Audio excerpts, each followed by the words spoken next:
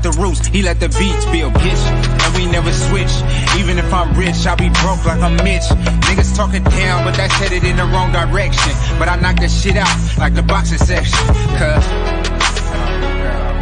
they can't touch what they can't see. All I gotta do is be the same me. All I gotta do is keep it G. Always be the same me. While I'm solid, boy, they can't change me. No.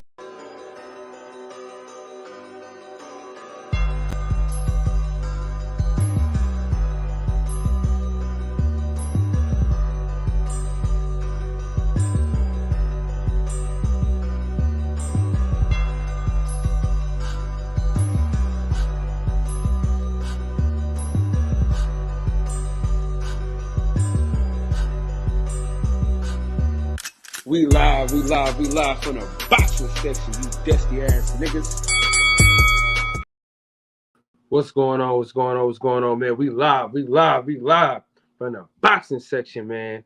What's going on? Man, check it out, man. We got my boy L-Dub in the building. Salute to you, big dog. We got my motherfucking dog Just Do Boxing in the fucking house. Salute to you, big dog. And it's fight week. We getting closer and closer to BLK Prime's first inaugural event with Terrence Bud Crawford. So I'm looking forward to that. I'm looking forward to seeing that and being a part of that because it's gonna be great, man.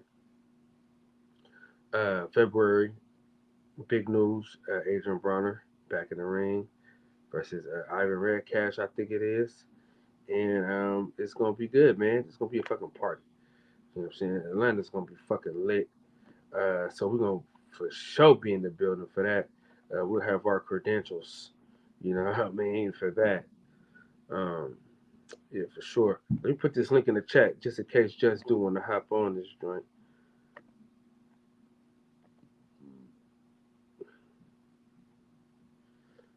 Shout out to my boy Pittsburgh T in the fucking house tonight, man. Appreciate you for sliding through. If y'all want to join the panel, the link is in the chat. If you want to join the panel, the link is in the chat. I probably should start pinning it, man. You know what I mean? Shout out to my boy Vegas Vic in the house, man. Salute to you, my brother. Appreciate you for sliding and your support, man. Appreciate you. But yeah, man, so that's gonna be good. But this weekend we got some shit, and I want to pull some shit up, and we're gonna talk about it. First and foremost, we're gonna talk about the best undercard, and then we'll talk about what's the better main event. And the Teofimo Lopez fight is gonna be on ESPN, man. Most definitely. It ain't even up for discussion.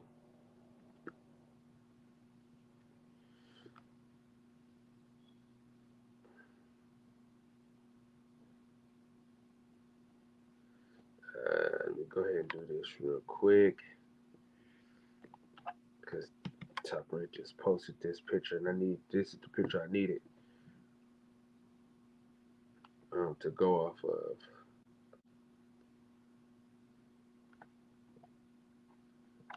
Oh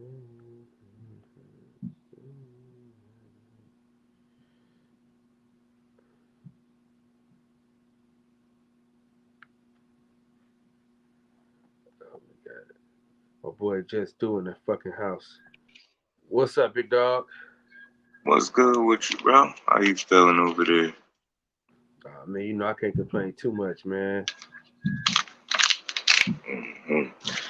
Word, I see you up, and I'm like, man, I was thinking about going live myself. It's 2 o'clock, 2:15 where I'm at. But I said, you going live, talking about something that I was going to talk. So I'm right here, cook right with you. You know it'll probably change a little bit. Yeah, you know how I get. It's all good, man. But I'm here to, kick it with my boys for a minute while I'm up, rolling up. Yeah. Might as well. Man. So I want to talk about the best undercard of the fucking weekend. I mean, by far. I mean, the shit ain't even close. You know what I mean? You crazy, right? Big Baby Anderson. You know what I'm saying? Xander Zayas, fucking Keyshawn Davis, Tiger Johnson, Bruce Carrington, and fucking Jahai Tucker all on the same card. Not to mention the 175-pounder. I believe he's on this card, if I'm not mistaken. The dude out of I think he out of Cleveland or Cincinnati, one of them. Oh, you talking about Dante Benjamin? Yeah, I think so. I think he Prospect too. Dante Benjamin. You talking about Junior? Yeah. Hey, nice. That's the light heavyweight. You right? I think he on this card. Yeah, I like. Yeah, hey, it's a hell of a card, man. That's why I say I always say to people, you know, when I be kicking and building and shit, people to be patient. I know it's easy for us to lose our patience, especially with boxing, because we want everything right now. But I've been saying lately, I see the glass half full, and I've been thinking, boxing gonna get back to giving us good cards. You know what I'm saying? Like good cards, not just a good fight at the main event. Like the card is good, and you seeing that with this top rank card. I believe with Tank Dawn on the 7th, it's very similar. It's a good card. That's moving boxing back to, you know what I mean, giving us our money's worth. Yeah, finally. But see, this is the thing about it, though, right? This is the thing about it, right? Fellas, what up? What's up, man? LV? The first quarter is always good, right? It's the back half of the year that we worried about every time. You get what I'm saying? Yeah, that's true. Yeah. But I like the good start. It's a great start. It's a great start. But that's what I'm saying about the budget, though. That's how you know that they didn't have a budget. Because, nigga, we didn't have no big fight since Wilder. After that, it was like, all right, we cool. That's it.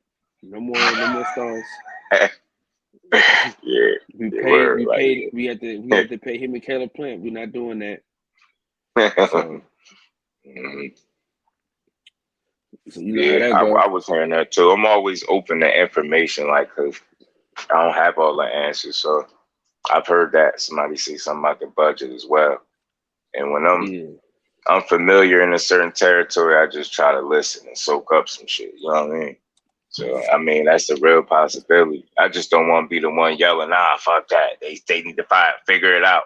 That's the selfish fan in all of us. But shit is shit. I mean, hopefully they got something worked out to where they could give us a consistent dose of good fights and cards. Yeah.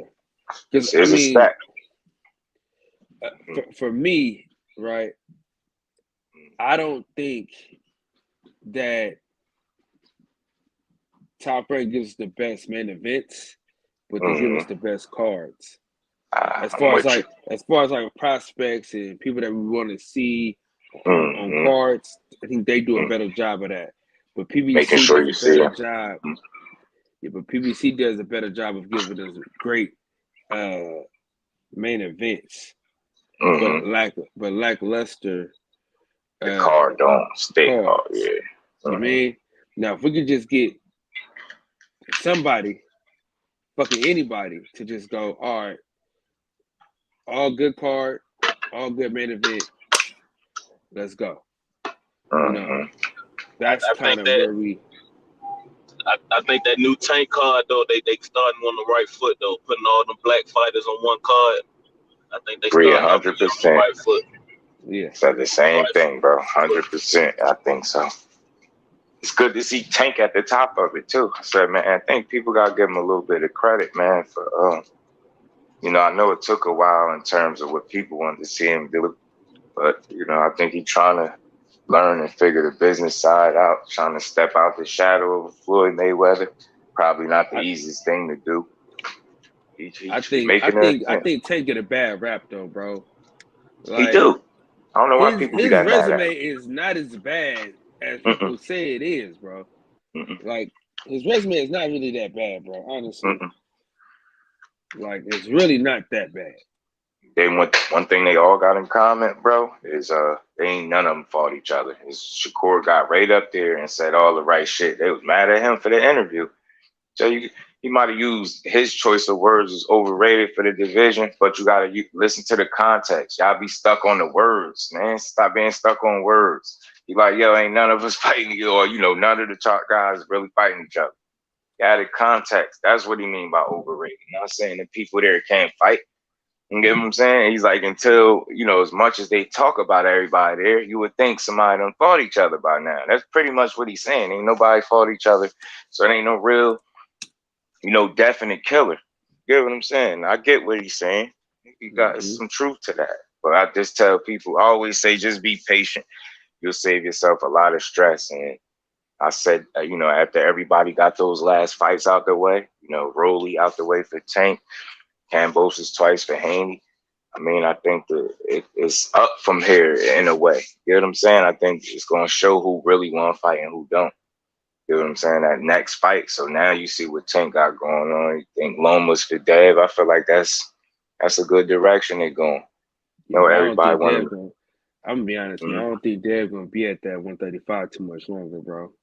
I'm with you. And I ain't mad at him, though, because, see, it's not one way with me. Like, for some people, like, nah, he need to stay there and defend his belts. Not if it's gonna compromise his health, bro. That's not gonna make a lot of sense. Nah, take your ass up to 40, where you could potentially be stronger at.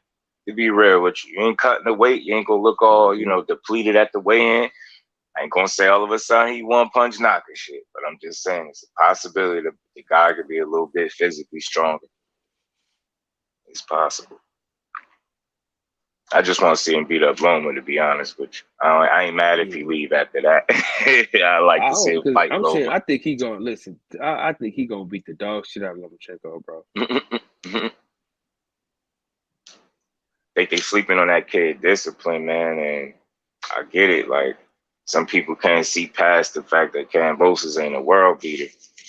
But it's just, you just gotta give a full assessment. You just gotta factor everything that he probably went through in the first trip, and then just like Andre Ward said, to beat him as convincingly as he did the first time, kind of got to trick yourself into doing it all over again the second time around. So it's just things that you got to factor in, and I get it. The opponent himself, the level, you ain't nobody crazy about Kambosos, but it's still a guy coming off his biggest win.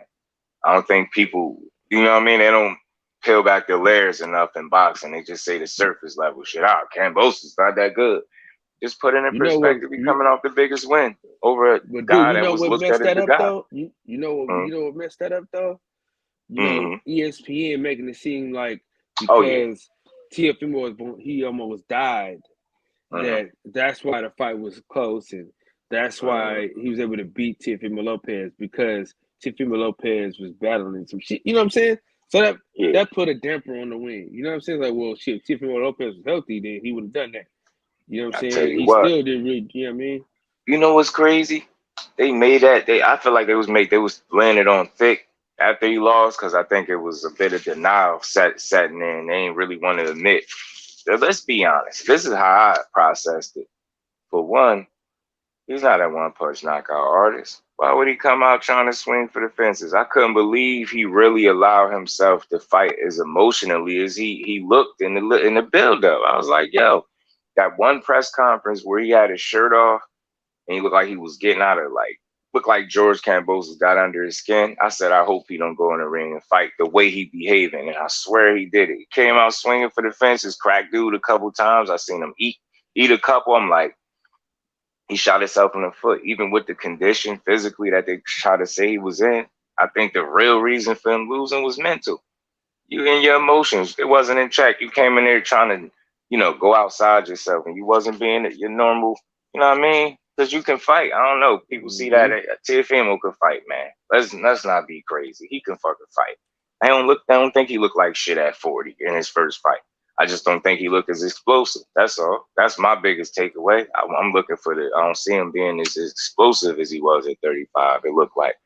I still wanted to give him one more fight. Try to maybe he acclimate a little bit better to the weight class. Maybe he look a bit stronger, but I just want to see, because I ain't sold. And if he's gonna have to be an outboxer at 140, you know what I mean? Basically, like, outboxing these dudes, some fights get a lot tougher for him, I think. I really do. Like, he can fight his ass off, but that emotional shit ain't good for him, man, because he took that shit in the ring and lost because of it. If he had his emotions in check, I think he still could have won, not even being the best physical shape possible. That's another reason why Haney gonna beat him once he get up there. Because I think going into that fight, he gonna be emotional. He gonna think about all the bad blood at 135, and he gonna go in that bitch emotional. Haney look more confident than him. I know that it's not everything, but remember that face-off they had to their face?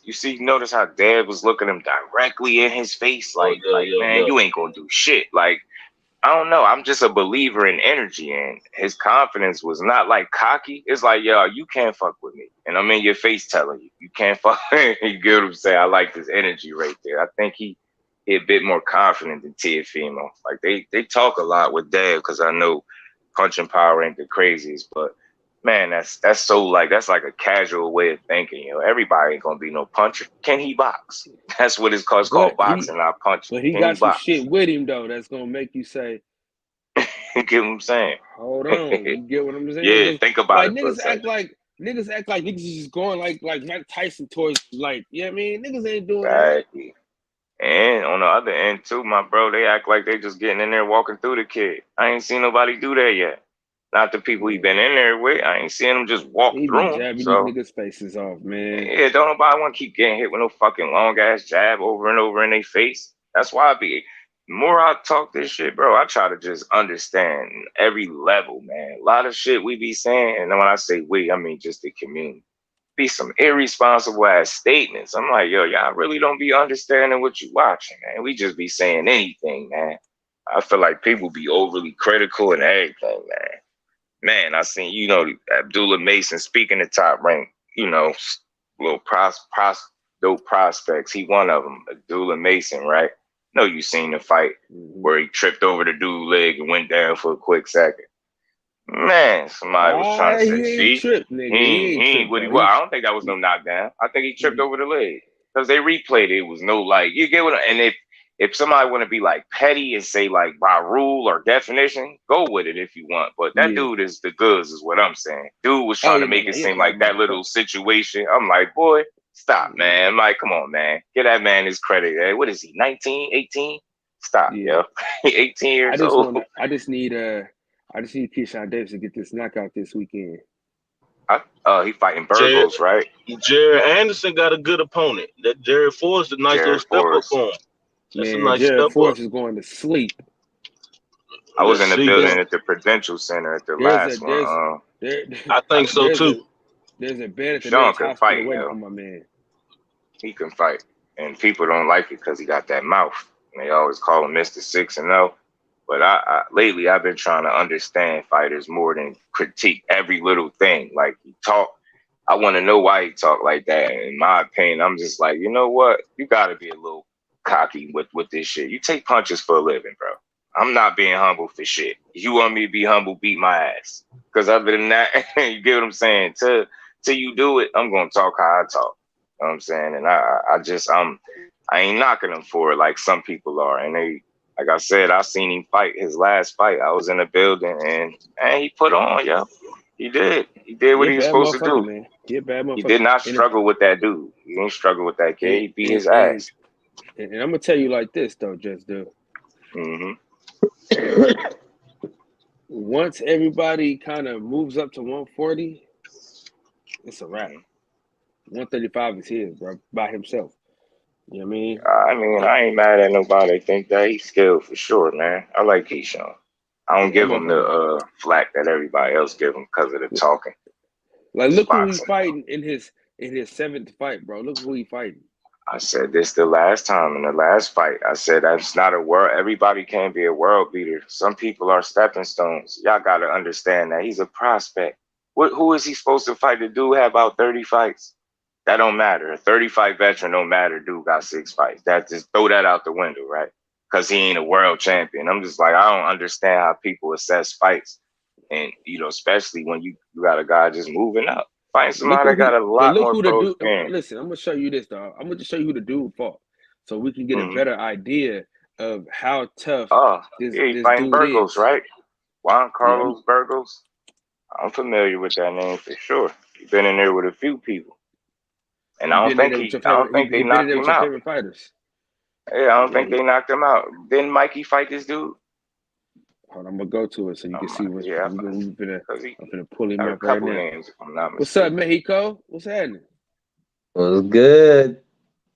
Salute, bro. Salute. What's happening? LV? I told you I was going to lie tonight, baby. I'm feeling good, man. I'm feeling good. I ain't at work. I'm over here smoking one, so I'm feeling good my damn self. Cheers to that shit. Roll one up now. Got some black lunch over here. Hey, why did we meet you in Vegas, Slugget? Shit, I ain't from Las Vegas, man. That's just what I just put a little twist on it, man. Oh man. Yeah, I ain't from Las Vegas. Hell no. What's the LV for? No, they call me where I'm from. I grew up in PG County, Maryland. Down niggas, they call me Lou, so I just put my little twist on it. Okay, they call me Lou up there. Yeah. Look at the people you fought though, bro. Got some names, bro. Who'd he beat though? Yeah, I get that too. I that's why I say I understand. So what are you talking to do so much credit for losing to good people, man? Unless it was a good fight. No, but you got to think about. Listen in terms of experience, I guess. Max, yeah, you're not really understanding that. Look at the people that he fought.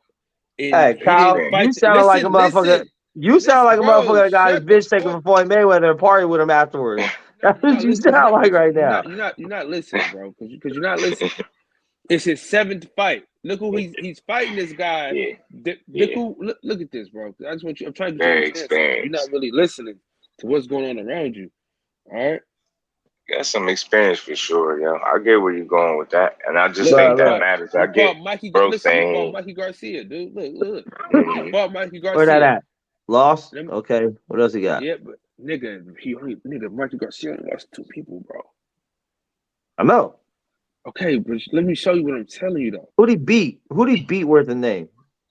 Listen, bro. So nobody. Listen, bro, because you just be fucking talking. You just want to fucking argue all the goddamn time. Just fucking I know Keyshawn your boy, bro, but stop trying to hype him up like this dude's so much special, bro. Come on. You doing the promotional job for Bob, bro. Bro, shut the fuck up. You don't fight a guy level with your 7th fight. That's what I'm trying to get you to understand, bro. You don't fight a guy on that caliber on your 7th fight. Dog. That's all I'm trying to get you to understand. Just from an experience standpoint, yeah, a lot of people's challenges that people don't. I think Keyshawn on the right path. Look when he fought Mikey Garcia, he was 31-2. Yeah, I remember that fight because Mikey didn't stop him. No. Nobody stopped him. That's the thing about it. That's what I'm saying. I thought so. So it's still gonna be a good little scrap. See, because what I'm saying though, Max, you gotta understand something, right? When you building a fighter, you don't just throw him in the fire. Cause look at this. Okay? Right after he fought Mikey Garcia, right? He got a couple wins in, right?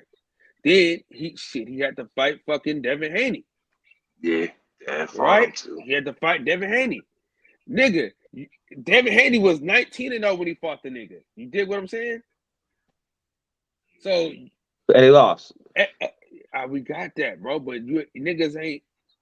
Yo, you're propping up losers again, bro. You're not hearing what the fuck this shit is, bro. Never mind, bro. See, this is why we can't talk to you. Yeah, please, never mind. I don't want to go through a loser's record. Like, look who he lost to. He lost to this good guy. He lost to this good guy. He didn't get knocked out. Look, you had to put it in perspective. I get it. Max is a tough critic. That's all. He was a tough critic.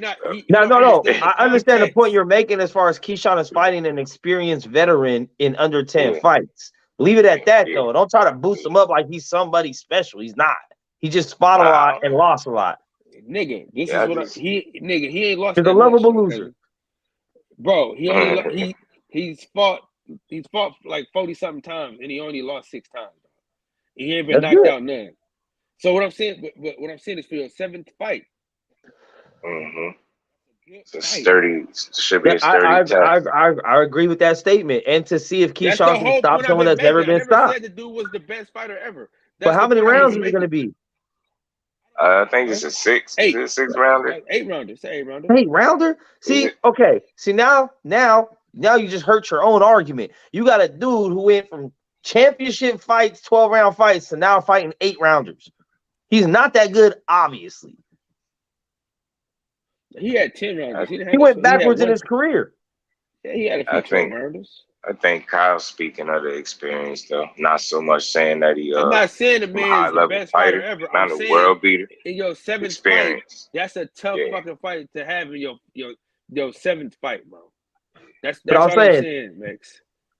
Yeah, no, I got you. I got you on that. It's a good stepping stone, like you said. It's a good stepping stone. That's all it is. That's all it is. That's all it is. But what I'm saying is, I don't think we're gonna learn anything from this fight from Keyshawn that we don't already know. He's supposed to beat this dude. The only question mark is, can he stop someone that hasn't been stopped? That's the only question mark. It's not will he win. Yeah, I think it's how we beat him too, though. That's what we was. That was the whole argument, Max. You wasn't. That's the whole argument we was making. Is we saying like this is a tough guy. He's in a tough fight in the 7th fight. If he stops this dude that has never been stopped by anybody, where he's in good shape, that's a barometer. So that's what this dude's last 4 or 5 fights looking like. Shit. The last he lost. Okay, he lost. It's a mixed bag. He lost his last fight, but listen. This is what I'm telling you though. Listen. You need these type of fights to build a fighter up.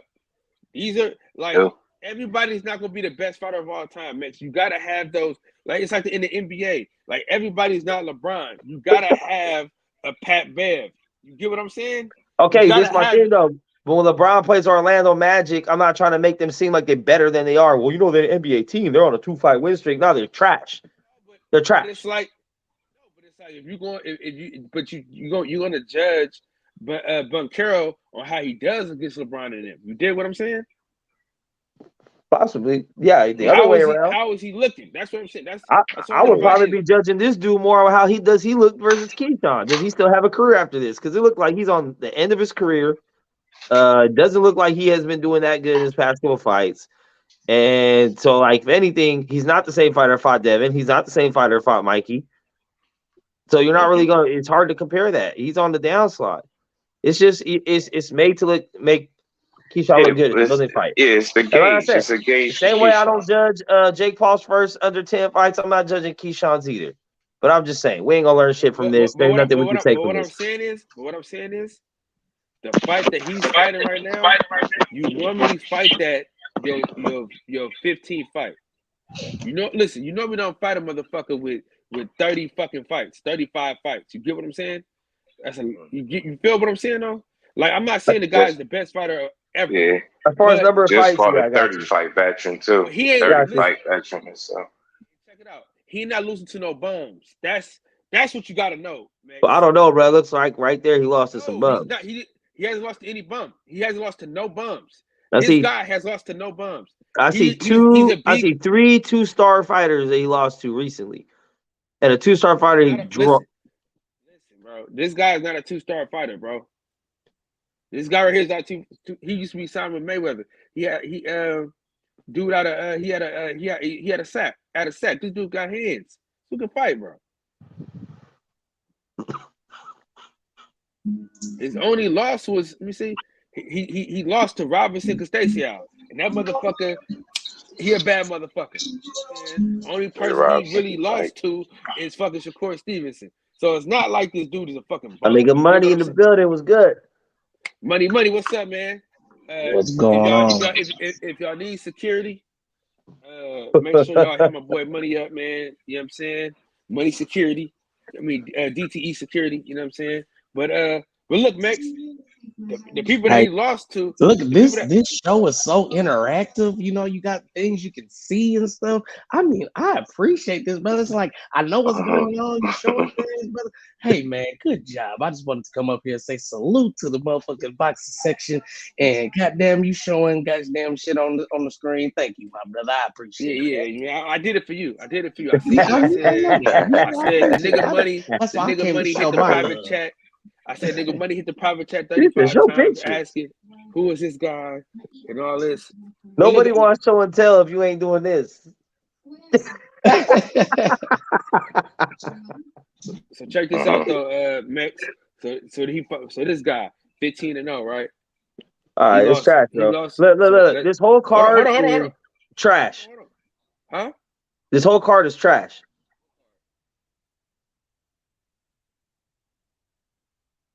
That's it. The card is trash. The card has good fighters, good up-and-coming fighters that we all like and enjoy, but their competition is trash. Therefore, the card is trash. It's a bunch of fights that every up-and-coming fighter should dominate in an impressive fashion. I think the Jerry Anderson fight a good look for him. That Jerry Anderson, Jerry Ford is a nice little fight, man.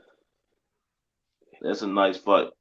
Like for what we're talking about Anderson's skill level, where we've been talking about him for the past year and a half, this is still below him. Like this is supposed to be an easy fight. This fight should not be competitive. This the same dude. This the same dude that got a draw with Zhao Zhang. And Zhao Zhang, a lot of people had beaten Hrgovic, and Hrgovic in line to get a IBF title shot. So I mean, I don't know. Yeah. I don't know. This is a nice fight. Bro, did you see how many degrees of separation you had to go to try to convince me that shit? He said, this dude beat the dude that tied with the dude that people think beat the dude. Come on, man. Like, can we stop? This the same dude. He got a draw. He got a draw with Michael Hunter. With Michael Hunter, man. Jerry Ford's got a draw with Michael Hunter. When was that? That was on the Thriller, on the Triller network. That was on the Triller. Yeah. That was his last fight too. No, it wasn't that long. Last fight, wasn't it? It wasn't too long ago. Yeah, about last year. Yeah, he got a draw, and a lot of people. None of these fights are competitive fights. A lot of people think winning. But Max, you got to understand something though. Prospects. You want to see these fighters though. You want to see them. You know what I mean? Yeah, and that's why it's a good card because you got a lot of names on one card, but none of the fights are competitive. I mean, you'd be surprised though, because nigga, we didn't. No, I'll be surprised if they're competitive, and that won't be because of the names. It'll be because their opponents shouldn't be competing that good. Listen to what I'm saying. I mean, I don't think they're at the point in their career. These are alley-oops, bro. Let me tell you something, Max. I need you to understand something. A lot of these dudes on this card, they're being fast-tracked. So you're gonna see them in some tough fights early. Look at Duke Reagan. He been in some tough fights early. But this is what I'm telling you though. Just because I'm telling you this, bro. They need to slow down with Duke, man. They need to slow down with him too, man. Oh, it's too late now, bro. His punching power, bro. That punching power gonna hurt him. He in the fire, bro. It's too late. But see, the thing about him, he a dog, so he gonna get through a lot of these fights by being just a dog. You know what I'm saying? And next time we see Keyshawn and Shusha and all them, I'm gonna ask him when y'all gonna fight a real fight. I think this is a real fight though, Max. Like they this is a real prospects too. They gotta. I mean, you gotta get there. Fight. I just showed you who he. Word, they gotta get there. You know, this motherfucker calling out Devin Haney fighting this guy. Come on, let's be real. Come on. I mean, look, he's a fan of the show. He's part of the fam. You already know we had a great time in Vegas. I'm not knocking him as a person, but come on, you're calling out the undisputed champ. You fighting this motherfucker and want to hype it up. Well, look at who he lost to. He was a good record, 35 fights. Yeah. Bro, this is an alley-oop. I'm throwing it right up on the shoulder. All you gotta do is dunk this shit in. This ain't shit. Hey, listen. I mean, he will be. Listen, bro. He will be fighting for a belt in 2023, off top. Oh, when Devin vacates everything, probably. Everything is going to be opened up. But what I'm telling you is, listen to what I'm telling you. You don't put a guy in his 7th fight against a tough Mexican like this. Unless the nigga got 40. That's just the facts. the nigga got like 41 fights. That's a lot of experience, man. That's a lot of experience for a 7-0 And he ain't fight. been knocked out, so you know he ain't going no fucking place. Yeah. That's See what I'm that, saying. and that's the biggest question. Can he knock someone out that's never been stopped before? That's what that's what all we it's gotta all learn from about. this. That's it. And Not yeah, is he gonna I mean, win, that's not is impressive he gonna though. be competitive, is he gonna be able to knock him That's out or not? impressive. Listen. That'd be That's impressive though. This is what 7 I'm fights to in. understand. This is what we need you to understand, though, Max. The dude is not finna just lay down and die. I'm not saying that, understand what I'm but telling he's not. It's not gonna be competitive. He might not get knocked out, but he's gonna get beat the fuck up. Listen. Let me go this motherfucker. So his last fight, right? His last loss he had.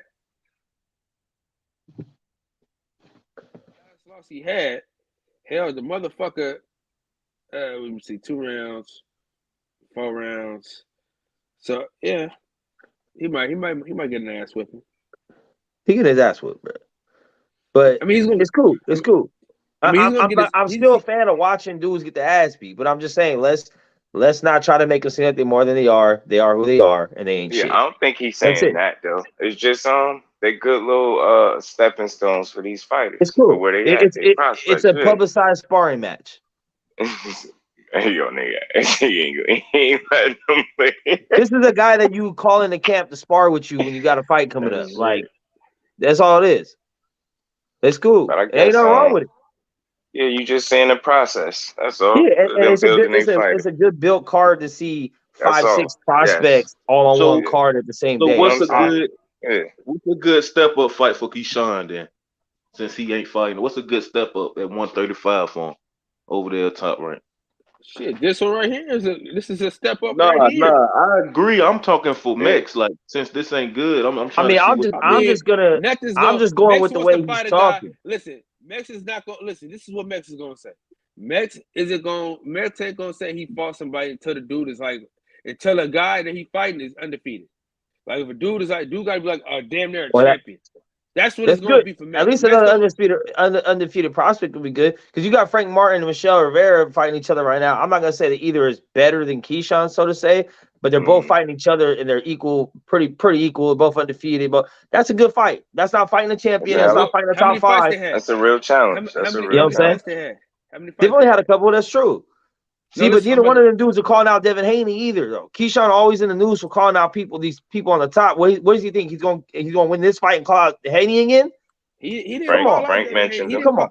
He didn't Frank call out Devin Haney, though. Okay, that's a great fight. If Frank beats Michelle Rivera, for sure. He didn't call out Devin Haney, though. He said he'll whoop Rayo and Frank Martin's ass, right? And Rayo just got beat up, so that's you're probably looking at, okay, I get that. But if Frank beats Michelle Rivera, I mean, that'd be a great fight, but then this top ranked PBC probably won't happen. But I'm saying skill-wise, that'd be a great fight. Yeah, for sure. I'm still gonna take Keyshawn in that shit because I think Keyshawn is one of the better prospects of the 135. But I'm saying, like, the only way to really know is start fighting better competition. And this might be better competition by way of experience and not getting knocked out, but not from skill level. Hold on, listen. You brought up Frank Martin, right? Right? Look at his first 7 fights. 1, 2, 3, 4, 5. And zoom in a little more. That's hard to read. Okay, I got you. Yeah, he fought nobodies too. Listen. Okay, so I'm gonna just show you. Hold on. I'm just trying to teach you something real quick. I need you to understand something. Michelle Rivera is 24-0.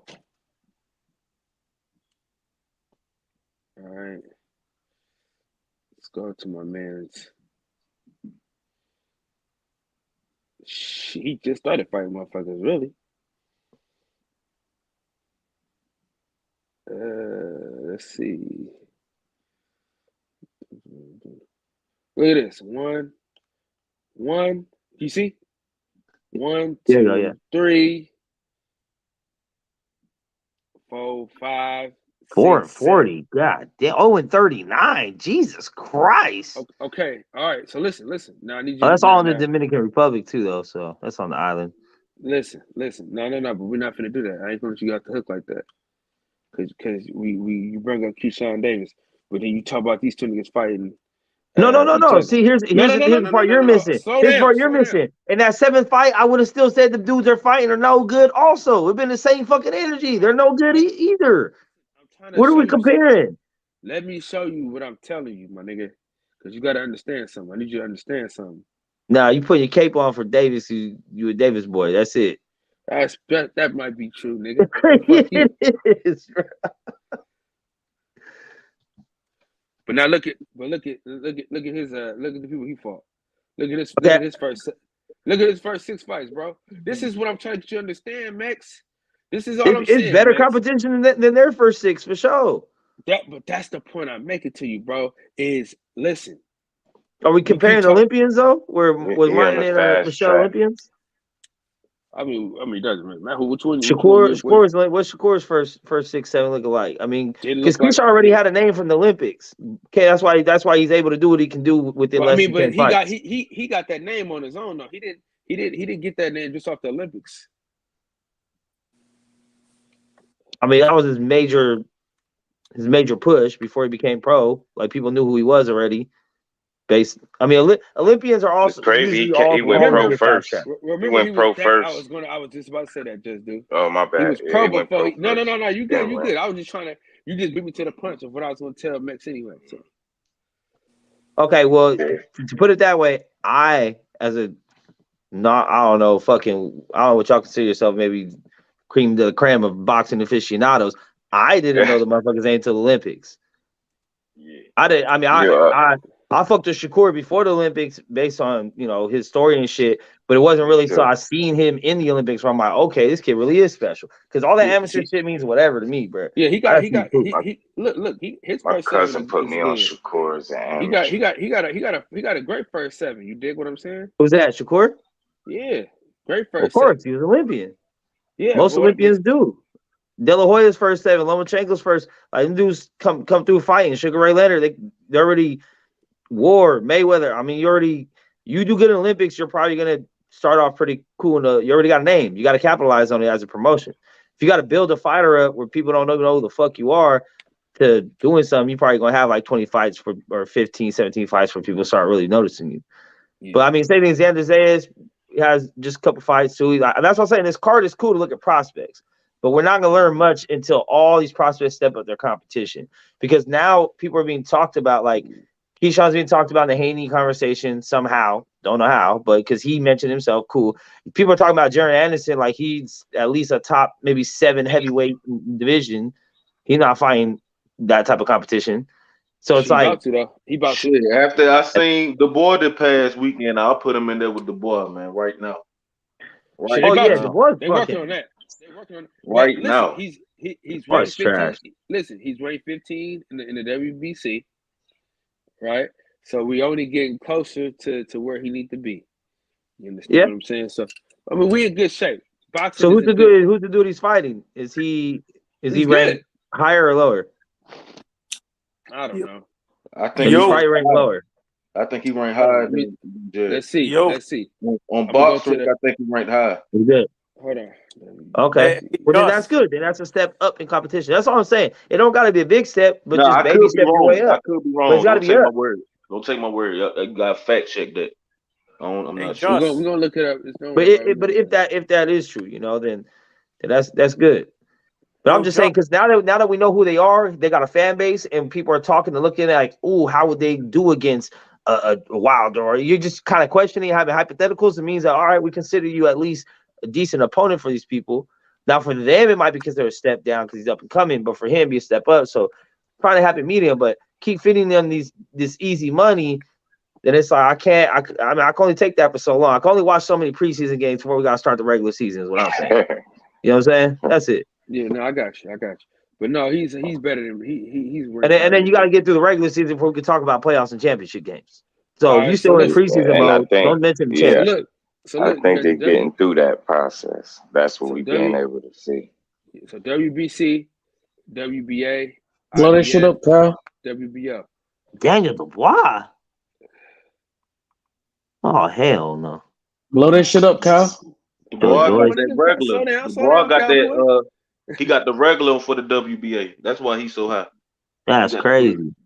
He's on a what 2-fight win streak and got a belt. Crazy. Yeah, hey man, you gotta work. When you got a great promoter, they can work their magic. Hey, how does that work right there where they don't have a number 2 and they just skip it, but then they have a number 3? Why wouldn't everyone just move up one? Where is that at? Whatever the third column. There's a vacant spot between Andy Ruiz and Philip. Right here. Yeah, but I'm saying if someone dropped out the rankings or retired, whatever the reason is that there's no one there, why wouldn't they just move up? They just probably updated. All right, so Jared Anderson is 15 in the WBC, which he should be 15 everywhere else. Luis Ortiz is still fucking ranked hella high like that. That would be a good fight. And that should be a fight he wins, but it's good comp. That would be a good fight. See, I'm saying shit like that. Dudes that aren't world beaters, but just like, good losers. That'd be a good fight to start coming up on. How about Trevor Bryan versus That'd be a good fight. Trevor Bryan, dang. I'm saying like that's the level when they start kind of creeping into, and then. Trevor Bryan is washed, boy. You might as well forget that. Yeah, I think he fought some better competition than that dude already. He fought a couple people. I gotta go look at that resume. It's light, but because he got 11 fights, but he got a couple. The names are just not crazy. So, just by the way, I have a question. Have you been able to look up the list that I gave you of those young kids that I was telling you about? What's today? No. Today is Wednesday, right? Basically. Yeah. Fuck. I need to try to see if I can get these shoes fucking shipped crazy. I need these shoes to be shipped like tomorrow and shit. What you getting, Kyle? I got that custom suit and shit, so I gotta get some. Would it be too soon to throw in? You still ain't got these shoes? Man, hell no. Hey, I'll be out here judging me for all these people money. You got my number. So Kyle, do you think it would be too soon to throw Jared? I apologize, brother. My bad. Hey, Kyle, do you guys think it would be too soon to throw Big Baby against Hrgovic? No, he calling him out. But I'm big on taking your time with these heavyweights, man. Like, you know what I'm saying? You got to take your time. Especially when you 22 years old. You definitely got time like that. I think Mac, they shouldn't have rushed Mac truck like that, though. Yeah, I wouldn't put him in there with no Ortiz right now. I wouldn't do no shit like that. I wouldn't put Jared in there with Ortiz right now. But Dubois, I think he got Dubois, man. I think he can get him right now. What about the dude that Ortiz beat? What was the last dude that trash ass pay-per-view? Not Ruiz, the other one before it. Charles Martin. No, Charles Martin. Yeah, he get him. That'd be a cool little, you know what I mean? The thing about it, bro. Think about it. Jared Anderson is ready next year. Like this 2023. Put him in there with like Areola or something like that, you know? Like, yeah, that's a good one. Areola, yeah, that's a good one. That's a good one. Like a common opponent. Honestly, I think he would be ready for Andy Ruiz, to be honest, because Andy seems a little bit washed. I wouldn't do that right now. Still too early, bro. Listen, say what you want about Andy Ruiz, but Andy Ruiz is different. Like, Andy Ruiz he's a unified world champion at one point in his life. You know what I'm saying? Like, he can fight. I'm not finna put my prospect in there with a nigga like that. But like a Joseph Parker, that'd be another good one. I was just about to say that, but I don't know about that. I don't know about Joseph Chisora. That's Chisora. Dillian White, good. Dillian White. Chisora. Chisora, yeah. Something on that level is like, all right, a common name, a veteran. You know what I mean? Like you was, you know what I mean? And then kind of move your way into the top 10. How about Zhang? The Chinese guy, Zhang. Yeah, but I don't think they get too much clout off him, though. No, Zhang got some pop, man. Jane got some pop, bro. Yeah, but he too goddamn slow for Jared Anderson.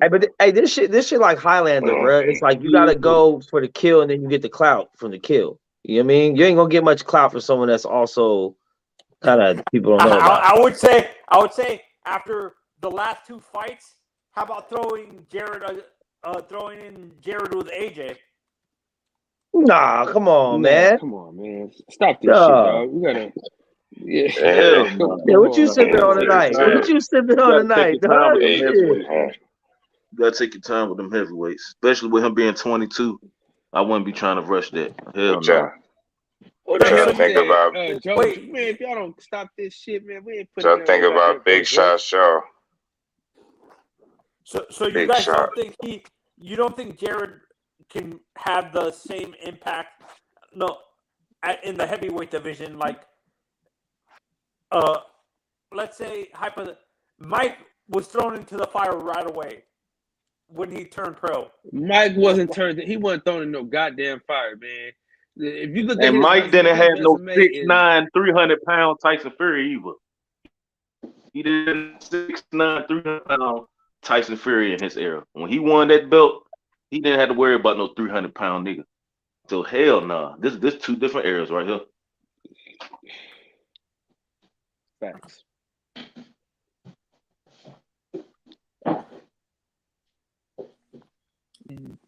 If the Shakur and Devin fight doesn't happen, who do you guys want Shakur to fight? I mean, don't nobody want to fight Devin Haney. I mean, don't nobody want to fight Shakur Stevenson, man. You know, Buddy Mike sound under the water. Yeah, he a little under the water, man. Don't judge him. Damn, money, you really judged tonight, man. I thought maybe he didn't know I was trying to assist, the quality. Hey, money, come fuck with me long enough. Hey, come fuck with me long enough. I'm a judger. I tell these motherfuckers all the time. I'm on mixed team, nigga. I'm judging. We're the judges over here. You don't want to be on mixed team, man. You don't get verbally jumped and shit. No, I don't. Hey, I'm fighting back. Hey, don't do that, man. They be trying to pack me out. Hey, funny as shit, right? I got to have mine, man, just in case somebody try to run up on Mex. I ain't worried about me. Well, shit, in LA, I was worried about me too, but still, I'm more thinking shit. Nigga gonna try to get on Mex head. He's like, yo, hold on, man. I gotta make sure Mex good. I'm like, man, nobody gonna do that to Mex, man. He be on Mex, man. As soon as motherfuckers come in the room, they be on Mex head. Yeah, man, Mex always want to fucking argue about some shit, man. He can't never just chill one time. Be good judging, though. Everything gotta be an argument, though. I ain't gonna lie. Like you say, man, hey, man, the sky blue today, huh? Nah, hell no. No. It's the oxygen that touched the clouds and touched the man. Shut the fuck up, man. Hey, fuck you, Kyle. How about that? Nigga Max argue. Y'all go to the store and buy a black hoodie. He said, no, nigga, that's dark purple, nigga. That ain't no black hoodie. Like, bro, it says black on the tag. No. Hey, hold on. We all know sometimes things can be so black they look dark purple. See? You're proving his Max. That's a scientific melanin fact. What's good, bro? I told y'all, man. He's gonna argue. He ain't got nothing else to do. Hey, that's a melanated fact, and you know it. Hey, listen, the nigga he can have something better to do. He'll still argue. Max is gonna be that old guy on the porch that's gonna be yelling from the porch saying you're doing the wrong thing when you're doing the right thing, probably. Man, Max, I'm telling you, man, the nigga Max, boy, you got to love him though. I tell you what, man, I wouldn't change him for the world, man. I'd rather have that piece of shit than another piece of shit, though. You know what I'm saying? You know.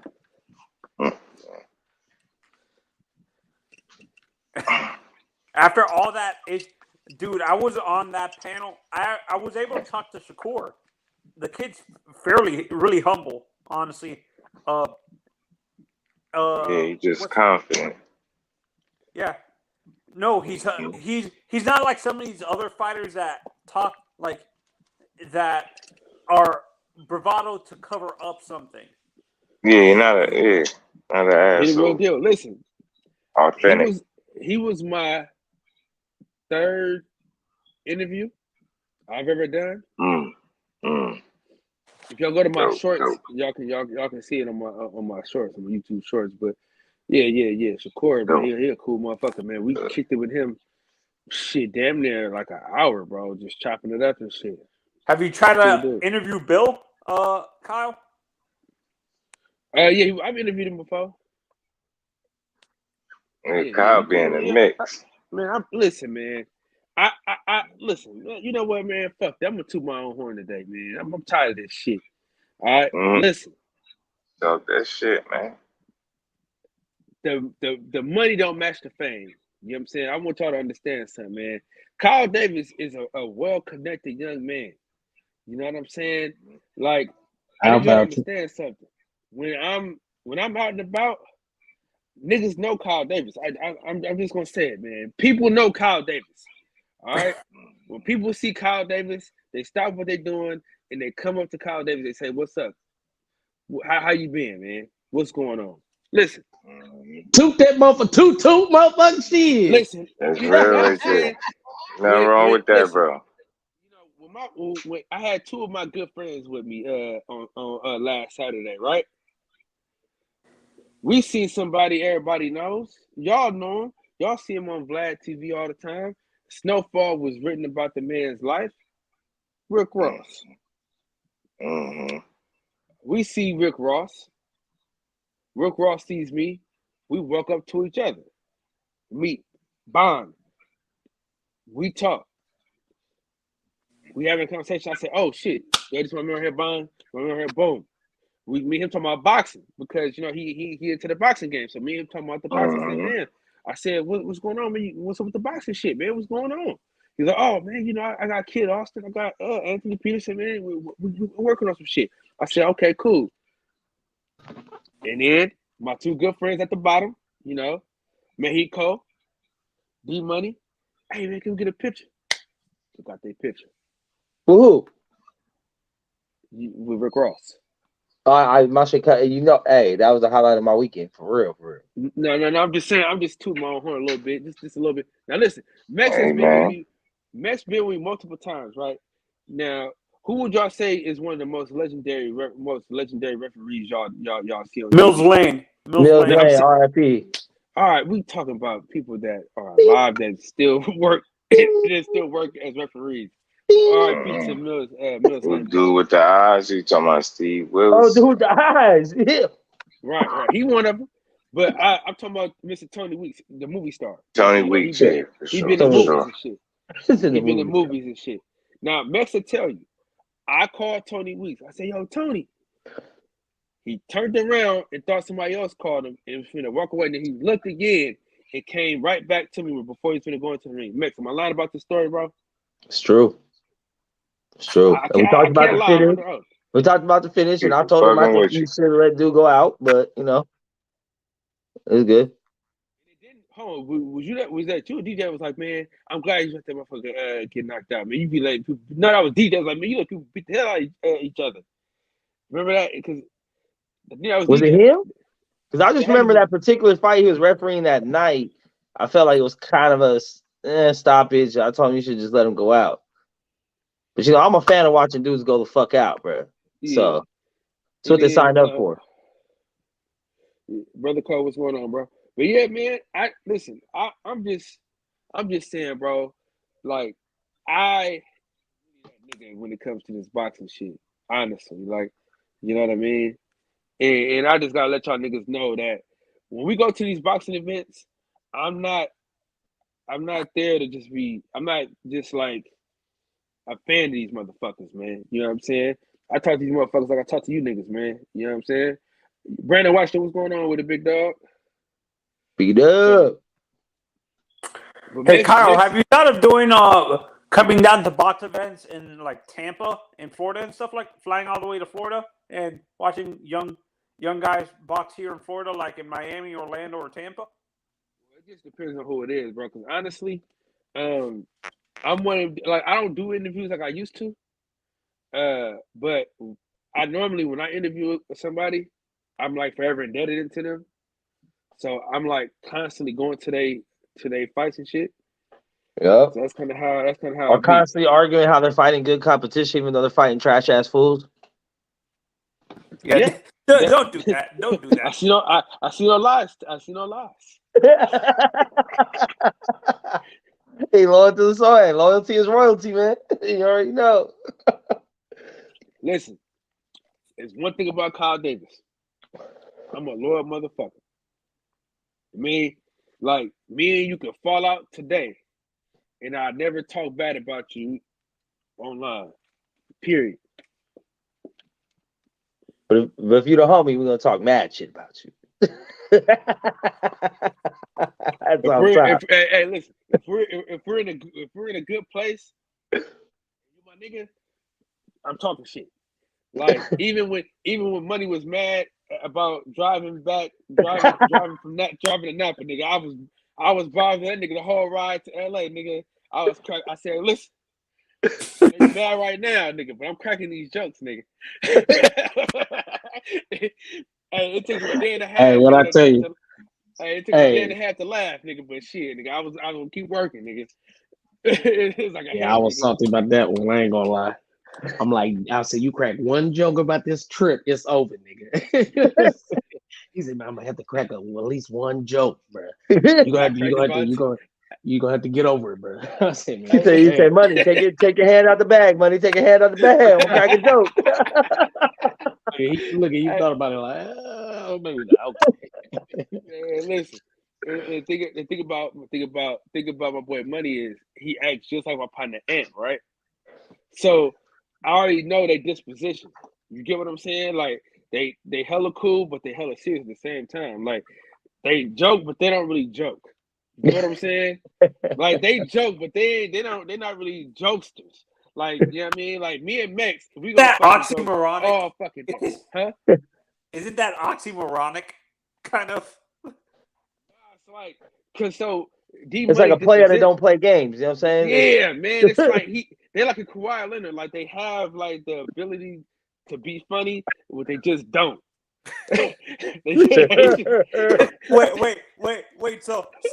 So Money has the ability to think of a joke, but he doesn't say it, is what you're saying. That's exactly what it is. He can take a joke and he can add on to your joke. He probably won't be the one that starts off joking. Yeah. That's what it is. Like he got some jokes. Like he can joke around, but he's not a jokester. If that makes any sense. Like I'm a jokester. Like I play too fucking much. Like my wife right now, I'm probably gonna go mess with her. She's probably gonna get mad at me. I play all the time. You know what I mean? Have you and Max ever been in a car trip together? Like, can you guys? Man, listen, man. Me and Max are gonna go across the country doing Bobby Brown covers, man. See, but Mex know how to follow directions though, so I'm sure it wouldn't be so difficult. I know how to use the GPS. Hey, for any of the bitches out there like dudes that can use GPSs, holla at me. Listen. The nigga D Money drove 2 hours and never looked down to see what city he was going to. How was that? No, see, I'm not from California, so I'm just following the GPS because I don't know. Hey, he waited till he got to the destination he thought he was at. He go, man, I'm outside. I said, nigga, no the hell you ain't. I said, I don't know where you at, dog. It was hella trees and forests and shit. I'm like, I knew it was wrong because he said he lived damn near in Oakland. I'm looking like, man, this don't look shit like Oakland or even the city. I'm way to fucking Napa, man. It's looking hella country. It ain't shit out there. I'm like, man, I'm damn near. I damn near knew I was in the wrong spot because I was seeing all these cities I had never heard of. And I'm like, I should be going towards Oakland, but I'm like, I'm just following the, you know what I mean, the GPS because I don't know. Man, I get out there, I'm hella far out, and then I gotta turn back around. He like, well, all right, man, I'll see you when you get here. Man, you just too goddamn nonchalant. You need to be upset for me. You know, you need to, like, man, I didn't put the city in. He just like, all right, see you in an hour and a half. I'm like, nah, nigga, you're driving. I'm like, listen, I'm gonna drive anyway when the nigga get here anyway. You get what I'm saying? I'm already gonna drive anyway, so that's all I mean. Get your ass here. You know what I'm saying? We finna. Out of all three of you guys, who's the worst with directions? Kyle Davis. For sure. Kyle. Kyle. Listen, you don't even have to point, man. Listen, you don't even have to point. Kyle Davis, no question about it. Listen, he goes to NBA foul. I mean. I thought you guys were gonna say. I thought you guys were gonna say Max or something like that. Nah, it's Kyle. Mexican, Kyle got the championship. Hey, listen, Mex can find his way out of. Listen, Mex can find his way out of a hooker's vagina. You know what I'm saying? Like that nigga can find his way out any goddamn. I've only been in one hooker's vagina, and she was a midget. That's it. Oh, Jesus Christ. And she wasn't even a professional hooker. She was a stripper that I needed to pay for. So, like, you know. But like I said, you're not going to find a midget in the wild, bro. You're not. You're not. I always assumed Kyle was the one that was the best at directions on the panel. Hell no. Listen. No. I can't plan a trip. I can tell you where we're going to be at. That's it. Everybody, you got to build your own itinerary. Bruh. He is not good with none of that. He's not good with directions. He ain't good with fucking times and dates and location. Like location, he'll tell you where. But then when it's time to plan some shit out, okay, what time we gonna do this? He don't know how far away it is, none of that shit. Yeah. Nah. See, we came to the conclusion this last trip. Kyle is the idea guy. Like he come up with the great ideas, but he's not the blueprint guy. You need someone else to draw out the blueprint. Hey, the ideas are amazing though. The ideas are good. Great ideas. I mean, some of the best ideas you ever seen in your life. Now, unless we are at the event. Once we get to the event, follow Kyle's directions to a T. Yeah, once we're in the building. Yeah, Yeah, because you're going to get somewhere. You're going to wiggle somewhere. You're going to meet some people. You'll be in the mix. When you guys went to Vegas, did you guys gamble at all, Max? I did. Yeah. Oh, yeah. And listen. I came up. This is the secret to gambling, Tony. Always quit while you up, leave, come back, and then gamble again. Dude, I go to the nickel slots at the Paris. That's where I win. I usually win the money. I didn't do no slot. Huh? Yeah, no, we was doing craps, bro. I did craps, roulette, and blackjack. That's what I'm saying. Hey, shout out to my guy DJ though, because we was in the lobby somewhere and I wasn't planning on gambling, but DJ's like, I gotta go take a shit. So I knew I had at least 15, 20. You know what I'm saying? So I said, hey, let me go hit the roulette real quick. And I came up fat, like 11-1 odds real quick. I went up $60, remember? I got up 60. Out of all at the crap table, I went up 60. And I bet it against DJ and everything. I knew he was gonna fuck up. So out of all you guys, who's the luckiest at the tables usually? Who can come back with the most money? I only did it once, so I think that's beginner's luck. Kyle Davis made the most money though. I don't know. I feel like 250. DJ would be the one making the most money. DJ didn't even gamble. I don't think. No, yes he did. Remember? A couple just the dice, but that's it. That one night we all did the dice shit, and then no, you know that's what I was asking. Did you guys go to the Paris for your craps and your? Did you guys go to Paris for roulette and craps, or did you guys go to Mohegan? Not Mohegan. I think we was at the Mandalay Bay or something.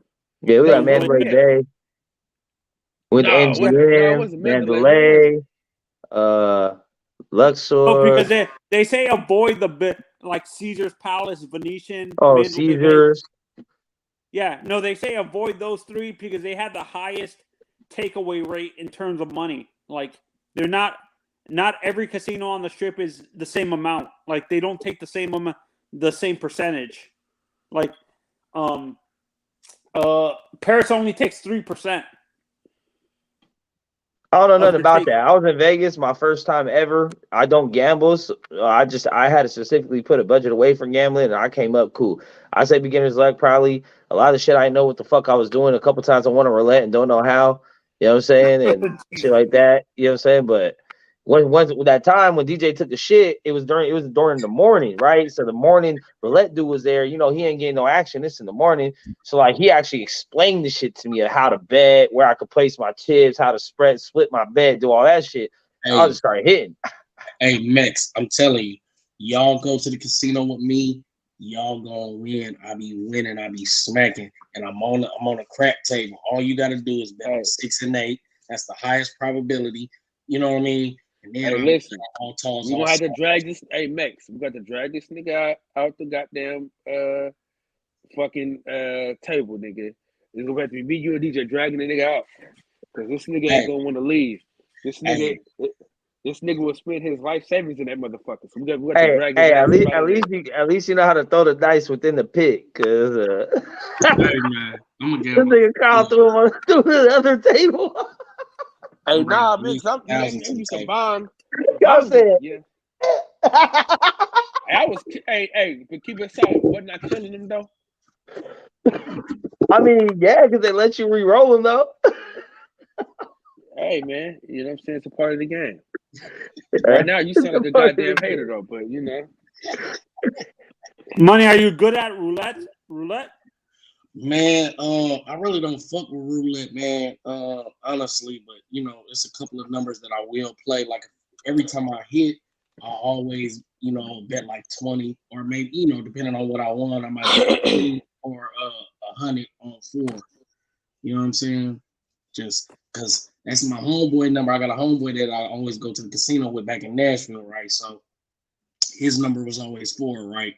And you know, we'll be sitting there. As soon as we come in the casino, he always bet it. And sometimes, like, if he bet it, he hit it. But if he don't bet it, we'll sit there, and I swear within 3 rolls, that 4 come up. And he's like, see, I should have bet it. So, you know, if I win a little money, you know, if I win like 1,200, a couple thousand or something, I leave out, I throw a dub on 4 or throw 100 on 4 so I can see if I win.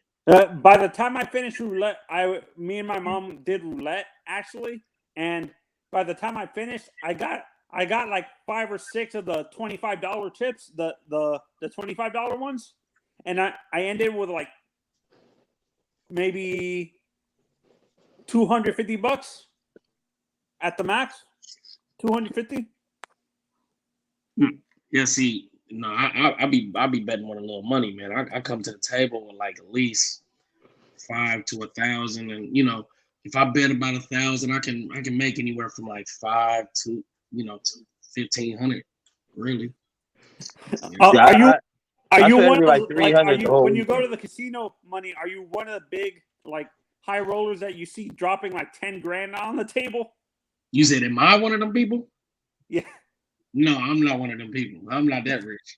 You know, the money is an aspirational name. You know what I'm saying? I ain't rich, but no, I bet a little money. You know, like I said, I just coming to the table. I play with about my bankroll like 1,000. So Kyle and Mex, when you guys went to Vegas to see the fight, did you guys get stuck with any of those big high rollers, the guys that were dropping like 10, 20 grand on the Hell nah. First of all, I don't even pay attention to that type of shit. I did at the Shakur fight though. I wasn't looking at no men. I was only looking at bitches. So I have no idea what other men were doing over there at all, what they were betting. What I mean by high rollers, I don't mean just men. I'm saying just high rollers in general that were dropping that. No, I didn't pay attention to anybody's betting. I didn't run into no one betting. I wasn't on those tables. I was on the $15 tables all weekend. We didn't do much gambling. We did a lot more fucking walking and mobbing and shit. Yeah, I did more gambling by myself. Like when I couldn't sleep and shit, I go downstairs, try to hit a couple hands. Oh shit! Hold on, real quick, Mex. When I tell you, it's crazy. Who about to join the panel right now, bro? Hold on. Where's my damn? I know that ain't who I think it is. Oh shit, Killer Cam, what's up, dog? What's the deal, man? Bro, he got the computers computing, bro. What's good? So my boys, man. Hollywood nigga, man. I gotta hop online and fucking talk to you, Kyle. Ain't that some shit? Damn. It's crazy how a motherfucker got your number in your Instagram and come on these white folks' internet and talk about he needs the internet to come talk to me. Ain't that a bitch? I said to see you, bro. Damn. You got my number in my Instagram. You right. And you came on this white folks' internet to lie to the people. You right. Yeah, I know. I just miss you, man. That's it, bro. I just miss you. Last time we talked, nigga, I called you, nigga. Yeah, but then look though, Nah, nigga, see Look how though. they do you? You see how they Look though. do, man? This is how it go. The Niners been winning, so every time I think about the Niners, bro, I just see your face and I'm like, man, fuck Kyle. Hey, I don't even need the Niners win to say fuck Kyle. I wake up every day like that. Come on now. Hey, this nigga Beyonce, he woke up like these. What's up with y'all, man? I said, brush my teeth. Fuck Kyle. I've been missing all the fucking fight talk, bro. Like, I just found out about the Floyd and Tank shit, nigga. That was actually real. I've been thinking that was fake news this whole time. I've been thinking it's fake news. Man, hey, your baby almost due, right? March. Ooh, man. Yeah, coming down the last little stretch. You know that means that you got to get out before then, bro. I told you I found out. I told you I found out what I was having. You having a boy, man? Oh yeah. Lucky. I already knew that. You were so lucky. Dodge a bullet. No. But see, the thing about him, though, the reason why he was able to get that baby, that kid, the way he got it, is because he followed my directions. You feel what I'm saying? Oh God, what happened? When you shoot to the left, you get a boy. You know what I'm saying? So Max, you need to get back into the habit of trying to have another baby. Shoot to the left and get a boy, man. Don't be no bitch. Yeah, talking from the nigga who got three daughters, right? Well, listen, you remember how I got my last one, nigga? You know that wasn't even playing. You know, we was playing follow the leader. You know what I'm saying? And she told me to come inside, so I followed my directions. Now she was supposed to take that plan B. She didn't follow her own directions. You know yeah. So hey, it's just a Davis thing to not follow directions. So it is what it is. And all of your kids don't follow directions. How was y'all time down in LA? Man, we had a fucking ball. That was lit, bro. It was a movie for real. Ball. We had a ball, and I invited you, so I don't want to hear no shit from you. What happened, man? He always told me he got to be at work and shit, man. Everybody want to hear about that work shit, man. Yeah, I've been catting off. I need to take we gotta have like a Northern California little meetup and shit though. We all find. I seen you was talking about coming to Vallejo for the little shit. If you do, you know that's our backyard. I was thinking about it, but I'm going to see LaRussell this weekend, and then that day is it's a Friday, and that day is gonna be popping for me if you get some money out here. So I gotta stay here. Okay. Hey, you feel like coming out going to Stockton next on the 17th? For what? For a little fight. Lalo, he worked with the promotional company and they're doing an event. Who's fighting though? You know? Ah, man. I'm going out of love for Lalo. I mean, Stockton would be just like a day, or like I could probably come back the same day, or just spend the night one night and come back the same day, type shit. Right. The 17th. No, I can't. I can't do it. No, I can't do 17th. I got something come from out of town. See, every time. Fuck you. Well, I like vagina, dog. Fuck. I hope it stinks. I hope it doesn't. Hey, well, if it stinks, I hope my allergies are kicking in and I can't smell it. Bro, why is that really a thing though? Like, nigga, I don't want to get into it. That's funny. Get into it. It's a safe place, bro. Get into it. I'm not getting into that. Man, how dare you, Kyle? Fucking wish some stank puss on me, goddamn. You evil. Yeah, man. You know I am. Hey, Taylor Bell, you see what I got going on, man? Where my guy DJ at, man? Shout out to my boy Taylor Bell for the shirt, man. Let me see. I can't wait. I'm going to see the top. What is it? Proud Family? Nah, man, it's young Dolph and T-Glock. Yeah. Oh, Taylor Bell be making shirts? Yeah, man. It's his company. So these is what's like up? Put the link in the chat. Tell you what the fuck. Oh, that's Taylor Bell's shirt? Yeah. He made that joint. All right, Taylor Bell, put that link in the chat right now. I'm about to see what you got on deck, player. He going crazy. Bro, I swear that's all. I mean, that's all I've been into lately. Just because I pretty much wear the same shit every day, so I just switched the t-shirt up. He a fat fuck, so he gotta wear t-shirts. Hey, I do. Wear t-shirts, man. T-shirts and shorts all the time, usually. Man, bro, how you like that UFC card last week, Max? Hey, I like that shit. Was crazy. That shit was crazy, bro. I'm still my nigga Kevin Holland, bro. He was getting hit with that shit, nigga. I'm like, boy, put your hands up. I don't know what the fuck he was up to, man. He was getting hit with that shit. Who? Is that Kevin Holland. He broke his hand. Like, shit, he couldn't do much. He was trying to block them fucking kicks. Bro, that nigga was hitting him with everything. He a beast though. I fuck with my nigga still. He need to get a dub though. We need a dub next fight. We gotta get my nigga back on the winning streak. Because he got choked out by what's the name hella fast, right? Yeah. Hazmat, whatever you say his name, however you say his name, but damn. Chimaev always speak highly of the dude. Who? Chimaev? Hey, Chimaev's he a real Taylor boy. Bell, you gotta put the www dot. Hey, man. We got www dot, man. I can't click it. How you think that Volkanovski and old boy finna go, Max? He too small or what? Yeah. Hey, I don't see nobody being Islam, bro. Not after what he did to Charles, huh? Hell nah. He made the shit. I mean, he too come easy. from a different kind of pedigree, bro. So, you know, you got to kill Russians to beat them, bro. I don't know. Right now, it's a big ass Russian fucking boom in MMA, bro, and a lot of these dudes are hard to beat. Yeah. Yeah, it's crazy because the homie told me like 5 years ago that all the champions was gonna be from Dagestan. Nigga looking like he was right. It's kind of like how the Nigerians was. Yeah, the Nigerians had a boom too. But if any Russians getting in, I mean, that dude that just knocked out Bam in less than a minute, bruh, Sergey, whatever the fuck. Yo, that's crazy. You know, that nigga, Russia, I did not see that happening. You know, that nigga chin went out. I didn't think he was gonna go out like that. Who? Bro, put that shit on me. Hold on, Taylor. I ain't seeing nothing that has t-shirts on here, bro. It's a tech thing. Yeah, it's his cell phones and shit.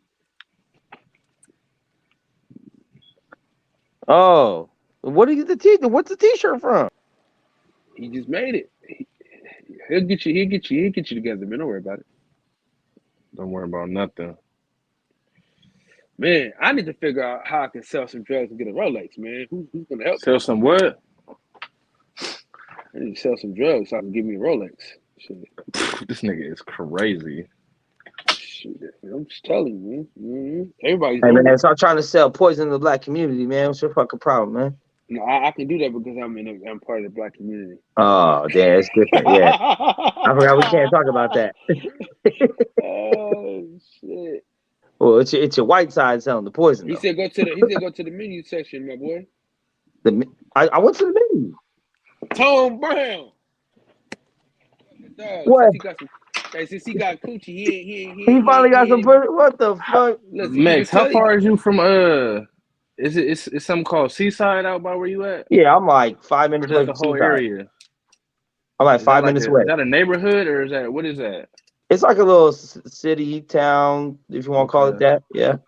My little homie live out there. He from out there. It's my best friend and little cousin. I'm about to slide out there and go fuck with that little nigga. I'm tap in with you. Yeah, I'm right. I'm probably like 3 exits away. Okay. Yep. Depending I'm hoping. Yeah. I really hope that vagina stinks too, Max. Hey, fuck you, dog.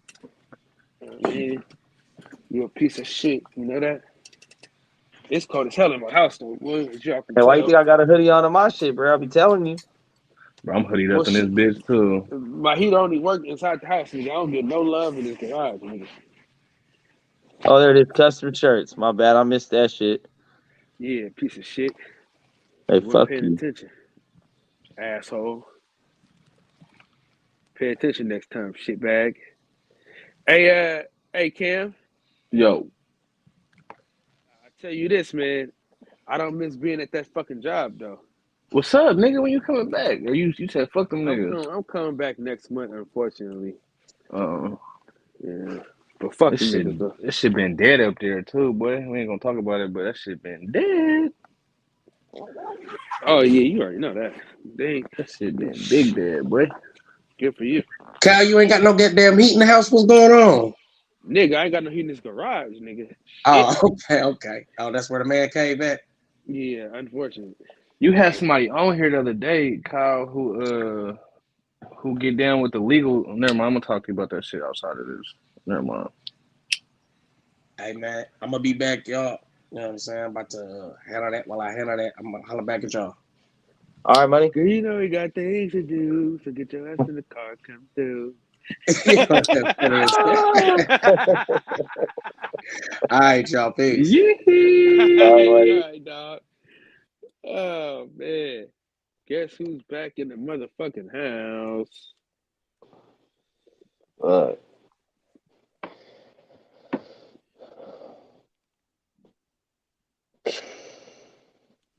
Fucking man, where the fuck everybody at tonight, man? Shit, man, we got 22 Hey, Tone Brown, man, hop your ass on the panel, bro. I want to hear about you getting some pussy, bro. Last we talked to you, you were still struggling. Tell me how it was. Tell me how it felt. Tell me if she pregnant yet. Word. That's first and foremost. We gotta know that. We gotta know. Yeah, because I have a feeling you went in there raw dog. I'm not. Nope. What he say? Like 3 strokes. Trying to give me a pound like we folks.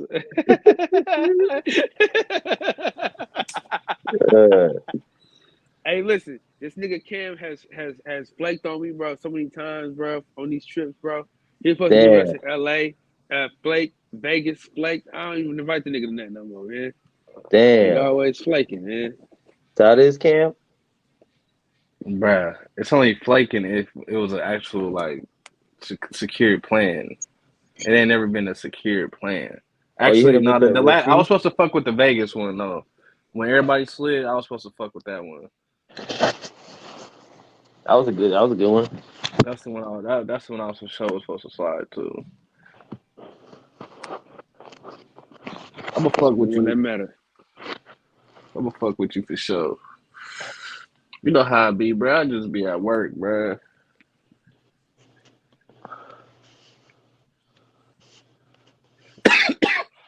I was supposed to be on vacation these last 2 weeks and canceled all that shit. No, I said his phone been tripping. If he could, he would. What? Now your phone be tripping? Where Centos been at, Kyle? Nigga, where you been at? Nigga, you ain't been here. Nigga, that's why you keep asking where people been at. How the hell you gonna ask where people been at when you ain't been around? Nigga, he was on the show last night. Was he? You know, Okay? he got him a little young girl, man. So he ain't been wearing his ass out. For real? How young? I don't know how young, but you know, she would tear his ass up though. One nigga go crazy.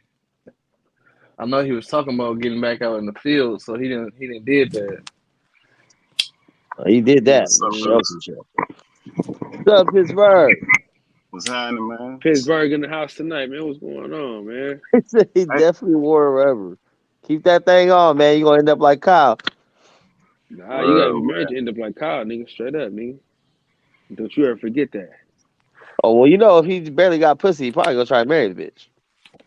You might. Hey, baby, I know it's only been a month and a half. I know we've only been talking 30 minutes.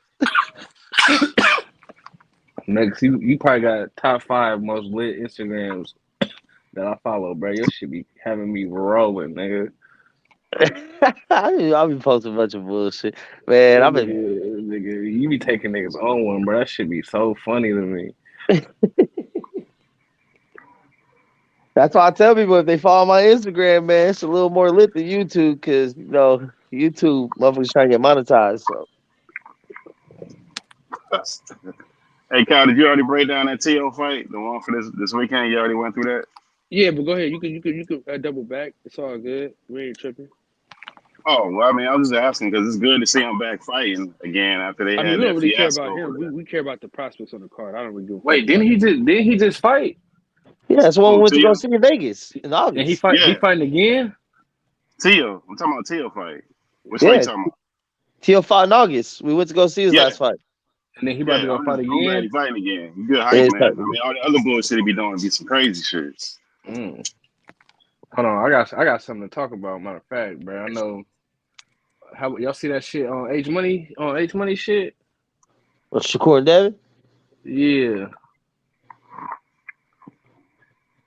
Oh, what about it? That's just a good look for them. I mean, that's just a good look for that nigga that had him on there. That was surprising to see that. When I seen it on Twitter first. I had to go look at the nigga's channel. Like, hold on, bro. But I'm gonna be honest with y'all. As much as I love that, the niggas ain't getting paid that much. So it's not like getting paid that much. Shit. I didn't even watch what they was Hell talking man. about, but It just for him ain't to a be million. on that. It ain't $1 million card like that. It ain't like it's the card. I like the card. The card is great, but as far as like, because you got to think about who they fighting. That's what I'm saying about same thing with Mex was saying about Keyshawn Davis shit. Like, yeah, I mean, who are they fighting? You know what else I seen? I seen that BLK Prime. They was hosting. Y'all ever watch Street Beefs? Mm-hmm. They was hosting their pay-per-views. Street Beefs. Oh, is that the one that had that reality show? The dude that was fighting? Blue Blood was supposed to do I don't know if they got a reality show, but it's just like it's just YouTube fighting, like backyard fights and shit like that. I guess it was I watched a clip from like a year ago. The nigga was talking about BLK Prime and shit, so I clicked on it. I guess they had their pay-per-views on there. They was doing pay-per-views now and shit. Mm-hmm. So I was like, oh, okay, this BLK Prime a year ago. Interesting. We gonna see. Blue Blood was supposed to do the commentary for a couple of them shits. Oh, really? Uh-huh. Okay. Well, they got Polly on this one. They got Polly commentating and Tyra commentating. They said Polly not Reggie. Oh, what's up, bro? They said he ain't commentating shit. That's what they reporting. Unless they lying. I mean, I've seen a couple sources saying that. It could be wrong. We'll see. I'll ask Blue Blood tomorrow when I call him. They could be wrong. It's hard to figure out what's true. Troy, what's up with it, bro? Hey, Reggie O, the roaster in the building. Hey, Reggie Owens, you gotta join the panel, bro, because we gotta get to the bottom of this shit. The roaster in the building. I seen a little bit of they fucking your show tonight. What up, Piro? You got to help us out. What up, fellas? What up, Max? Piro. Going on, fellas? Pro, the next time we in LA, man, can you like hang out with us this time? I know I wanted to meet you, dog. I never got a call. I never got a call. I don't got your number. Hey, Cam. Yo. Shut the fuck up. I met Piro. I was saying that for Mex. I would say that's the only person I can get to meet, bro. Was here. I met everyone else that was out there. We had a great fucking time, man. But I guess I'll substitute Freeway Ricky Ross for Pearl. You know what I mean? That's an even exchange. Hey, that was hard. But Max and Steph, because I saw Freddie, fucking walking around and said what up to him.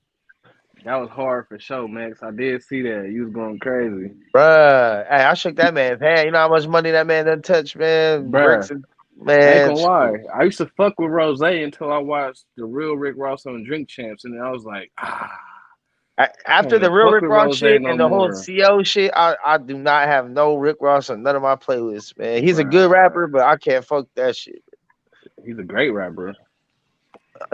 He's a what? He's a great rapper. I don't know about great, bro. You pushing it out. That nigga got bars, bro. I ain't gonna hold you. He's not even the greatest rapper from Florida. Nah, I wouldn't say that either. You know who the go to Florida is. You know who it is. Who would you say? It's only one man. Don't say Kodak Black, bro. Oh, I ain't gotta say it. Thank you, Kyle. Yeah, I was gonna say Kodak too. You know it's Kodak, bro. You know it's Kodak. Come on, bro. Ain't nobody hit like Kodak. He the realest man. He the realest boy too. He a real boy. Hey, he the guy, bro. He been going think about how long ago No Flocking came out. He's still hitting right now. No one's had a longer run. I always said that Kodak was the next Lil Wayne, like person to be rapping from like young who gonna stay relevant all the way through. Yeah, if he can stay out of jail. Speed. Hey, that's just my shit. I want. This is hard. Kodak's an artist. Plus, he's the one that like be pushing the issue. He always like he'll let shit slide. He even put up on Future like what you. He told Future, why you say only time I feel alive when I take dick. Remember when he said that shit? Fucking Kodak called him. He said, "Hey, big bro, what's up with this line right here?" And then Future's like, "I say only time I feel alive." Get the hell out of here with that shit, Reggie. Man, ain't no fucking way. What happened? Said Uncle Luke, man, if you don't get that shit out of here. So he the Godfather. He the Godfather. You feel me? Uncle Luke the Godfather. Uncle Luke, the Godfather in Florida, but he ain't the GOAT. Yeah, Big booty Luke is the hoes, GOAT, fuck with it. Luke the GOAT. Luke and Trick, that'd be your GOAT. I mean, you talking about current shit. Trick had like a 3-year run, man. Ain't nothing Trick accomplished that Kodak had already accomplished. About a decade, bro. You talking about new shit. New shit, he got it. But that old shit, that's different, bro. I'm talking about you compare their careers. Kodak's already accomplished more in the same amount of time. As far as what? Everything. Nah, man, Luke. Remember, you wouldn't even have any cursing in your music and one for Luke. Remember, I'm talking about Trick Daddy. I'm talking about compared to Trick Daddy. I said, like I said, Luke is a godfather. I feel like some dudes are godfathers, like Rakim a godfather, Luke's a godfather, like Slick Rick a godfather storytelling. But the GOAT, they're not GOATs, but they're godfathers. You can't downplay them. They're like, bro. Look, Luke they're like is the Bill Russell. I tell you why Luke is GOAT, because remember when he Bro, he's not rapping like that, bro. Stop. No, I'm talking about. I'm not talking about his rap. Like I'm talking about him and his stance of going to jail, bro. While you got cursing in your music, when you ain't got 2 albums, one of them clean we talking and about, one dirty. We talking about lyrical lyrics. Talking about bars, bro. Come on, man. Talking about music, tours, money. I mean, Luke took a stand. Like that's what I say. Luke is like a godfather. Like he's like a Bill Russell kind of character. It's like if people feel like Bill Russell's a GOAT, you can't really tell me that he's not because of what he's accomplished. But like, come on, we know he's not. We know there's some people out there. There's a person out there better, Jordan. But I feel bad for Deuce, man. They done took my man. Breads, man. I just seen Kodak like. I don't know. Kodak's just so true to himself, bro. Like at all times, and I don't know, man. He just every time I be thinking. I just started liking Kodak Black this year. Bro, I know a lot of people just barely started liking him, and I tell them to start listening to his old shit. They're like, "Oh shit, he been hitting." Like I'm telling y'all, he been hitting. Been hitting since he was like 15. But I mean, I don't know. Plus, like just socially, like away from music, the shit he be standing on, the shit he never afraid to call people out for weird shit. All that shit, bro. Like, you can't cancel the man. He can say whatever the fuck he wants. He's a real one, real goon. Nah, Kodak a real one for sure. That's his Z shit. But I mean, there's a lot of shit that Kodak. I'm not gonna lie, Kodak has a lot of shit that's pretty trash. Like I'm like, damn, okay, skip that. But he just has too much hitting, bro. Like if I was to make a playlist of all these people. Kodak probably had the most songs on his playlist. Trick Daddy, like, don't get me wrong, Trick Daddy, I was a Trick Daddy fan for a minute. He had a good run, but it just didn't last that long. Luke had a good run too, and then as far as pushing the music, the uncensored shit forward, all that shit is, all the shit they were going through. That's why I say he's like he's a godfather. Just like when you say who's the best storyteller, when people say Slick Rick, I ain't mad because he's a godfather of this shit. But I think it's people that tell better stories and that have told more stories. Like Scarface. Walk. And that walk shit, that shit go hard, man. Speed. That's how I feel. I'm about to go out. You dip, bro. You all dipped up. I put the loafers on. I gotta put that song on real quick. You know what I'm saying? Man, you always got some fucking loafers, man. Know it. Sway loafers. Fucking it's time man. To dress up. That's what I'm throwing on. I be dressing up for no fucking reason because we don't do shit. But we did something last time, man. Don't we even try it? Yeah, I ain't had to dress up for that. Man. No, pure ratchetness.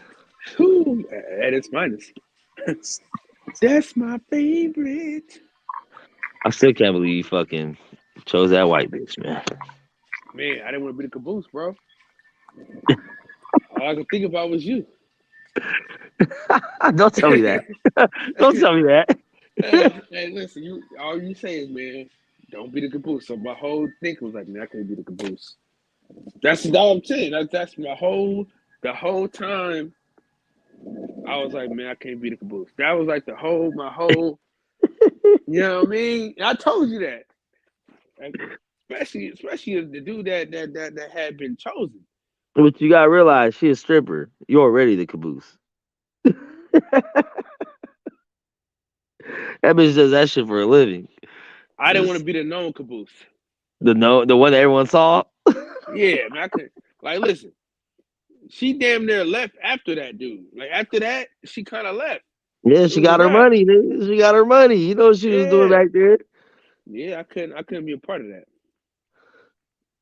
So she was probably slurping and gurping in the back. So yeah, next time we go, I'll probably go turn up and see what's cracking. But nah, bro. Next time we going to a fucking club. We ain't going to a fucking strip club. I'm going to a real club with a DJ, with songs, with bitches dancing. I'm trying to get something free out of it. Listen, we can do it all. Get our niggas from the Eastmont Mall. All right, you say it, because that's already 2 trips I went on and we ain't been to one club yet. And one time was in Vegas. We ain't go to one club in Vegas. That shit expensive. And you know what I mean? I ain't worried about it. That's what we go for. All right. Spend what, 40, 50 cover? Fuck it. Let's do whatever you want. Pretty much we spent 40 for the last we got a very special guest. The YouTube bully himself. Oh shit, the craziest motherfucker on YouTube. Man. Man. Hey Reg, man, what the hell you had going on your show today, man? Oh man, we was addressing the real shit. That nigga said he has to apologize publicly or I'm gonna stay on his fucking head. I said, what kind of fucking caption? What is wrong with this nigga? No, this nigga Reggie, man. But what I missed today? This nigga Reggie Owens, him and Real Rappers on there. I don't know if that was the real I am Ill Will, but I had like seen it, and I didn't know if somebody was just like playing like they was acting like him. So I was just like, I'll see Reggie later. No, it was him. He jumped on there, so I got I'm just showing him his respect for that shit. He was deflecting on a lot of shit, talking over people, so he couldn't talk on shit. But I was like, I would give him his respect for even just showing up. So did y'all get it sorted out or no? No, I was like, I ain't gonna keep bullying on the nigga. Well, I ain't even bullying. I'm copying. I was proud of you, Reg. He called the truth? Yeah, I was proud of Reg. Reg, that's when I was sitting back watching. That's what I said we should do as people. Hey, Brandon, anybody tell you to come in here and cut niggas off from talking, bro? You sure right. You didn't even give him his intro, Kyle. God damn. Man, I couldn't. You know what I mean? He came in hot. I'm sorry. No, Brandon's saying some real shit. It was like, at the end of the day, that's what it comes down to. Niggas, because like I say, them niggas are behind the scene doing a lot of that talking. They be stirring up shit. They always got fallouts. And I had heard the shit a while ago before I even started saying shit about it. And I said nothing about it. There'll be like more shit I hear about. I'm like, okay. But I know this nigga talking, but I wasn't gonna say nothing because people told me. So I'm like, I ain't gonna share nothing when somebody told me this shit. In the background of shit. So I'm like, I ain't gonna, you tell me some shit is between us. But then it was like the nigga had some other issue, like don't know if I was on H Money, so he tried to have Drew Titan call me. And I'm like, listen, like, what the fuck you calling me about this nigga crying about some shit? Like, handle that shit with this nigga. Like, and talking, I ain't talking to them. So it was going from that. Then when they started that paying shit and these niggas celebrating that shit, and then that's when I made the video talking about these niggas paying dues and shit. But it's more like to address how these niggas be talking shit, saying little sly shit. Be a bunch of these niggas saying sly shit and they think I didn't know. I just wasn't speaking on it because it was from like, people telling me in like private and shit. So that's what it was. So it was like I said, I'm gonna make this nigga apologize to me. So it was like, going over the last 3 days. So that nigga jumped on there and then we was talking. So it was like, he was trying to talk over people, trying to talk loud, like, no, we're gonna handle this shit like some gangster ass people. We're gonna let each other talk. Cause like I tell people, I ain't gonna block you. I ain't gonna talk over you. I ain't gonna shut you down. None of that shit. You can talk your point. But it was like anytime somebody was coming to speak about that behind the scenes shit, he didn't want that shit spoken on. But I'm like, but for the fact, you know, he came on there, he stayed on there for a while. We went back and forth. People got shit off their chest. And it turned out to be good, because I think sometimes people need to get a lot of shit off their chest. Even if it's the fuck you, nigga, you bitch. Sometimes people need to get that shit. But a lot of times, the way I look at it is that niggas don't know how to resolve shit. Because, you know, people conflict resolution. That's a fact. That's why I'm proud of you, Rich. Yeah, but like I say, like I always tell people, man, that's why I be like, people give me misconstrued. Like even with the talking about bullying people, I don't be bullying people. I just call people out for when it's bullshit. And I say it don't matter what you are, even when it comes to the LWC cats. A lot of them niggas afraid to tell the people when they at the top when they wrong. Me, I ain't. And a lot of times them niggas is wrong. And it takes for these niggas to look themselves in the mirror and realize when they wrong. It just takes for a lot of shit to be corrected within themselves. But a lot of shit don't get corrected when you got niggas who at the top of some shit thinking they're always right. Like, no, it don't function like that. Because even 78 got some shit he needs to fix with that girl to hash that shit out. And you know, it's just a lot of shit. It's a lot of shit that niggas can speak about. But that ain't gonna happen though. These dudes got too much ego and too much pride. They're not gonna do that. They're not gonna do it. Me and you, we know that, Rich. That's not gonna You used to happen. say there was some when I see it. other shit going down with old boy. Was that what I was hearing? Some suspect activities. No. But I'll say this: when I was watching it, I'm gonna tell you, that chick, I don't know what her name was. I think it was G5 girl. Oh yeah. I was so disappointed the way she was listening. That's why I try to temper how I sound, because she was right. We, not just y'all, because I put myself in there, we do be sounding like that sometimes. And she was right. We do need to learn how to talk to each other and not whine and not cry. I'm gonna tell you, and it's just the root of it. For me, a lot of that emotion, I learned where the root of it came from. It was because I was mainly influenced and raised by my mama. So when I saw my mama handle things emotionally, that's what I took up, but not knowing. So you think that that's the way that you're supposed to respond to things, but it's not. But I was happy when I seen Will jump on there, because I had a measure of respect from him, because he didn't run in hot and he sat there and took whatever was for him. And I respected Reggie because he never blocked him, and he was talking to the man even though it was still a measure of respect there. So that's what I appreciated, and that's what I want to see more of. So I just appreciated it, Reg. I mean, I think it was a little piling on, but I think once y'all cleared that up and once old girl got on there, that's when I was like, oh, okay, she telling us how to conduct ourselves as men. Sometimes it take that. Oh, that's cute. You know, she had some legit shit to say, because she had issues with them fools as well. But that shit is true. A lot of cats have to cut the emotional shit. But me, I be calling these niggas out because they talk shit. And it's the truth. And a lot of times these niggas just be following shit. It ain't nothing wrong to call niggas out when they wrong. Even if I'm wrong. I know sometimes I go about shit the unorthodox way, but I know what I'm doing. Yeah, you a goddamn bully. Oh no, y'all ain't never seen me bully shit. No, I can be way worse. So I be telling cats I can be worse than what the fuck I appear like. Hey, just because it can be worse don't mean it ain't bad already. You be killing dudes, Reggie. But no, I just be joking and shit. It'd be like cats can't take jokes. But sometimes no, I be offensive with shit. But I don't be starting that shit. I don't come off like that off the top. Like I'm telling you, man, these fools, like every time you look up, it's West Coast Charleston White of the West. Reggie O. We don't like your delivery, Reggie. Hey, we don't like your delivery, Reggie. Oh, my delivery? No, I'm talking shit because that's what we said about Charleston White. Yeah, shit. You see everybody in Cali want to kill that nigga. Shit, I can't be Charleston White on the West Coast. I'll be dead. Man, ain't nobody gonna kill. Ain't nobody gonna do nothing to nobody. Dudes just be talking. Unless somebody do something to George Zimmerman, man, you better miss me with that bullshit. But see, that's the Man, say problem that again. with our folks, man. These niggas be quick to kill each other, but won't do nothing to these redneck fucks. But Dude even out here, dude out here signing Skittle packages and Zimmerman thing supposed to handle that shit. yeah. So that's why I don't like that tough talk. I'm gonna do this to you. I'm gonna do this. No, you're not. You're not gonna do nothing. Man, that Y'all, just proves that people don't see each other as brothers. My people, my brother, shit. The average person is like, I don't know, Trayvon. I can kill someone in my family. These motherfuckers out here killing each other because they kill people they know. So they just keep killing.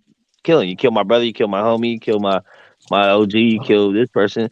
They're just gonna get the kill back. But people feel like things like that are fucked up, but they ain't about to risk it all for that. For what? Yeah, no, but it should be like off top. Like most people feel that it's probably some niggas that will kill George Zimmerman. There's no doubt about that. But if it's some shit to where my loved one is killed, that's for us. Shit.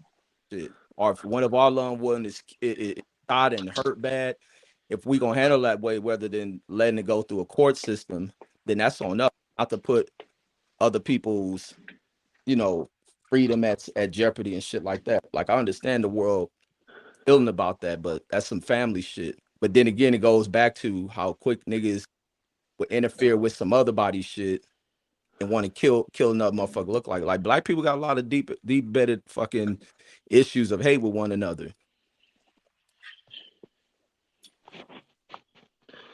Yeah. Look at your buddy Charleston. When he's traveling, he got to have a whole security team. You think George Zimmerman traveling around like that? You think that lady that just killed that man in his apartment, when she get out of jail, you think she traveling like that? No, we do that shit to each other. Hey, what brings with Charleston is that it's the shit that he says. But he ain't do nothing to nobody, Reg. Like we can bring up like person after person that physically harm somebody on some racist shit, and you don't see that uproar. You don't see it. Yeah, no, you're right about that. Like that's what we. You breaking up, Reg. It's like even with him, it's like you got to diffuse some of that Charleston. But you're absolutely right and shit. Like we got and black people got to be called out for a lot of shit. Like I be saying, our issues ain't with white folks. That's why I be getting annoyed when I hear people always throwing is the issue. It ain't that. We got some deep layer issues, and it's caused by the division of us. And it be shit that we overlook. A nigga mama can talk about kids up the street, so now we talking about them as kids. We roasting them. Like I got them fucked up ways from clowning people and just thinking it's joking and shit. But we learn it from my mom MMA teacher says shit, but I learned it from other adults in communities. Talk bad about other kids and laughter. We turn into laughter, but it's some real hurtful, painful shit. And then what do you think the kids who at the end the butt of that joke? That motherfucker got a lot of anger in him. It's a lot of issues in our community of anger. It may not be the kid get joked. Maybe his parents ain't showing love and these kids don't give a fuck anymore. But that issue is with us. But we have to talk it out. We got to talk shit out. Yeah, well, I mean, to me, I relate it to like that abused kid, man. Abused kids are going to be abused. Everybody know they're getting abused or they not being watched. Those are the kids that mostly get abused. And we pretty much fall as a group in that same realm. Because we attack each other. Look at all that Deion Sanders uproar and all that foolishness behind that, man.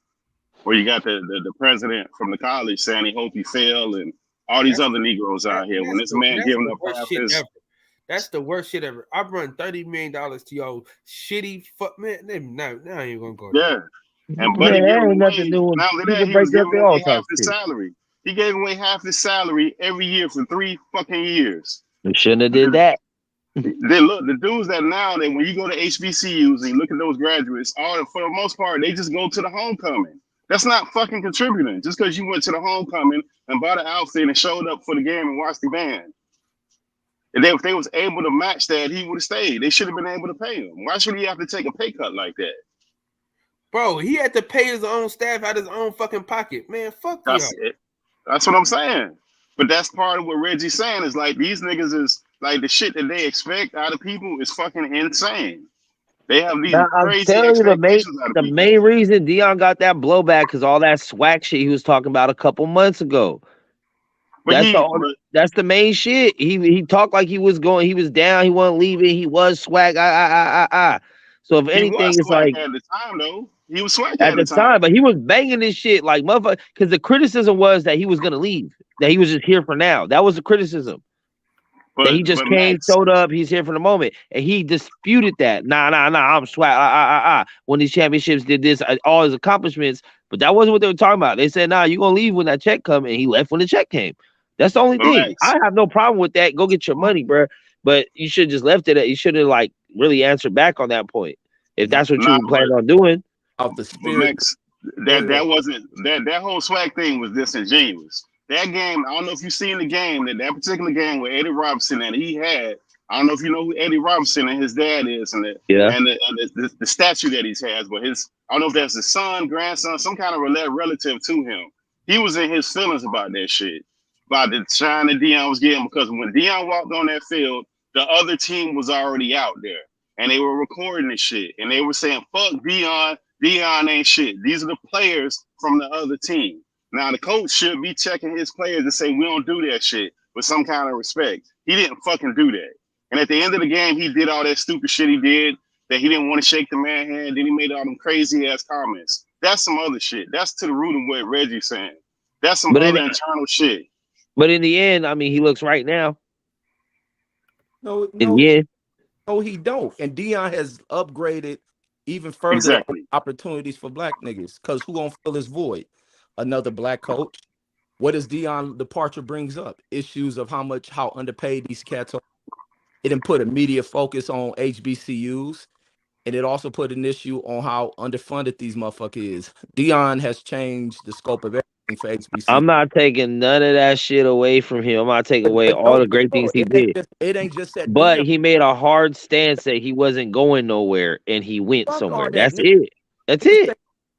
Max, he had his kids. Max, you realize all three of his kids were going to that school. I realized all that shit, but he took a hard stance. He wasn't going nowhere. But wait, in that school, in that district, they don't have fucking clean water. They don't have fucking clean water. And I know that was, bro. You're bringing up a bunch of shit I'm not even talking about, though. We always do this shit, dog. We always do this shit. Hey, but he helped the grandma across the street. He saved the cat from a tree. That has nothing to do with the fact he said wasn't leaving. He left. That's it. Nigga, that shit, he ain't leave them niggas. That nigga still. He ain't leaving in no bad spot. They got sponsors. They got. I didn't say he left them in a bad spot. So I never said that. Once again, you talk about a bunch of shit I'm not bringing up. I'm gonna talk about one point only. The only reason he has blowback. The only reason he has blowback. No, that's it. But did he improve the school? That's what I'm saying. He improved the swag conference, and he improved the school, so he was swag. He got them more money for bowl games. He got them corporate sponsors. So he did more in those 3 years than a lot of them niggas did. That's a fact. And he came out of his pocket. And helped pay. That's also true. We gotta let the record reflect, y'all. That's also true. Everything you guys are saying is true, and I'm also saying the truth. He said he wasn't leaving. He left. He never said he wasn't leaving. He said he'd be stupid not to look at offers. That's what he said. That's right. He never said that, Max. He never said he wasn't leaving, bro. He could have been a coward and waited to the end of the year when the team was gone. He met with the team and told them at the time, as soon as the shit was over, hey, look, this is what happened. He could have been a Nick Saban and not said nothing. He could have been a Pat Riley and sent a fucking email. He went and met with the team and let them know what it was. So that's all nonsense, right? That to me, I think that he handled the shit the correct way. And look, and this was trying to criticize from even around the area. What was this school before that guy got there? What the fuck was those alumni people doing before he got there? Nothing. Turn their back on that neighborhood. It takes when celebrity niggas come around, old dead brain, sleep ass bros, to want to wake up. Oh, we got a famous person here. Yeah, we did. And then the famous person show these people the way. This is what the thing. You teach people how to build and feed themselves. And then the moment you leave, they act like you're just supposed to be and do it all on your own. Oh, take what he taught you. And now he opened the door for the black coaches to come in there, to have funding to go there and give them opportunities to look good. And they go. And then you look at the shit at the level college too. That shit is so underrepresentative of black men. He probably one of what 5 coaches. I'm just throwing that number out there. Probably even 5 black coaches at these top universities. And he opens the door. He'll bring better recruitment. Let this nigga start winning. Hey, let me tell you this though, Reggie. Let me tell y'all the worst. Tell you the worst part about this, right? Now, when the black schools they play the white colleges, they get paid handsomely, right? So imagine if he says, "All right, hey, Jackson State, I'm finna give y'all like $5 million to come down here, right? We're gonna pay for y'all to come down here to all the shit." That'd have been that's a great check, but it's like now, why the fuck would I want to do anything for y'all? Y'all want me to fail? Y'all talking shit, telling me to leave and all this other shit. You know what I'm saying? And he still could have been an asset and an ally to them. He built him that locker room. He put his salary up so they could have that new locker room and a new facility. But he coaching other black kids. He's not going to a prep school. He's going to coach more than likely a majority black football team. So he's still going to be in the community. Still going to be affecting young black men. Yeah, but what I'm saying is, like, this is the thing that pisses me off about Jackson State, though, right? All the shit that he did for that school, they should be happy. They shouldn't. I don't want to hear shit from. That's like, listen, when my coach, when he was coaching us, and we won a championship, and then he left. Shit, nigga, we got a championship. You know what I mean? Fuck you mad about?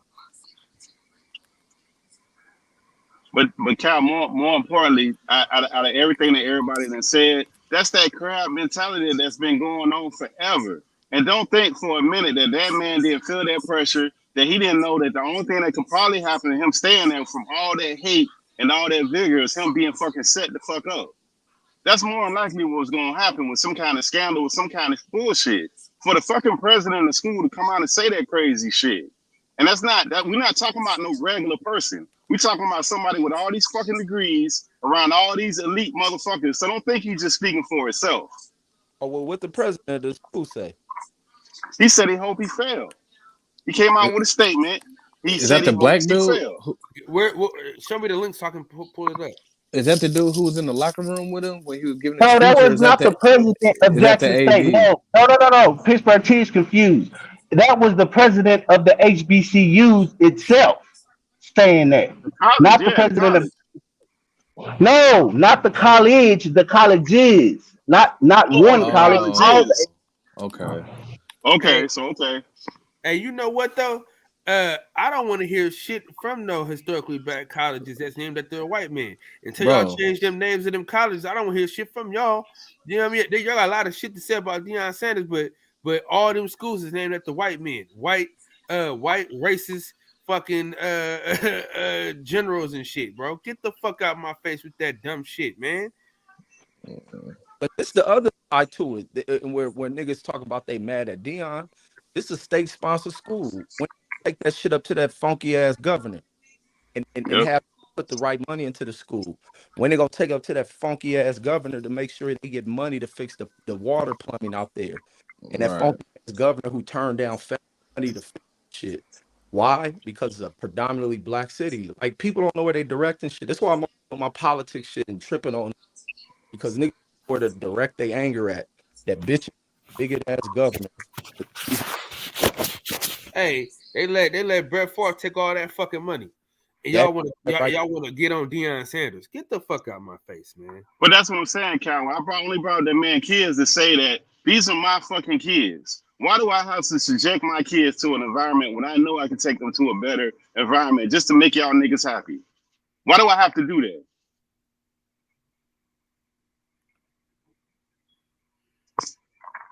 Facts. I mean, I just don't.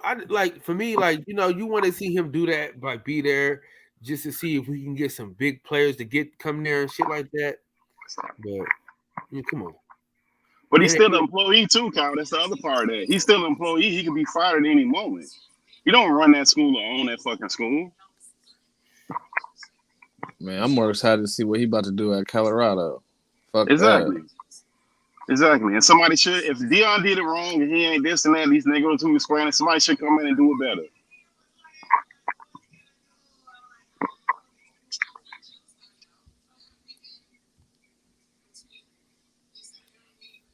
Yeah, man.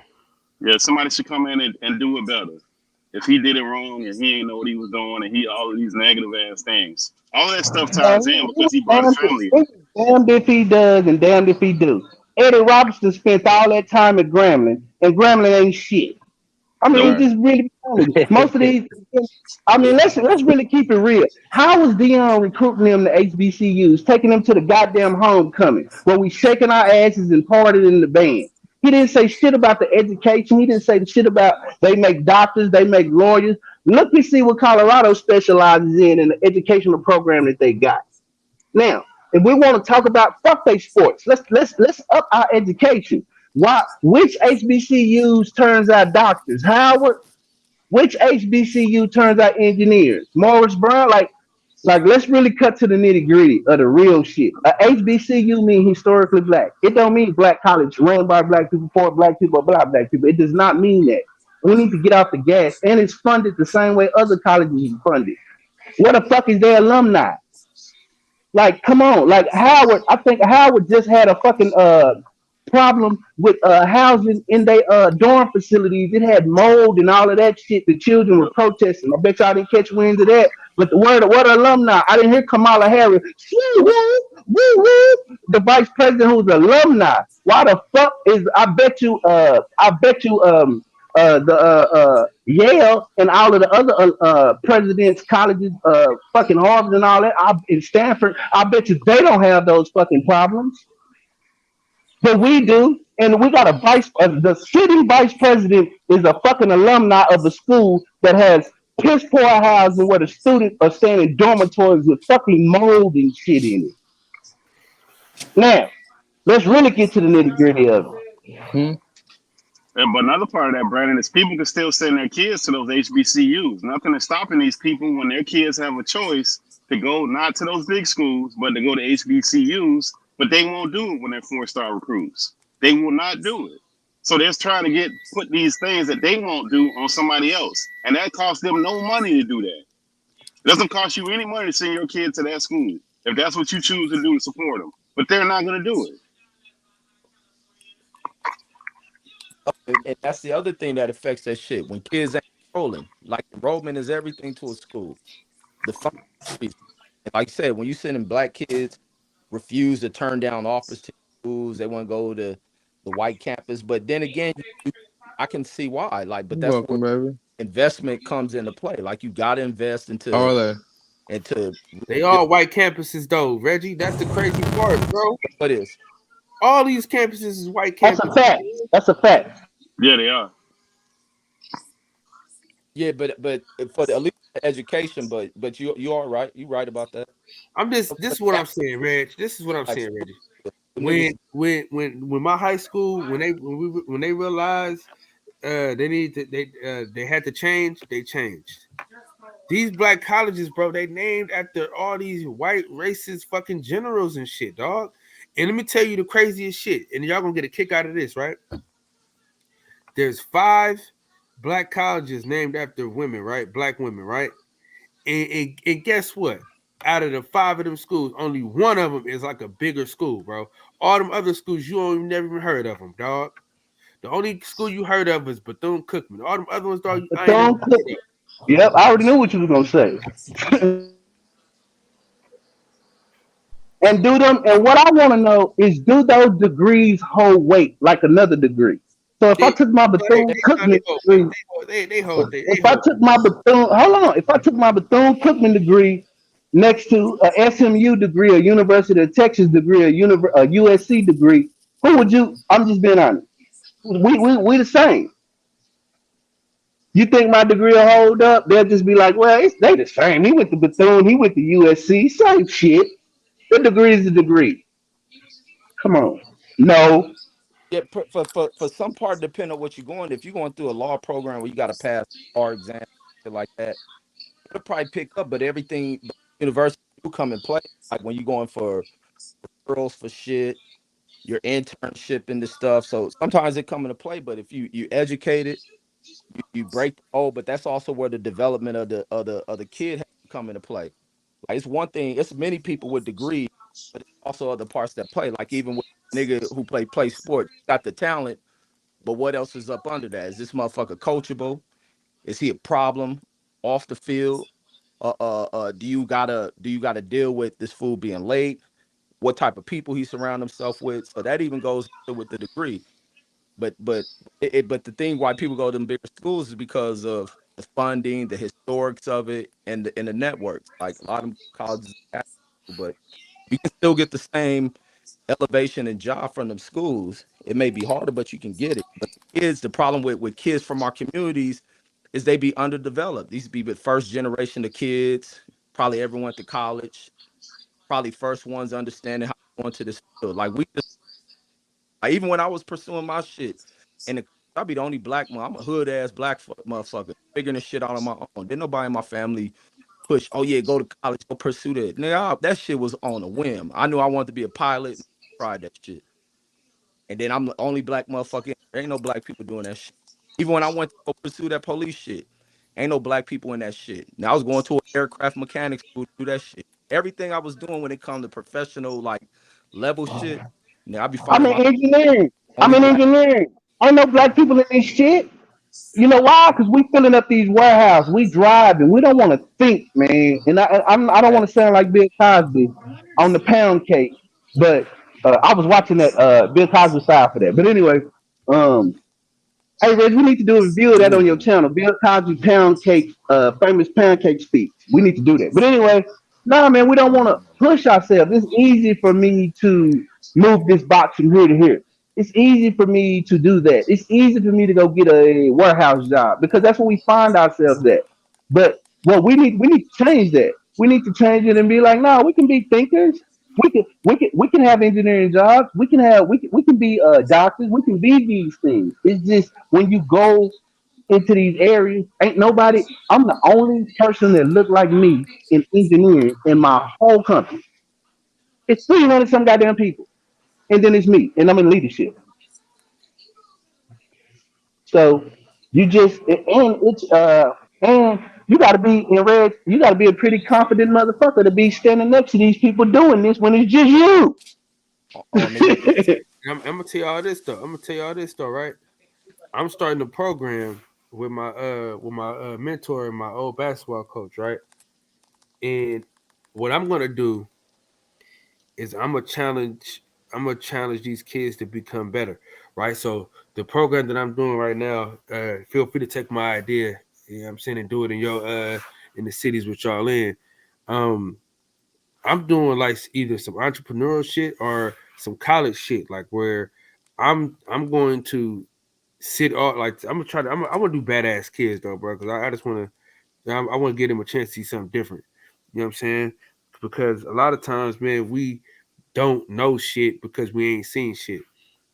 And my life was changed because I was able to see something different. And that's what I want to do with them, right? Where is because in the hood, you really don't get to see the success stories. You know what I'm saying? All you see is Say that one more time, Kyle, for the people in the back. We don't know shit because we don't. Come on, man. Say that one more time. we don't know shit because we ain't seen shit. You know what I'm saying? And so when I go to these schools and shit, I'm gonna have my jewelry on the shit. I'm gonna have my shit. I'm gonna have my Jordans on and shit like that. You know what I mean? And I'm gonna tell them like, nigga, I didn't get this from selling drugs. I ain't do no illegal shit to get this big ass chain. You understand what I'm saying? And that's the mentality I'm coming with. Like I told my partner Ant, when he come talk to the kids, man, wear all that shit, man, so they can see that you don't got to be a drug dealer or no fucking scammer, right? Risk your freedom to obtain nice shit. But y'all know the first. Go ahead, I'm sorry. Go ahead. No, I'm just saying because so the program that I'm doing. So basically, what I'm gonna do is when I go, I'm gonna ask them, "What's your dream? What's your aspiration? What do you want to be? Where do you see yourself?" Like, and then whatever field they say they want to get into, I'm gonna bring somebody in that field that's in the top of that field. right? And I'm gonna have them be mentored by the people that's in that field. So that's the program that I'm getting ready to start. Man, and you know it's the craziest shit. Like the illest shit is like we speak about how we don't know shit, and a lot of people we don't think is the illest shit. I look at where I come from, nigga. In my community, all people talk about is the high school I come from, and it's about the negative of it. But right up the street is a fucking community college. Don't no motherfuckers in our neighborhood go to that shit. Don't no young kids know what college is for. These fools don't even know how to fill out an enrollment for to this shit. High school becomes the limit for a lot of these cats. A lot of these cats be happy to graduate high school. That within the same walking distance, depending on where you at, is this junior college right there on Imperial and Western. That motherfuckers don't think nothing to go down. Only time niggas will walk on that campus is to go crack bitches. But to advance education, some people education stops right there. Some niggas in the neighborhood don't even walk towards that fucking college, and that's the saddest shit. And for a long time, people of school age don't even know what college is for, what you go there to do, what do you attain, why do I want to go to school? I'm barely made out of high school, but we don't look that far. And here in our communities are these fucking colleges, and niggas know nothing about them, and that's the illest shit. And also, like with younger kids, the biggest part in the breaking a lot of that shit is teaching kids how to sit the fuck down. A lot of these kids are just so full of fucking energy, that fucking 88, whatever they call that shit, that attention shit. Issue. A lot of these kids ain't being developed, man, and it's the failure on parents. You have to start breaking these kids. There's a time to play and a time to sit the fuck down. A lot of these kids don't, and you see them go through the teenage stages, they the same way. Adult stages, they the same way because they haven't been taught how to fucking behave and function. And that's what separates sometimes kids from our neighborhoods to kids in those white communities and these other, even black kids who come from upper scale communities, is that they get taught when to sit the fuck down, how to sit the fuck down, and your attention is here. And that's like the biggest battle with that shit. And it comes back into play with how mothers and fathers value the education of their kids. Like, you got to break that shit. But Reg, on the other part too, now remember, everybody's not literally not college material. And the first person that I met that was a millionaire, the dude was a school teacher, right? So it's not how much you make, it's what you do with your money. The trades actually still pay good money. Electricians pay very well. Plumbers pay very well. Masonries, carpentry, body shop, all that stuff still pays. I do HVAC right now. I work in the engineering lab doing HVAC. That's a trade. That's what I do. But that's not the narrative that's being spoken on the internet. On the internet, it's the lie that if you work for somebody and you got a job, then you a sucker. So that's why you get the popularity for the scammer. You get the popularity for the drug boy, for the fast money. That's the bullshit that's being pushed. And that's what we're fighting against for the most part, for the lion's share of it. People find their way. Say that here. That's our job, but but it's our job to go and it's our job to go into the community, man, and do our best to show the difference. You dig what I'm saying? But see, the thing about it is about those jobs though, is they don't fuel your dreams though. You know what I'm saying?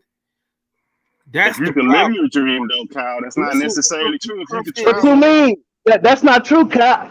I do HVAC, heating and air conditioning, and it led me into engineering. Now I'm an engineering supervisor technician based on me learning HVAC, which took me into the manufacturing part. Now I work for a manufacturer, and I help them design and test prototype and new HVAC equipment. That's what I do.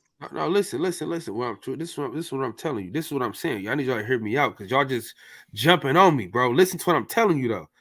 That wasn't your fucking dream, though. You understand what I'm saying? I'm talking about. Fuck my dream. Fuck my dream, bro. I fucked my life up. I fucked my life up early, so I don't have time to dream. You see what I'm saying? Nigga, that's the point I'm fucking making. That's why it's our fucking job to help these kids dream bigger than what's out there, bro. It's our job to help them achieve the dreams in which they see, in which they want to become, bro. That's what I'm saying. That's the point I'm making. That's why I'm saying that's why I'm starting a program, because I want them to obtain some extraordinary shit. You know what I'm saying? That's what I'm saying. That's the point I'm making, bro. Like, when my sister-in-law is a fucking doctor, right? That was her dream, to be a fucking doctor. The people around her helped her become a doctor. That's what I'm saying. That's dreaming fucking big. You get what I'm saying? I'm saying, Is your sister-in-law single? I'm sorry. how she's my sister-in-law. How the fuck she's single? Because I mean, Your sister-in-law, you tripping, bro. You said she's single. How the fuck would she be single? Even your sister-in-law, that's your white sister, bro. No, you fucking nut. That's my brother's wife, you moron. You gotta specify. You got, thank you, Reg. He act like I'm tripping. God, bro. Nigga, I said my sister-in-law, nigga. Like, you know what I mean? Like, I'm saying, like, she's Indian. I said she's fucking Indian. You know what I mean? I said she's Indian, nigga. My wife ain't fucking Indian, is she? You know that much, fucking Brandon. You know my wife. I don't, bro. I ain't never seen your wife, bro. You know good goddamn well my wife black. Nigga, everybody in this fucking world know my wife black. Fuck out of here. I was just trying to shoot at you. I was trying to shoot at your sister-in-law. My apologies. No, but so my brother's wife is Indian, and she wanted to be a doctor. That was her dream, to be a doctor. Everybody in her household, that's their dream, to be fucking doctors, right? They were put on the path to become doctors. Their dreams have become a reality. And what I'm saying is, that's what we have to do for the children of the future, bro. I don't want them to just look and see something like no offense to any of our jobs, right? But there's so much more out there that they can achieve if we show them. But we ain't never seen shit.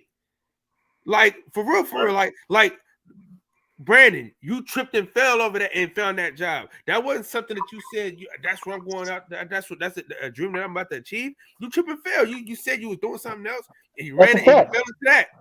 I'm saying I want the kids to already know that that's out there. I want the kids to already know that they can dream this shit and they can achieve this shit.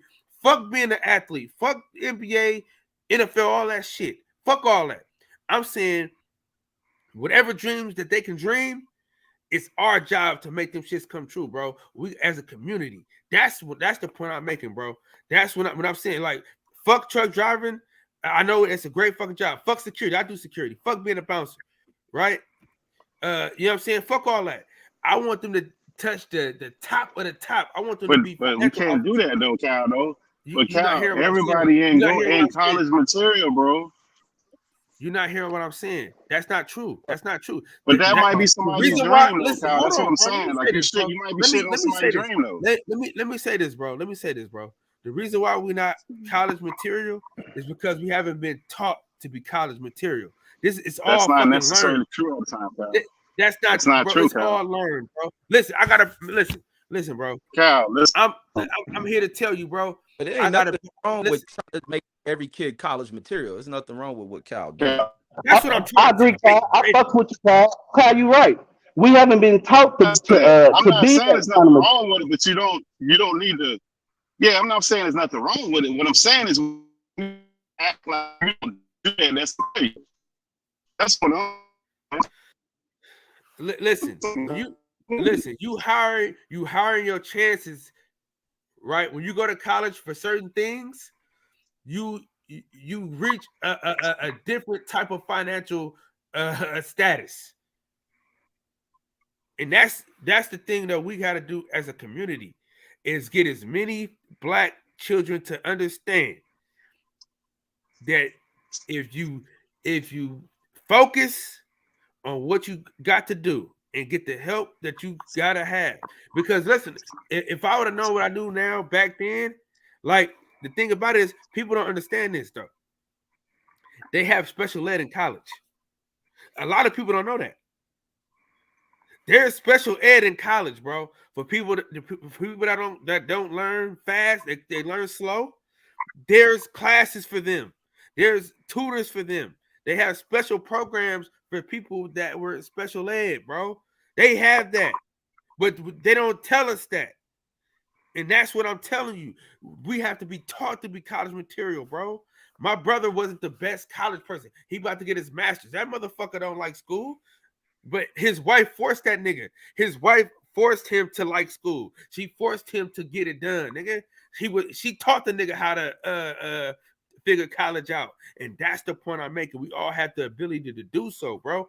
And if we catch these kids early and show them that there's more to life than fucking entertainment, then the better off we'll be, man. That's why them Asians are where they at, bro, because they've been taught since they were kids. This is the plan. So if we can catch these kids early. You sound like me, Kyle. Thank you, man. Thank you. Now, Kyle, you growing up. You growing up, bro. You wasn't talking like this 2 years ago. You growing up. I want to say that. I've been talking like this, bro. I respect you. I see maturity, bro. You growing up. I worked for Job Corps for 5 years, bro. But it haven't came up yet. But I had to get back into that, because, bro, listen. The reason why we keep getting robbed by these young niggas is because they don't see no future for themselves. The reason why they don't fear death is because they don't see themselves getting old. Well, I mean, that's a lot of wisdom that's not being passed on and not being respected too. Like I look at some of the dudes that's supposed to be my uncles and stuff. They ain't got shit to pass on. I'm sorry. Everybody on this panel is responsible. Like after what we've been talking about just now, everybody on this panel in this chat is responsible for the future and the betterment of the Black community, bro. In all community. Because listen, let's be honest, bro. If we can get one less criminal, is one less person that's gonna rob us. So if we get one more person in college, that's one less person that's gonna rob us. You know what I'm saying? Like if you live in California, you live in the Bay Area, a motherfucker will break into you. Gotta leave your fucking windows open, your doors unlocked, your trunk wide open for niggas have to break your windows out here, bro. And what I'm trying to show these kids is there's more to life than the material things, because you can obtain the material things if you bust your ass. And that's the point I'm trying to make for these kids, bro. We just gotta show them that hard work will pay off. You just gotta bust your ass. You gotta get off your ass and go get it. And so that's the sentiment that I'm coming with. You know what I'm saying? Because dog, we can't even enjoy the fruits of our labor, bro, because the generation under us, man, is so fucked up. Yeah, but that's because a lot of us fucked up though, Kyle. A lot of us are fucked up. Like if I look at you go in these big corporations and you look at people our age, these motherfuckers is check to check. And I'm talking about people that's making over $150,000 a year. They fucked up. That ain't no little bit of money. So these are the people who are raising these kids. And then the uncles and the aunties and the grandmamas, some of them are grandmamas. These people, a lot of these people are fucked up. We all are fucked up week to week. I know sometimes it could be times where it get tight for a couple months and I'm week to week. Not that I don't go to work every day, not that I can't go tap in, not that I don't have access to $70,000 or $80,000 worth of credit cards. But when you talk about liquid, man, when you maintain the mortgage and you got children and you got, man, it's hard to be liquid out here, bro. You know what I mean? No, like they make it like that's that. Not true. That's not true, Brandon. That's I'm what gonna I'm tell telling you you. this. That's not true. Like what I'm gonna tell y'all that brought too? up, that was a school teacher. The way he showed you, all those dudes who do that shit, they do it over a long period of time. The problem with us is we want to do shit so instant that we never get to. We start down the road, but we never get to the end of the road because we want to be so fucking fast. We got to be so goddamn fast, and we don't never get there. And that's a problem because. Do you know why? Do you know why we do everything so goddamn fast? Do you know why we want to get to everything so fast, bro? Because that's what we see. No, because that's all we know, bro. No, that's all. That's all we know. It's like, bro, listen. That's what I'm telling you, bro. These kids out here, bro. The reason why they don't have no respect for old people, bro, is because they don't see themselves getting old. But that's not necessarily true, though, Kyle. Because I'm telling you, like, if you go in these places, that is true. That is true for me. When I was I didn't think I was going to be 40. I never thought that I would grow to be 41 years old. So I agree with you, Class. I never thought I was going to be old. I tell people, I don't know. that I was gonna be this old, I would have prepared myself better. I would have prepared better. I didn't think I was gonna live past 21. I'm gonna give you some facts though, my nigga. I'm gonna tell you this right now, because I was talking, because my old coach, my mentor, Mr. Patterson, right? He knew me since I was in middle school, right?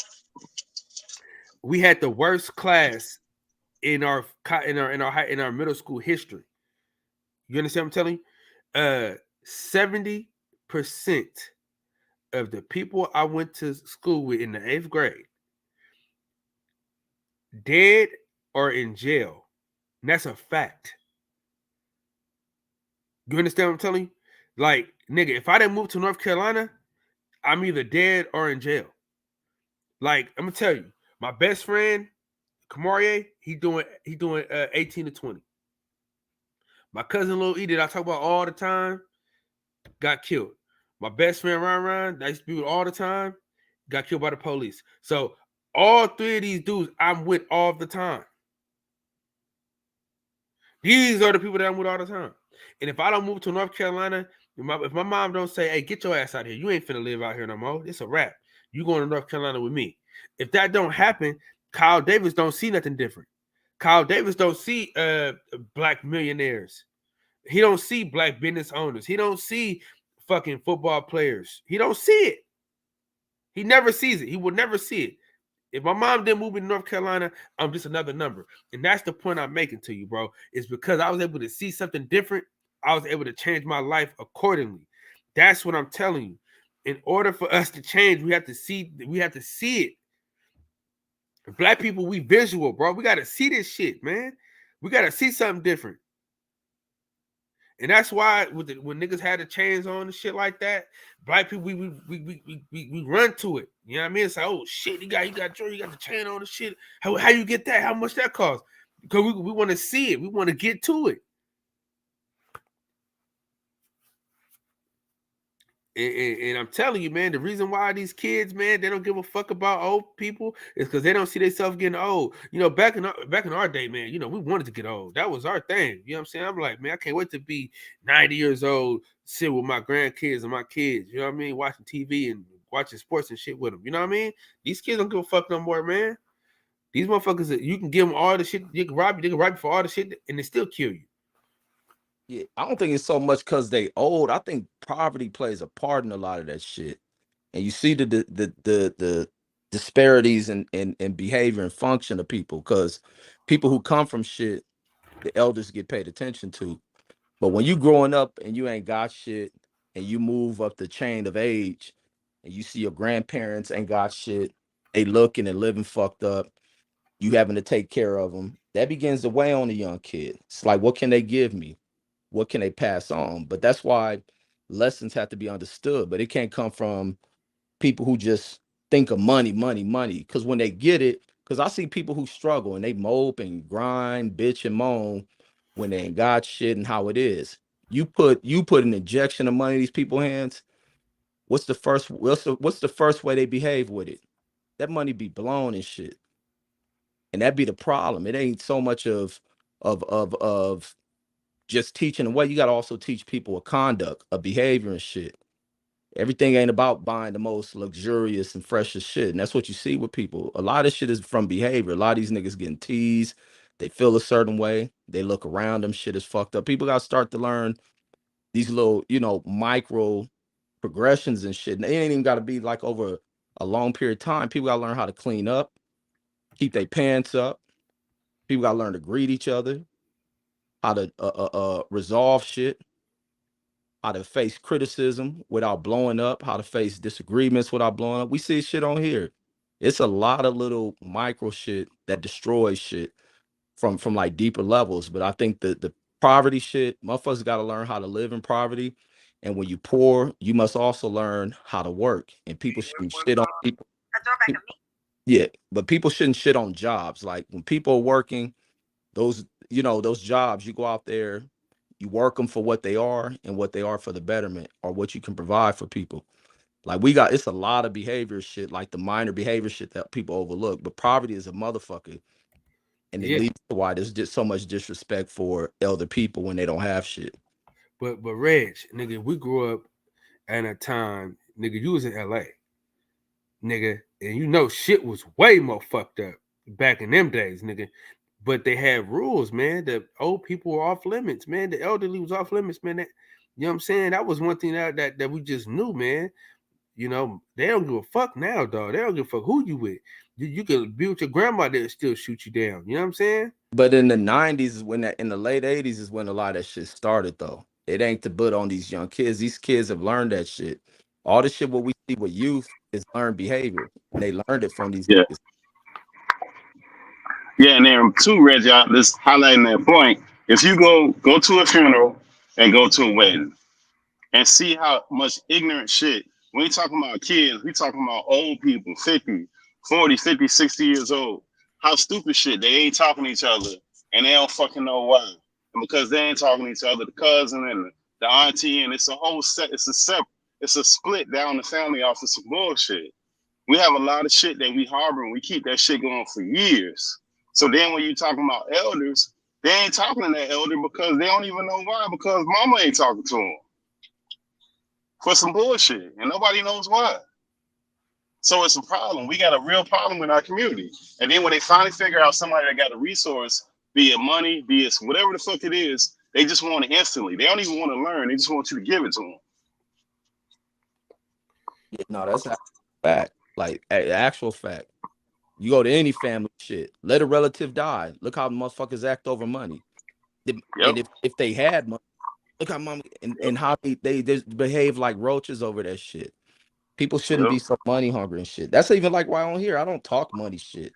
I don't talk money shit with people. Then I hear the ignorance talk. I don't talk down. I don't give a fuck if a nigga gotta go out there and clean bathrooms. Go out there and get this shit. You gotta work and go and get this shit. Get a benefit. Get your kids some medical, regardless of where the fuck you at. But it's always black people be on here, you a bum, you this and that, highlighting that shit. Ain't none of these niggas, I put it like this, even when niggas talk about numbers or size of channels, look, nigga, you ain't got 1 million subs, don't talk number shits. You ain't pulling 1 million, billion views, don't talk number shit. Same thing for niggas with money. You ain't a billionaire around this motherfucker. Don't talk millionaire shit. Keep that shit to yourself. Enjoy the lamps of luxury. Enjoy life. Like, other than that, it adds to no progression. Like, you shit on people's dreams, and I understood that. Like, how you shit on people, shit on their dreams, and you become a victim to these niggas. There's nothing worse than shooting down the pride of a motherfucker. Like, even when I'm talking about people, I can say fucked up shit. But it's like I said, I do it for a reason, but I'm wrong as fuck for that shit. And I know I'm wrong for it. But Reg, it don't, like, at some point, I think at some point, everybody got aspirations to do different things. We all got different aspirations. And shit happen in life, different circumstances that we aren't prepared for some of it. I think a lot of it is adversity, how we deal with that adversity and how we come up out of that shit. Because everybody got a story of some fucked up shit happening that they have to overcome. A lot of times when you look at these situations that people are coming out of, the support system ain't there because the family's fucked up. So there ain't no support system. If you can't talk to your mama, daddy, brother, sister, then outside of that, most people ain't got no real support system when they were growing up. That's a lot of people. Some people, rare cases, they have cousins and they might have aunties, but that's not the norm right about now. That's just not what it is in our communities, unfortunately. Yep. And I remember, man, it used to be this thing like where you talk about the community where people used to ask me to go do like become a teacher or do like the what they have, the like motivation, like a mentor type shit in like the neighborhood we come from. The one thing you used to always push me to resist that shit is what I used to always say about where you teach these kids and you provide them with so much information and then they got to go to these ignorant, fucked up households and all that shit goes out the window. And it's like, man, like you saying, more of what we look at the development of these kids, the real development is in these fucking adults because they're the ones that destroy these fucking kids. It's a lot of the adults. And like I say, everything we watch with these kids is a reflection of these older motherfuckers. Like these old people, older than I talk about like grandmothers, people are grandmothers, they probably fuck their kids up because you got to think they were younger back then. And the people who kind of in my age group, we look at the grandmothers from now, look at or even up, probably fucked up kids. Always a reflection of the generation before. But I think the crucial thing about now, like here in the conversation, is people all across like the scope of shit have realized the fucking damage they have seen as they get older and they see what these younger doing. Like, you gotta change imagery that's around motherfuckers, because kids gonna become what they see. Like, we used to see fucked up shit. Point, like, in the point, like, before, you didn't see even hustling motherfuckers and do certain shit around kids, but quickly you watch all off and niggas doing some of the illest shit in front of kids, and you pick up on. That's why so many kids turn to drugs. You seeing niggas looked up to, smoked out and shit, or adults will hide that shit or go into social clubs and do that shit. Now motherfuckers is doing that shit right in front of kids. Well, I mean, and then too, like, the other part of that, no matter what people are trying to get, a lot of that stuff is just lessons that people have learned, and they don't even realize it's the fucked up lessons that we learn. Like, all the aggression and all the violence that's learned behavior. You know, like you said, we're talking about the conflict resolution, where the fighting and all that nonsense, that shit don't work if you get your dream job and you go in a corporate environment. They're gonna fire your ass and possibly arrest your ass and ban you from the fucking property and let everybody else know that you can't do it. And you don't even have to put your hands on nobody. You flip a table over and curse somebody out, they can call that workplace violence. So, like, the rules are different in the environment of being an adult than they are for a child. And there's a huge leap from being a child, from being an adult. And a lot of kids aren't prepared for that because they get fucked up information, because we're giving them fucked up information and we're not carrying it. And if you relate it back to sports, where a lot of us put all that energy into all this sports shit, and the one or two that finally make it, when they come back to the little Pop Warner or the little high school game, they're not coaching. They just showing up to get their celebrity status and leave and get the props and walk around like they the man and leave. They're not contributing like that. So the give back is not really there. I'm not saying that they're required to do it. It's just not there. It's not there on a lot of different levels. So we can't be requiring people to do stuff that we're not personally doing. Big up for Cal for saying what he's doing, and for anybody else who's doing what he's saying.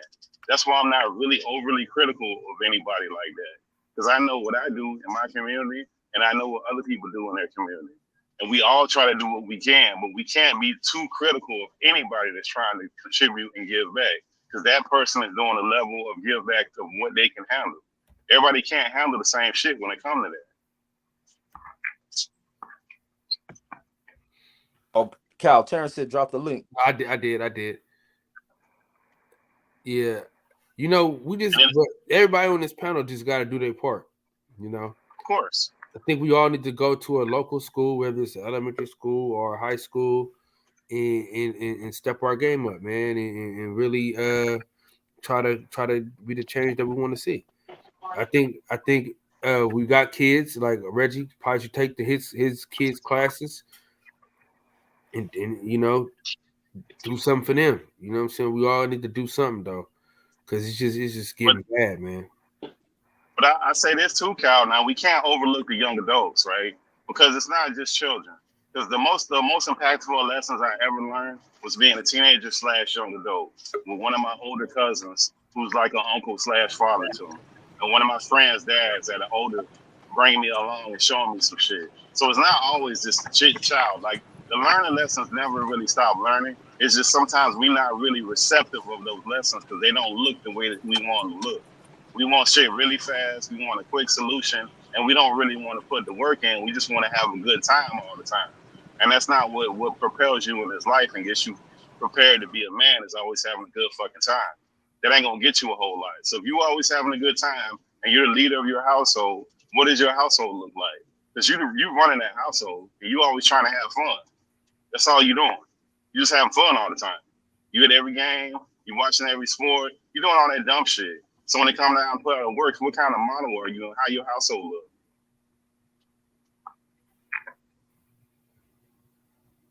You know, you're absolutely right. And that's even like with my babies. Like, I even introduced them to shit. Like, that's the one thing I refuse is to bring ignorant shit to them. Like I say, even my kids, when it comes to what they view as the depiction of black people, they don't see negative imagery. They don't think poorly of black people because I don't present that to them. And I would never. Will they see it? Yeah, people of all races come with negative baggage and shit. But you have to elevate and teach them further shit. And even with the school that they go to, they have the opportunity of going to a great school. Don't create toxic environments. That's the other thing that affects these kids. A lot of kids come from very toxic fucking environments, and parents have to be mindful of that shit.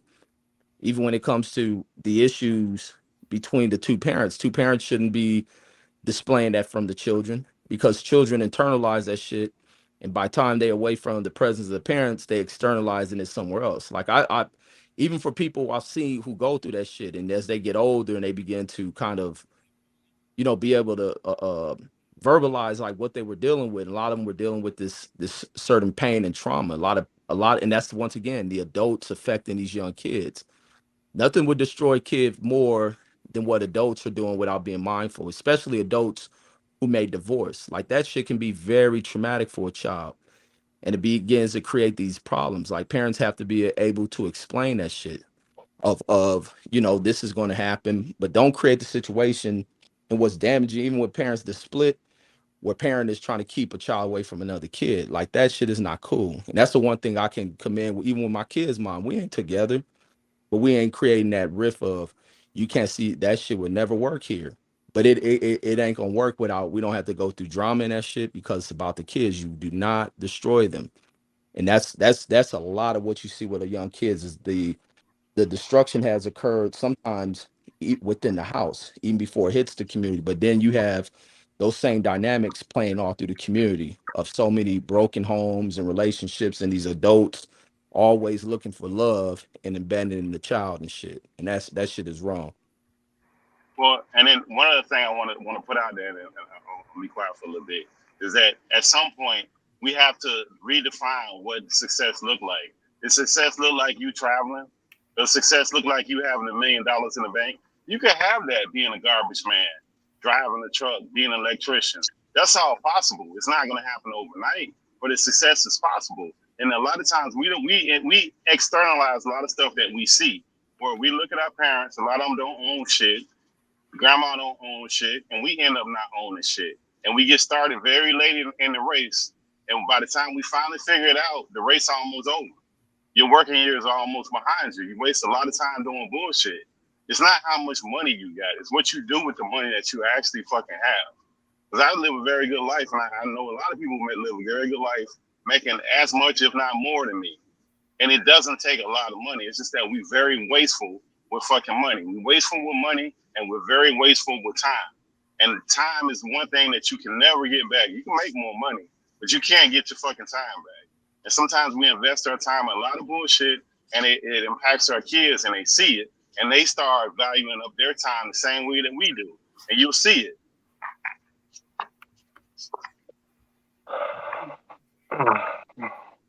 Terrence Picasso, what's popping? Hey, what's going on, brother? What's going on, everybody? What's going on, Picasso? How y'all doing? Pretty Cool, good. Carl, Reggie, my God. I got a Everybody piece else I out want to there. give y'all, but I'm gonna wait for everybody.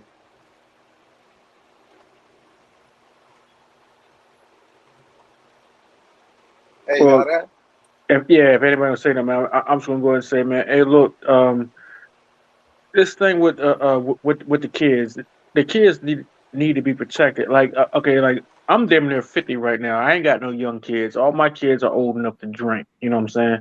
If I had young kids right now, I'd be afraid to let them watch TV or anything right now, because what's going on TV and also the kind of shit is basically influencing these kids in some unnatural ways. If I wouldn't let none of my kids look at anything that got anything to do with Dwayne Wade and Gabrielle Union. That's for damn sure. There's a whole lot of dumb shit going on. I mean, personally, I'm only 47 years old, so I'm still pretty young. I'm middle aged. I'm not what you would call old. I mean, I guess depending on what your age group is, but I'm not what you would call old. I don't have any grandkids. When I just 20 years ago. No, I'm not gonna say 20 years ago. 10 years ago, this crap right now, what we talked about right now, was unheard of. what we're dealing with right now. 10 years ago, this was unheard of. I remember when I first got my CDL license, prior to 9/11. You could go to Atlanta, and they still had that Southern hospitality thing going on, and like, shoot, by what, 2005, if you wasn't rolling on Dubs or 24s, you couldn't get no rap. Everything changed so daggone fast. Like everything went to hell real fast. I mean, I'm not understanding how. Well, what I'm trying to figure out is what is the catalyst for all this stuff in our community? Because it's not happening in nobody else's community. It's happening just in our community, where all the bullshit is happening, where everything is going to hell in a handbasket. Real quick, I'm talking about socially. You got San Francisco and Atlanta and Rehoboth Beach, Delaware. I mean, yo, it's crazy as hell. I don't know if any of y'all are located in any of these places, especially Rehoboth Beach.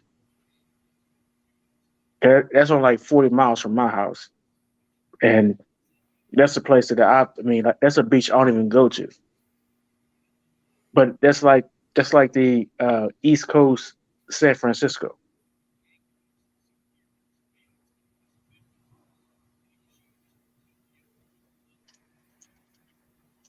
But that gay shit ain't the biggest problem in our communities, man. No, It's about it's not. kids being killed and shit. These kids not having opportunities to feel free where they can go. Yeah, well, it's one of the big reasons. I'll tell you why. Because go and look at the stats for the abortions and the Plan B shit in our community. Go and look at the stats for that bullshit with the damn motherfuckers doing the what we call it, the sexual reassignment bullshit. That's a goddamn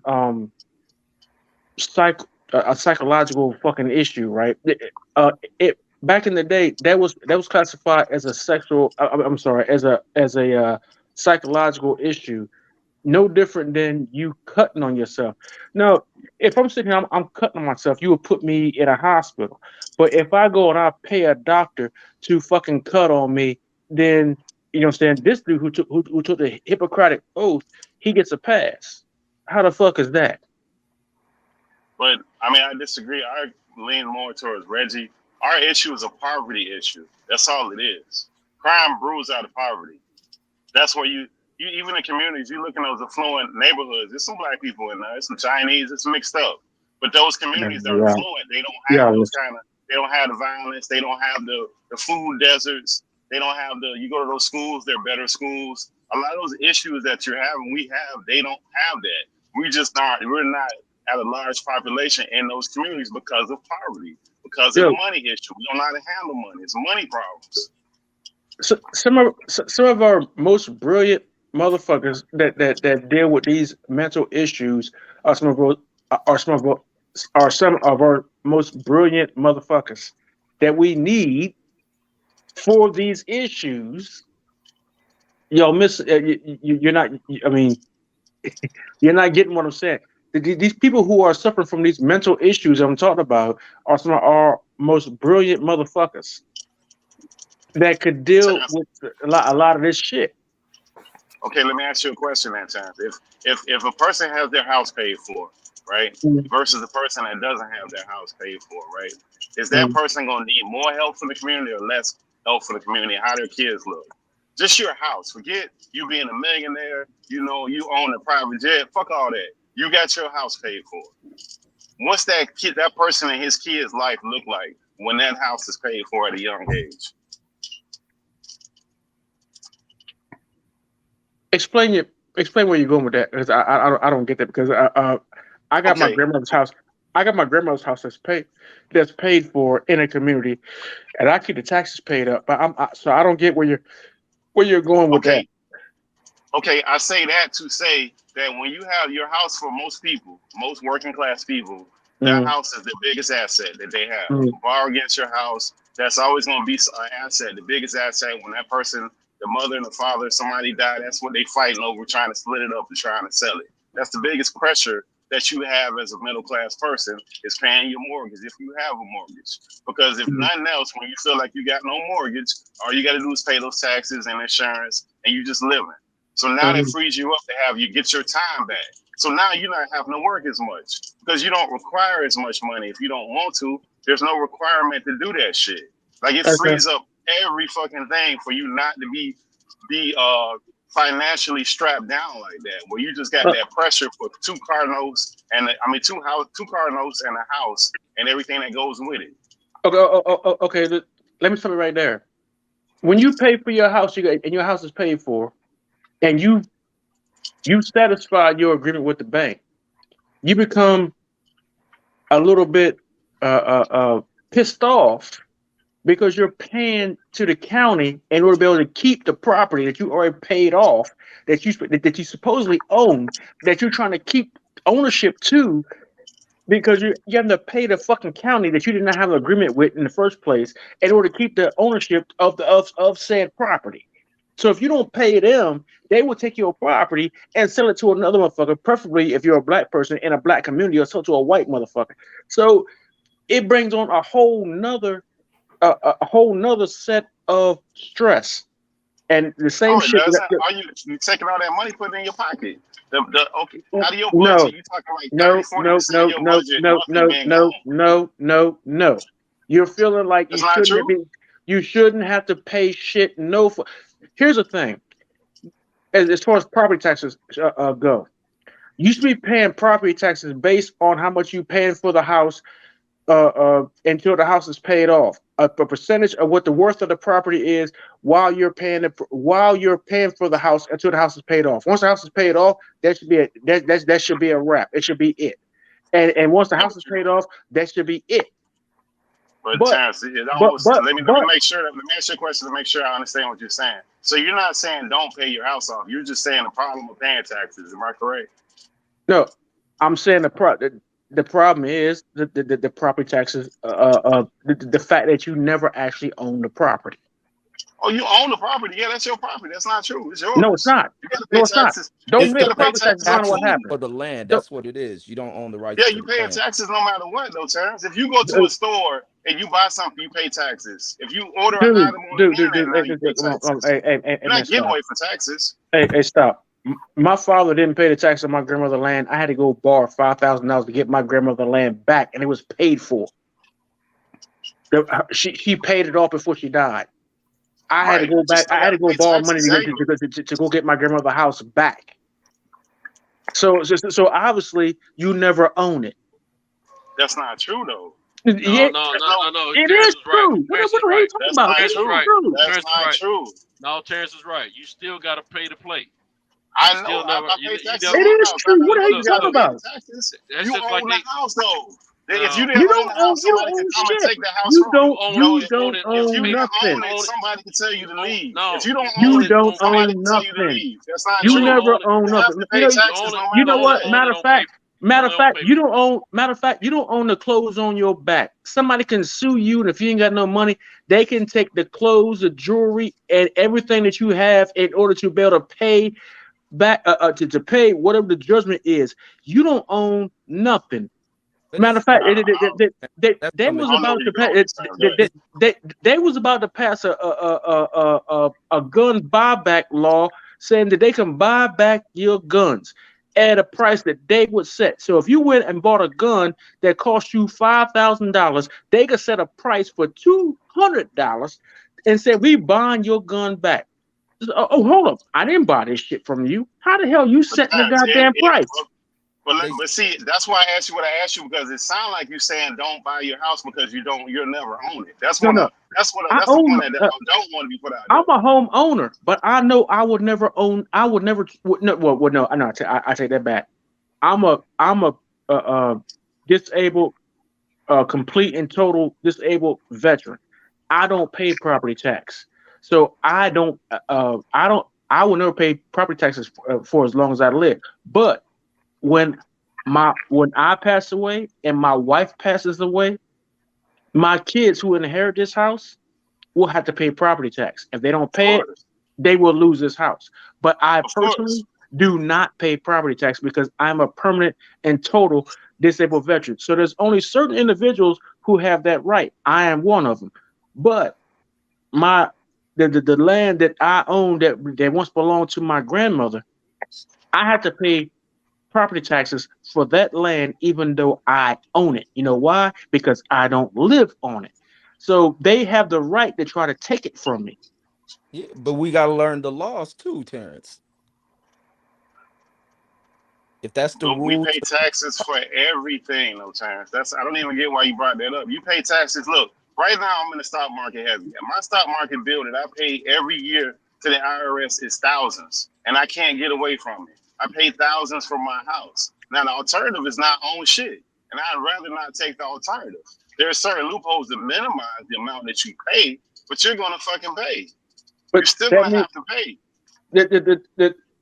The gist of the thing is that even though you paid off the bank, you don't own the land.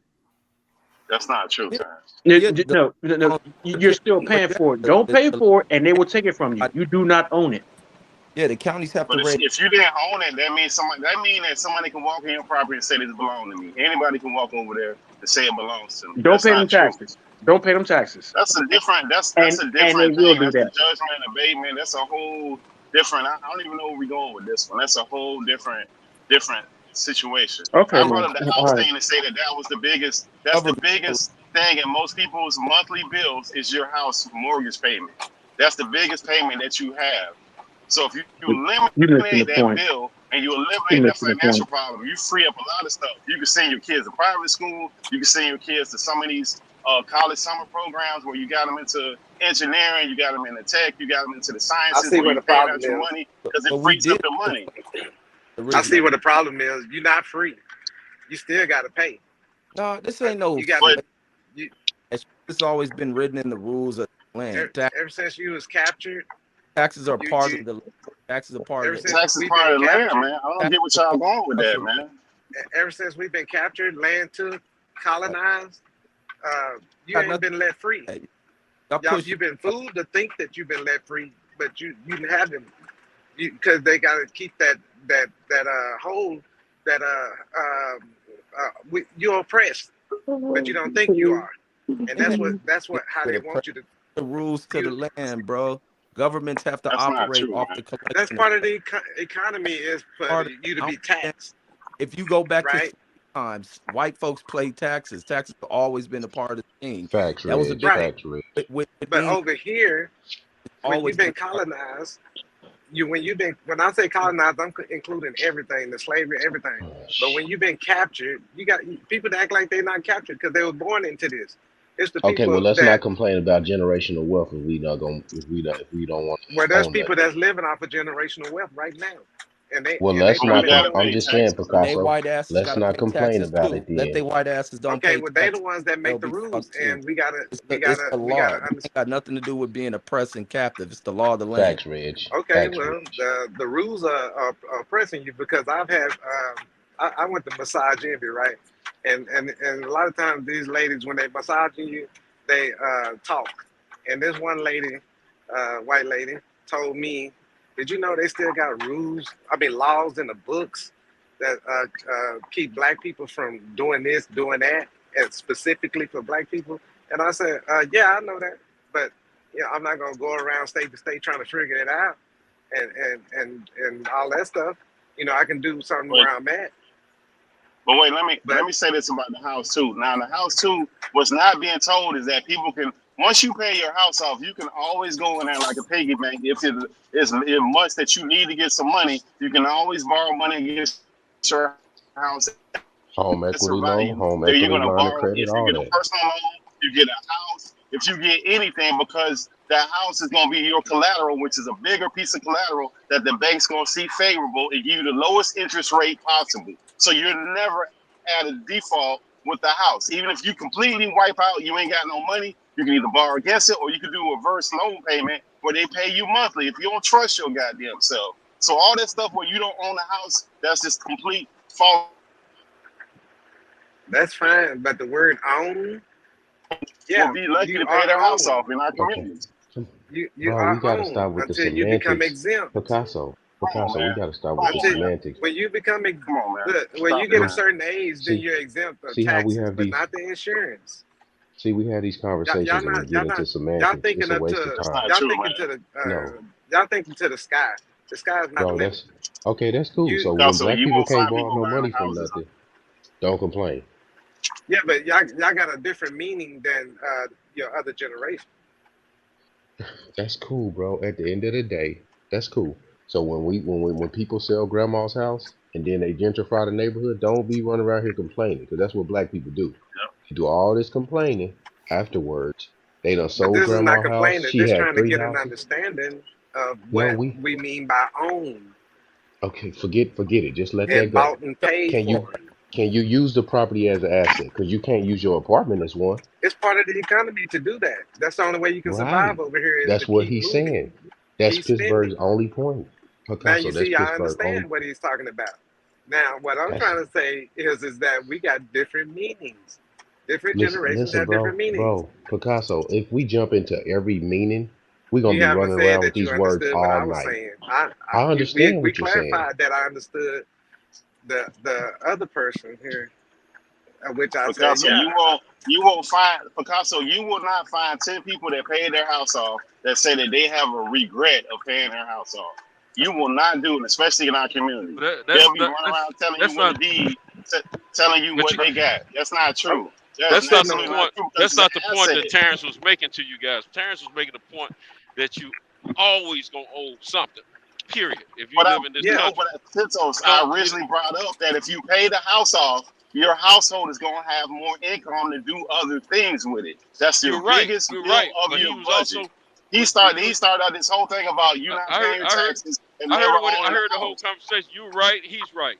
And the reason I say that because you on paper we own the houses, and yes, on paper we pay it off. But even not on paper, you still got to pay the taxes unless you are a exempt tax-paying person like himself. Other than that, you got to pay. You got to pay to play. Yeah, that's just country. That's the American way. Centos, everybody knows that. Car insurance and don't complain about it. We buy car insurance and don't complain about it one day. You pay every year to get new tags on your car, no matter what state you're in. Some states and call it property tax, and some states call it, just renewal of tax. So you got to pay to play regardless. If you want to drive in this country, you got to pay to play. If you want to live in this country on said property, you got to pay to play. And yes, like Terrence said, if these white folks want to come take it, they can take it. That's why they have eminent domain and all that kind of stuff. But it ain't that. They can take it. Yeah, it's not. They can't just take. They're gonna pay you. No. Don't pay the tax. Don't pay the They tax. can take it. Don't They pay can the take tax. it. And let them deem your property as eminent domain. See what happens. And they can pay you less than market price through eminent domain. They're paying you for it, though, Terrence. Right? They're not just taking it. You said taking it. They're paying you for it. See how this conversation went nowhere fast about nothing. If you're not getting the full value of what the market is on your property, and they make it easy for themselves to get it from you at a cheaper price, then what's the difference? They rob you. But the difference was that I brought that up in the context of saving money monthly in your budget. And now we done went to all these different places about something that shouldn't have even been there. The point is that he's trying to point out the reality of what's going on. You were right about the ownership, what you're saying. But he also letting you know you got to pay to play in this country, and he's right. Everybody know that. What Terrence is trying to say, let's not forget the reality of the whole situation. They give us words to describe what these situations are. But the reality is, if I want that, nigga, I'm taking that. And that's not true, Santoso, man. That's so far from the truth, man. It's not a black That's thing. not true, man. Look, there's whole websites out there right now where you can go and you can actually look at tax properties where people have not paid their taxes, and you Yep, can it actually go is. It is. That's true. Right. and you That's can not what we're saying. and you We're can not go That's saying not that. what we're talking and you about, can try to Terrence. take them properties. God.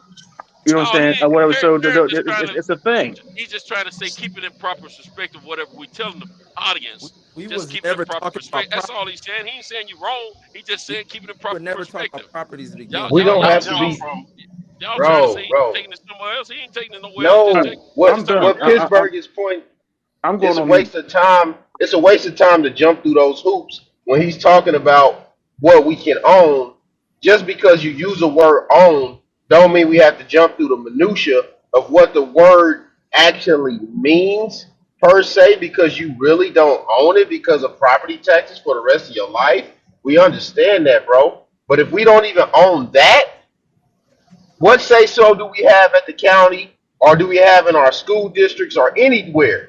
Because most black people that rent are suffering from inflation right now. My neighborhood, when I bought my house and my mortgage was about $1,000 a month. My neighborhood rents for $2,000. That's the part that you can control because of when you get into it. Yeah, so don't buy no Pay house for it. then, no Centos. Based on the logic is what This he the talking thing. about. This, Don't buy no house. let me tell you what the true ownership is. The true ownership is the loan itself. You own that. And when you pay it off, that's what you've paid off. And you still have a partnership with the county and the state in which you reside in when it comes to that real estate. But let's talk And if about they the don't other like, Santos. that is true. If they don't like what you're doing about paying in as far as the dues, which are taxes, okay, you miss it again. I got to have that.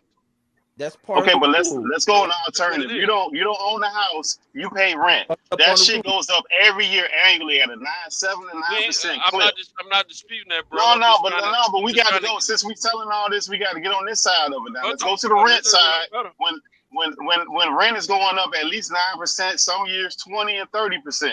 So we don't own shit. That's the side we own. And you truly never have anything to leverage. You never have anything to own. I was paying Your budget $1,500 a month rent. I paid $900 a month mortgage. I was paying $1,500 a month rent. I paid $900 a month mortgage. Exactly. So when we That's what we're saying. That's what our whole point is, bro. So that's why we saying like we need to lock in buying stuff at certain rates. So over time, you're able to curb the inflation on what you're paying for your housing.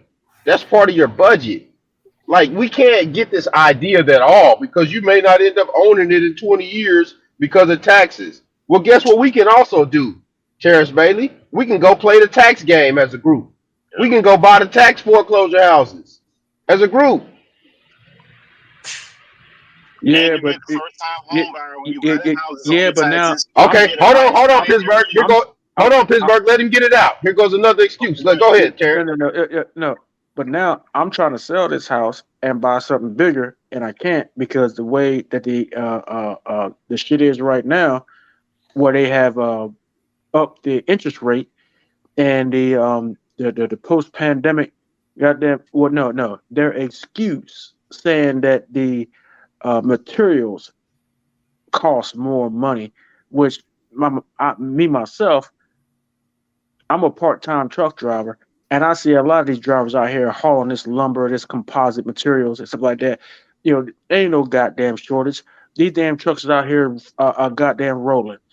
And so these motherfuckers is manipulating the goddamn market in order to try to up the prices. And I got 4 acres of family land that I can use, that all I got to do is clear it out and put up another house and sell this one I'm in. Yeah, but if it's a shortage, that's only for now. We got to understand the way the market. There's no shortage. It is, but that's the way the market's played. It is a shortage. We truck drivers. We driving the trucks. It's a shortage. Man, even when they play we see all that shit on the trucks, man. Ain't no damn shortage. There's a shortage in certain cities. You go in your store and try to find some wheat bread. Go in your store tomorrow and try to find some wheat bread. No. I mean building material. Hey, Reg, your stream is breaking up real bad, Reg. It ain't coming all the way through good. Oh, it's not? Is it the Now it is. You good now. Go ahead. There you go. Go ahead. probably why. But this the thing with the shortages shit. This the other what we talking about where black niggas gotta learn the game. When they talking about shortages, that's the way the market's moving. They want to set prices because of what they forecast. So therefore, they ain't producing the lumber in the volume they did it. They're gonna raise the price to offset that shit. They know construction companies have kind of rolled back with how many houses they're gonna build. So of course they're gonna do that. But at some point, the market gets to where they start pushing the supply chain. There's a lot of supply in it. The demand, these prices are pushed down when they process the shit. You just got to hold off. Sometimes you got to tighten up the damn pocketbook. Other times it's cheaper and you pay for it. Like in this time with what's going on, people have to tighten up for the roller coaster ride. Like this ain't no game to target black folks. Black folks feel that shit. You got to understand the game, how to play it. Like but go ahead. I'm sorry. Go ahead. Yeah, no, go ahead. Yeah, what I was going to say, the interest rate is not about a shortage. The interest rate has this present time that has nothing. No, that has nothing to do with the shortage. That's the Federal Reserve trying to curb the demand. They can't stop people from making shit with the supply, so they can curb the demand by making shit cost more money. And they're going to increase it, which I think next on the 14th. Jerome Powell is coming out again, and he's gonna tell you how much they're gonna raise interest rates again for this one. It could be 0.5%, it could be 75, but it's going up because they're trying to curb demand. That's less of a supply chain issue, and the more of them curbing demand by making the price of shit go up. So it's not all the way true. Hey, Chintos, ain't you a manager of a trucking company or some shit? No, I got my own little thing. Yeah, I feel what you're saying, Terrence. Go ahead and say what you're gonna say, and then I'll come in on that. No. I looked at your profile. Somebody said something about you was a manager or some shit.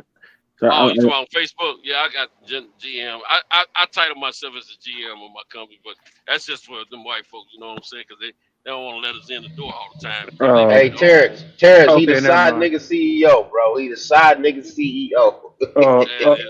Okay, never mind then. Goddamn. Well, you know different than me. I was an owner operator. You know what I'm saying? Had 4 trucks. I was the owner operator. Had 4 trucks in the industry, man. And I can just tell you, a lot of these big companies, man, like Swift, Snyder, JB Hunt, all these motherfuckers, man, they basically fucking run the industry. These flatbed companies, all that stuff, man. See, this is why the trucking company, the trucking industry can't get forward, because you cannot corral any of these truckers in order for a consensus to get one agenda done against the DOT, because these big companies run the whole goddamn thing. Sure do. If a bunch of owner operators need, okay, I put it like this: if Swift, JB Hunt, and Snyder can go out here and take a bunch of loads for $70. 70 cents a mile, because they operate on volume, where the owner operator, which is somebody like myself, who only has 4 trucks, needs to go out here, and I need to run on damn near $2 a mile. They're gonna get the load over top of me, and then when the legislation is done, who you think the government is going to listen to? They're not going to listen to me. Exactly, you're 100% right. They're going to listen. They're going to listen to that corn-fed Bama ass motherfucker over there that has 1,000 trucks or whatnot, and then the drivers are going to complain later because they have a high turnover rate. Absolutely. You know, they can't keep no drivers. These are the same ones that have truck driving schools. You know what? You want to have truck driving schools because they want to bring in dummies. Right. They want to bring in people who don't know nothing about trucking. You come in and what's your lifespan in trucking? a year and a half, and then you're out of here. But they bring you in like a damn meat grinder, and then you're out of here because the DOT is sitting there. The Department of Transportation. Every state has a Department of Transportation branch with the state police department, and they are sitting there waiting on you, and you are nothing but a something for revenue. Right. Their job is to piggyback off what you're saying, Terrence. Their job is to regulate owner operators and keep them at a minimum in this business. And they're in cahoots with the government, which controls the FMCSA and DOT. No, and they're also it ain't in that. cahoots with the insurance companies to run these fees up high as they No. It ain't. Why you blocking his wisdom? Let him kick his shit. And then No. It ain't that, Santos. No. I'm gonna say it's owner operator. It ain't that. They is trying to get your money. They are the federal government is using truck drivers as a personal piggy bank. The state of Connecticut is about to pass a law to put on all the truck driving companies a 14 cents a mile regulation. If you come into Connecticut, it's 14 cents a mile. I won't be there then. But what I was saying, the same thing you said, except in a different way. They got everything you do as an owner operator is a cost here, a cost there, a cost here, a cost there, and they do that to make it. You got to be running a certain amount of volume of loads in order to afford to stay in this business, or you got to minimize how much you roll. And there's a lot of right now. The biggest talk amongst truckers, social media wise, is about a lot of truckers having to have to leave the business, as far as owner operators that is, having to have to leave the business because they can't afford to stay in it. We got fuel prices to compete with. We got low rates on loads, low mileage rates on loads, and I'm like Terrence. There's not a real shortage out here. They got the cargo. They're suppressing it and letting it out a little bit at a time, and that way you as consumers and ourselves as consumers have to pay more money for these items, and they're just not letting it come out. It's just like any other business. I mean, they're not letting it, if it's a high amount of inventory or high amount of product of any type, there's going to be a demand to sell it, to turn it fast. If there's a low amount of it, there's a low demand to turn it fast, so you can turn the prices up. Yeah, but Santos, the prices don't reflect today's supply though. The prices that you're looking at do not reflect today's supply, because California is banning owner operators out of the state of California. Did y'all know that? But wait a minute, all that stuff that you're talking California about is banning owner operators out of the state of California. I heard about that. California is banning owner operators. If you own your own truck and you're in California, if you don't lease on to an established company, you have to leave the state of California. That's what y'all governor doing. But wait, let me say this: like all the commodities that you're talking about, the wheat, the corn, the oil, all that stuff is traded publicly on the stock market, and all that shit is forward leaning. So if you see a price of a oil barrel that's going up, that's not for today. That's for 3 months from now. If you see a price of a wheat going down, that's not for today. That's 3 months from now. So if you're looking at volume coming in, that's not for today, because that's not the inventory that they're selling right now. That's the problem. That's when we're getting this thing confused there. Hey, y'all. The commodities and the way they roll this shit is not the same. So, Kyle went to go get some butt. Hey, can I say this? Yeah, in this day and age, you gotta say pussy, man. Hey, can I say this right here? Nah, he be eating ass. So, it was some years ago. I tried to go to a high school. I think that was what I was talking about earlier. giving back or going reaching back and taking care of the kids or something like that. I tried to go back to the high school and teach the wrestling class, and I did it for like 2 years, but they brought me in as a substitute teacher under the ones that were already there, and the ones that were already there were like some weirdos, and they didn't even know anything about wrestling.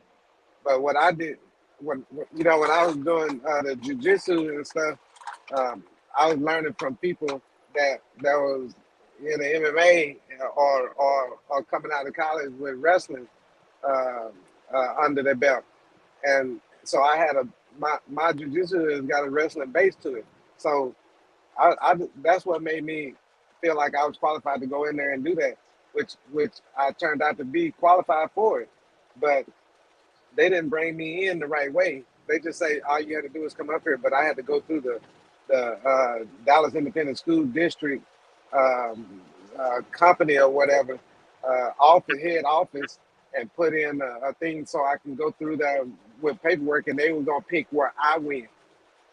So in this case right here, instead of me doing that, I went directly to the place where I graduated from, which was South Cliff High School.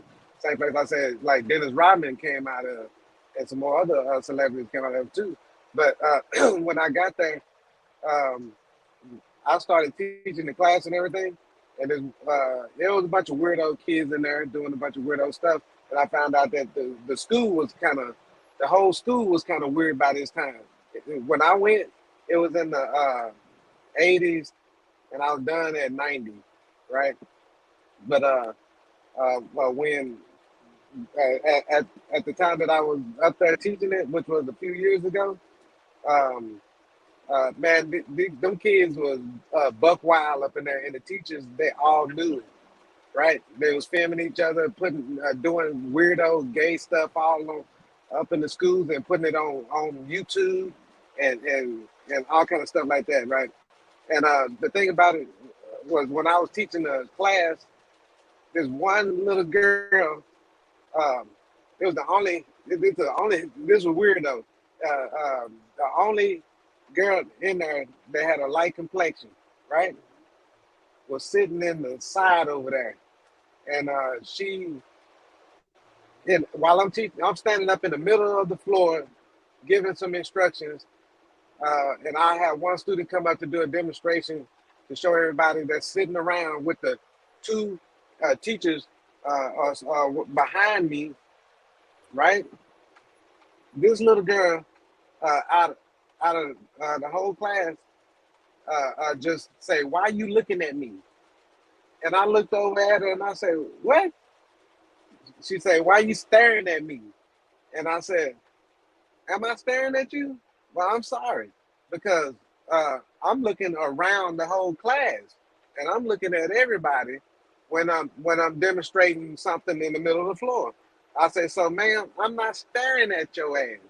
And I told the teacher behind me, if I'm staring at her and there's a problem, let me know, you know. So I blew it off.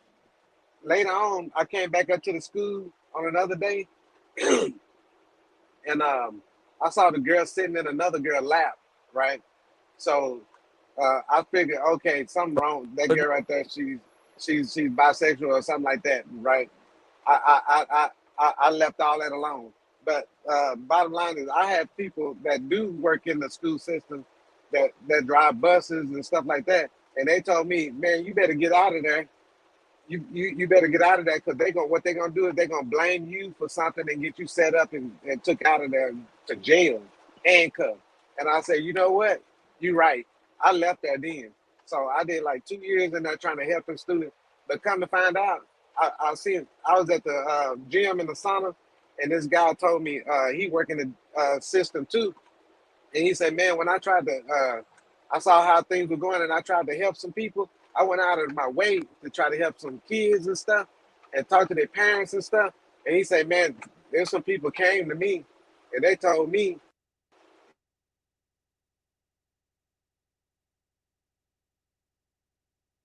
What happened? Come on, man. What? Yeah. The crazy fucking Yeah, story. they cut his phone off because they told him not to talk about that no more. What was the moral of that fucking story, Picasso? Come on, man. Go back to where you left off at. Come on, bro. Okay, somebody had called me and messed me up. The guy had said that some people came to him and told him that if he keep trying to help them kids, then they were gonna get him out of there. So he had to straighten up and fly right because all that woke me up, and I said, "Oh, okay, they still putting in that pipeline to prison because I was in it too." I didn't go straight to my high school, Southern Cliff High School. They had basically shipped us off to a school they made up. They took this mall and and they blocked the windows or whatever, and they put students in there. They had like 900 students in there, and they was trying to fill it up with more. Now you got a whole nother school over there, Southern Cliff High School, and they wasn't nothing but like 2 miles apart. But this school over here, they was trying to get all the students over here were acting bad and everything. They didn't care. So what they was trying to do was get these kids right here to mess up and go to prison. And that's what they were doing. They was getting shot, killed, robbing and stealing. They even went to Southern Cliff and harassing the players over there. And that was my school that I was going to. So that's true, that prison the pipeline, and they actually, and the system is real. That's what I want to say. Period. I'm done.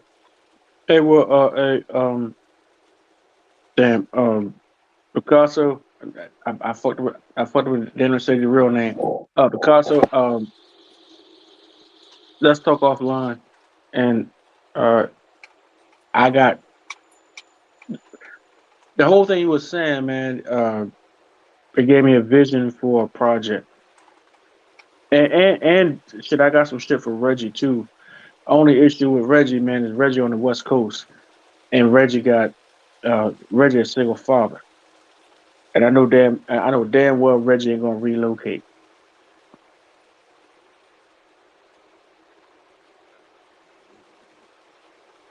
I got you. But Picasso, man, call me. Not tonight. Not tonight. I got you. Tomorrow night. Yeah, I've been working on something for a minute, so yeah, we'll talk.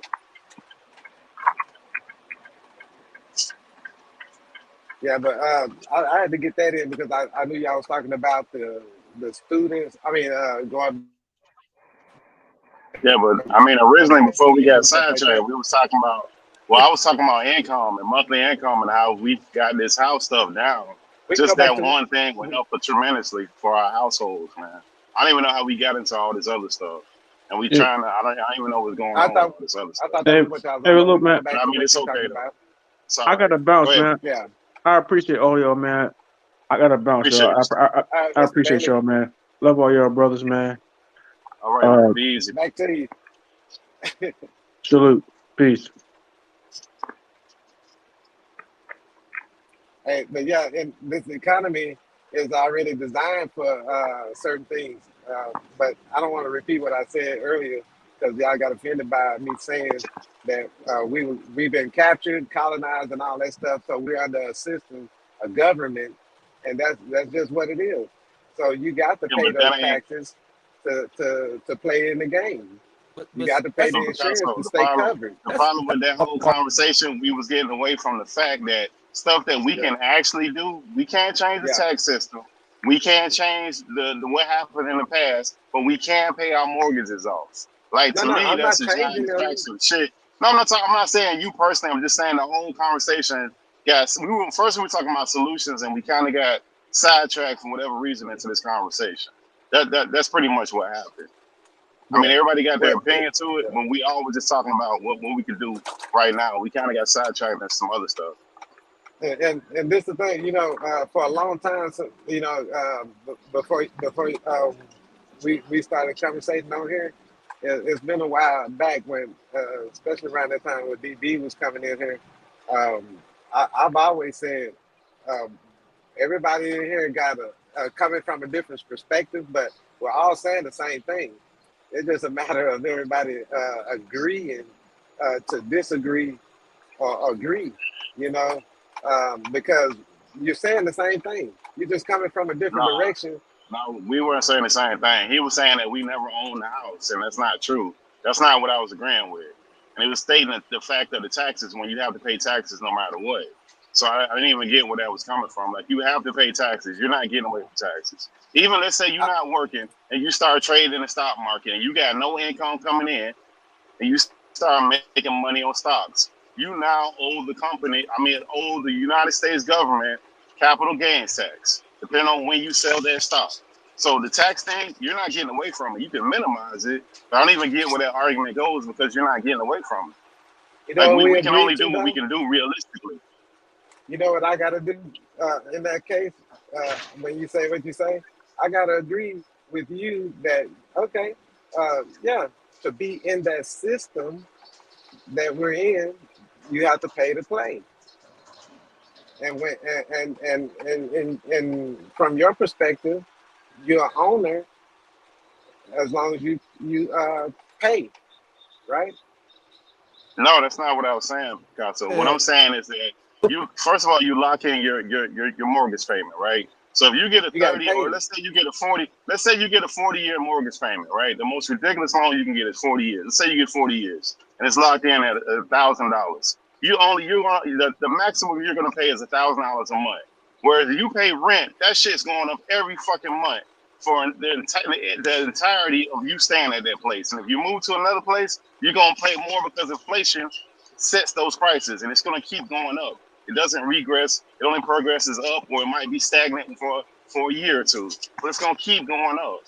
And then the I problem with agree. rent is when you leave that place, at best you get your security deposit. But some I kind of way agree. with those rents, most of the time when you get ready to leave, that landlord gonna find something that you did wrong to take that security deposit back. They're not trying to give you But that fucking money back. So basically, all isn't your the money bottom that you line? pay for rent, you just pissed all that in the wind. You got none of that back. When you Isn't sell your house, at isn't your best you bottom get your money back. your At the bottom line worst is you case got to scenario, pay? you get your money back. And the bottom line is, back to where I said earlier, if you don't pay, then you're not in it. You can't have it. You don't own it. But if you pay the money, then you can own it. Nah, but then think of it like this, Picasso. People will give you so much resistance with houses, but when it comes to a car, man, Negroes ain't got no problem paying whatever they want to pay for a car. Because it's a flat car and they got all the features they want, and they don't have no problem paying that monthly bill and paying that insurance. They could be over $1,000 a month. Some of these fools paying more money for their cars than they are for their mortgage or their rent, and they got no problem with it. But then you I get all got this you. other stuff about taxes and all this other stuff. See, Pittsburgh, I don't think anyone's saying that you're not right in what you're saying. And it is, yes, it is better to buy the home. Not think anyone's refuting that. But we're just trying to, Hold up. You trying to breaking make sure up. people You breaking up. understand Can you that hear me, you Picasso? still got to pay. Yeah, I'm here. Okay, repeat that again. Repeat that again, Santos. I can't start over. Yeah, go ahead. Say it again. I don't hear anyone going against what you're saying about it's better to pay for a mortgage than to be a renter. It's always better to pay for a mortgage than to be a renter. You got better opportunities and more doors open to you, all that good stuff. But what we're trying to say in addition to that, we want people to understand who don't know that you still, even after you pay that mortgage off, you still got to pay something to live there, wherever there is. You still got to pay something. It's called property taxes.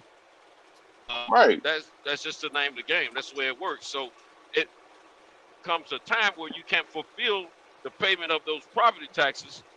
The government can come in because no matter how we slice it, it's still a partnership with the local government about the land ownership between you and that government. That's a partnership.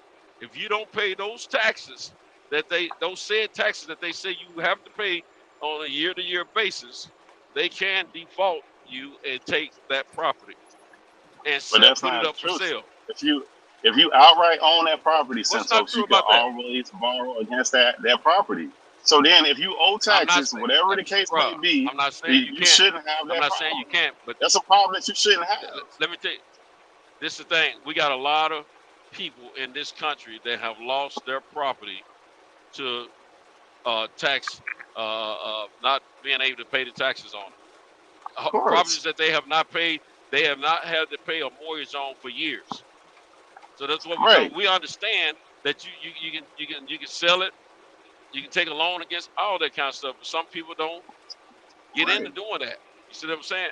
But what we're saying, they But that's still what I'm have. saying. That's why I'm saying that. That's why I'm saying that. The government still has that ability. They still have that within the law books that if you don't pay said taxes on said property, after a certain amount of time, after a certain amount of taxes have built up, they can come in and take over that. Yes, So but that should never happen. And you have the ability to borrow It against shouldn't your happen, property. but it does Yes, happen a lot. Yes, that's what I'm saying. What I'm saying, you have the So you ability agree? to borrow against that house. You have ability to get a reverse mortgage. You have the ability to do a lot of different things with that property when you own that property outright. That's just the ignorance that goes on with taxes and property and all of that stuff. That's a whole nother ball of wax. But I So don't you want agree? to. It's coming off like it's the way it's coming off to me. This is just me. Is that it's an obstacle for you not to buy the house? That's why I didn't want. That's why I'm saying the way. No one was saying that. You the only one understood that part because none of us understood that part. We will understand that Well, that's just me. That you can own. You can own the property on paper, and you by paying off that mortgage, but you still got to answer to that government if you don't pay those taxes. That's all we were saying. We're not saying that there's no that it's not a good thing to buy a house. No one said that. No one ever said that. I'm in the chat listening. Keep rolling. No, Yeah, hey, Rich. He jumped out. I wanted to say something. He jumped off. I thought it Jumped off. was I a listened to his difference show in the earlier. meaning of I ownership, listened to his but show it's earlier. not. Yeah, I thought it was a difference in the ownership, but between everybody, but it's not. It's the same thing. We agree. And Okay, that's well, what that's I was my trying fault. to say. If I misunderstood, that's my fault. No, that's the way I took it. That's why I said what I said. Because I didn't want. That's how I Yeah. took it. That it was like being spoken of like it's an obstacle with not saying it. That's why I was talking about the cars and all that. Because we pay taxes for everything. We don't seem to have a problem with that. That's not even spoken of. No, this country is pay to play. Pay to play. Yeah, you You pay don't get taxes on nothing free. everything. Cars, houses. Hell, you get on the plane and fly somewhere, you paying taxes. You rent a car, everything you paying taxes on. You go buy something at the grocery store. Now you order shit online, you paying taxes. You pay taxes for everything, man. You know, there was a time where Pay it taxes was on the money different. that you earn. Yeah, Yeah. it You're was not getting away different from at one taxes. point.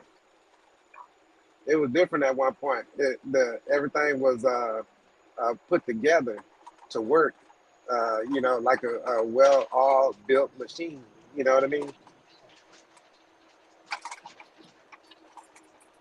But I mean, even the tax thing, depending on what you're doing and who you're dealing with, you can minimize it, but you can't really get away from it. And that tax game, them three alphabets right there, that's not something you can get away from.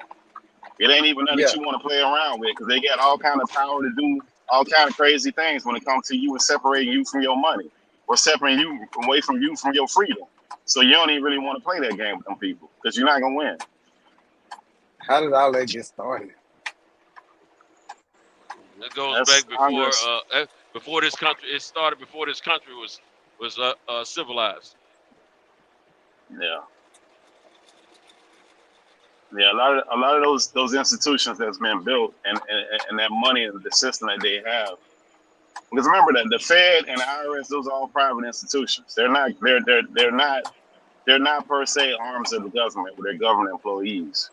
That's a whole nother conversation that's get real wide with it. But it's not You know, something you can avoid, even if it's true or not. You can't get away from it. have y'all ever seen a swap meet? Yeah, Say it swap again? meet, flea market, same thing. Yeah, flea market, swap meet. Yeah, Yeah. or even a neighborhood where everybody, when they show up at church, they bring something, and then they swap it out right there at the church. They do that in Virginia over there, and you know, in them little small towns. But they still do it over there. I mean, but yeah, I think that it all came. I mean, you know, if you go past these taxes and all of the stuff like that, it started out back then, before it was, you know, a bunch of stuff that you see today that come together to make this system work like it's working today. You know, back then you could do something to own your property. You know, and to stay there, you was probably working and growing crops, doing your part of the system back then that created a whole tribe, right? So everybody in that tribe had a part. The hunters would go out and hunt and bring back the buffalo and whatever, and then the women would be there. They'd get every part of that buffalo and use it to make dishes and tools and bow and arrows and everything, and they were swapping it all out with each other, right? That was one type of ownership that I was talking about, where you couldn't see that you were being taxed and everything. Nowadays, they putting it on paper, or else if you didn't put it on paper, it would be piracy, right? Yeah, you talk the barter system. Yeah, that's a different system. We don't run off that. Hey, Santos, let me ask you about that T.O., man. What you think about that fight to bring back a little boxing? What you think about that T.O. fight with him fighting that you know anything about that dude he fighting? Yeah. Pedraza, is he fighting? Who is he fighting? I forgot who he's fighting. Is it Sander? I can't think of the guy's name. That's right. Yeah. That's right. He was gonna fight Pedraza, then they got this guy, Sandor. Sandor Martin. He beat Mikey Garcia. Yeah, he pretty decent. Yeah, all right. I almost thought you were talking about Terrell Owens. Mikey Garcia got a different style versus Tio. So Teofimo may his style may be a little much for Sandor Martin, Martin Sandor, whichever way his name is. I would like to see how it's gonna work out between those two styles in the ring. However, I'll be at the Crawford fight Saturday, so I'll have to watch that fight on my phone. Is that Saturday fight too? Or is it Sunday? Is most of them on Saturday? Oh, I don't know. Both of them? I know Crawford is on Saturday. Yeah, Crawford Saturday, but I mean the T.O. and them fight, that Top Rank, is that a Saturday card too? I think it's this weekend. Usually I don't know if it's Saturday or Sunday. Yeah, but I mean, T.O., I'm glad he back fighting. I don't like all that bullshit he did when he lost with the whole my neck and, you know, I could have died and all that foolishness. That was nonsense, but I think he's good for boxing because he's a good promoter. So he's good at hyping up fights. So all that other shit him and his daddy be doing is a bunch of nonsense, man. He came up with some illness that he had that ain't nobody ever, that when you look into the illness that he had, like ESPN even covered from him. They wrote an article. Huh? No, I'm saying the ESPN even covered for that dude and wrote some article saying that they got some doctor saying he had some kind of medical condition. And when you look at the medical condition, he's talking about it's some air between the chest or something. And diagnosis or the symptoms prescribed a remedy for it would be 3 to 15 days of bed rest, no surgery, no none of that shit. Like, man, these dudes need to stop, man. You just got your butt whooped. Yeah. Pittsburgh. At first I thought I was talking about T.O. Terrell Owens when they had him on TikTok knocking somebody out. But the T.O. The boxer, he was did a TikTok where this bodybuilder punched him in his chest or whatever with a glove on, right? And that was kind of stupid for him to do. And then all that stuff that he was building an excuse because he probably knew that he couldn't beat Kambosos, but he had those belts and he didn't want to give them to Devin. And so he was doing some big circus Yeah, act. he was He trying to already get away from him. admitted. He already Yeah. admitted that he didn't He want should have ran it back with Devin. Kambosa. He should have did the rematch. When he lost that fight, he should have ran it back with Kambosa. That's what he should have did. He never called for that Prior fight to again. that, He never called for that fight again. prior to that, he already knew that he was trying to sabotage Devin because him, Lomo, and whoever else was trying to avoid Devin because they knew Devin was gonna do what Devin's doing now. You see what I'm saying? And now they got to go to Devin, and they don't want to do that. You see what I'm Nah, saying? they ain't talking about that. Yeah, they ain't talking about that. They ain't talking about that. And they mad But at they Devin don't want to Haney go that daddy. route. Yeah, they mad at Devin Haney daddy now because he been making the rounds of H Money and the rest of these people YouTube But stuff. no, And some I'm of the talking about things they he been don't want to saying. fight Devin for those belts. Oh no, I yeah, ain't you're worried right. about Ace You're Money and correct. everybody. They don't You're want to get them correct. But belts from Devin. Now that they got to no, get but I them don't belts from Devin, they got to outbox. Well, they got to outfight. They got to outdo whatever Devin does. They got to outdo it, and they can't do it. They already telling you in their actions because there ain't nobody like legitimately coming out saying they want to fight Devin. If they was, then they would be out there no, but that's what.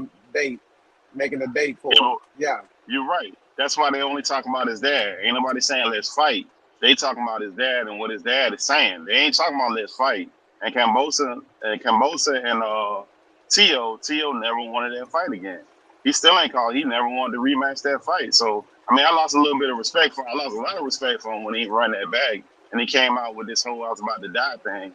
That's almost like Keith Thurman with all them crazy excuses he had. Where he got in a car accident and he this, he that. He had like 1,000 excuses why he can't make fights. The same kind of foolishness. Mm-hmm. Well, you know, he had already, like I said, he was already trying to get a built-in excuse, but he Yeah. admitted on TV that he say, Devin, you already you don't know it, but you're not gonna get a chance at this. You're not gonna get a chance at that. That's some stuff that Bud is saying about Spence right now. That he need to either pay him more or something. Or he don't know what it feels like to be undisputed, and he won't it, but he's not gonna get a chance and all that cock blocking shit. I hate the fuck out of cock blockers. You know what I'm saying? People that's like a crab in a barrel to me. I'm always trying to give somebody the opportunity to get somewhere. You see what I'm saying? I don't want to. I'm gonna help the people around me because I don't want nobody coming around me saying that they need this and they need that. I want somebody coming around me that got it, or we built it up or something. Like if you, matter of fact, when I'm in the gym, when I was in the gym, and this is a true story. When I was in the gym, I didn't care if somebody knew all my tricks that I did to beat them. I would actually show the guy that I'm working with how to beat me. So when that guy got good, better than me, it made me better. You see what I'm saying?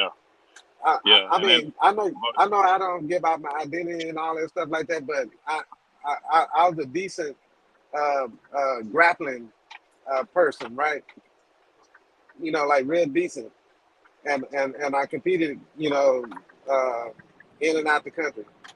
Not often, but I did it just to get the experience and stuff. So, and at a high level, right? So I didn't go to the Abu Dhabi or nothing like that. I'm a truck driver, so basically that was my hobby.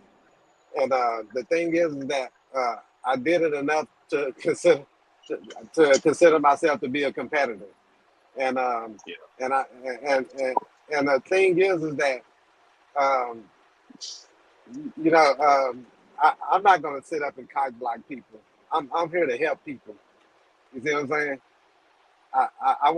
I got my instructor certification and stuff like that because I wanted to help people, and I got to get paid to do it because if you don't, then why are you doing something that you can't support yourself off of?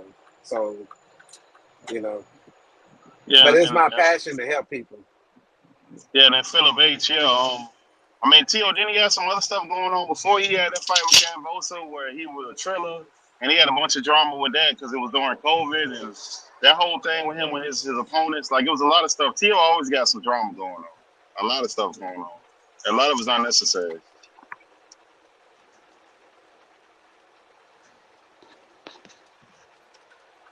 Yeah. That Tio is making excuses.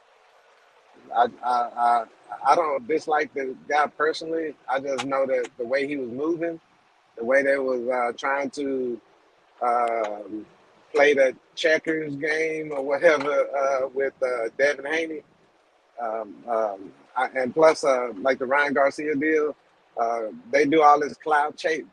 Different people just doing all this cloud chasing and all this. And I'm looking at the bigger picture.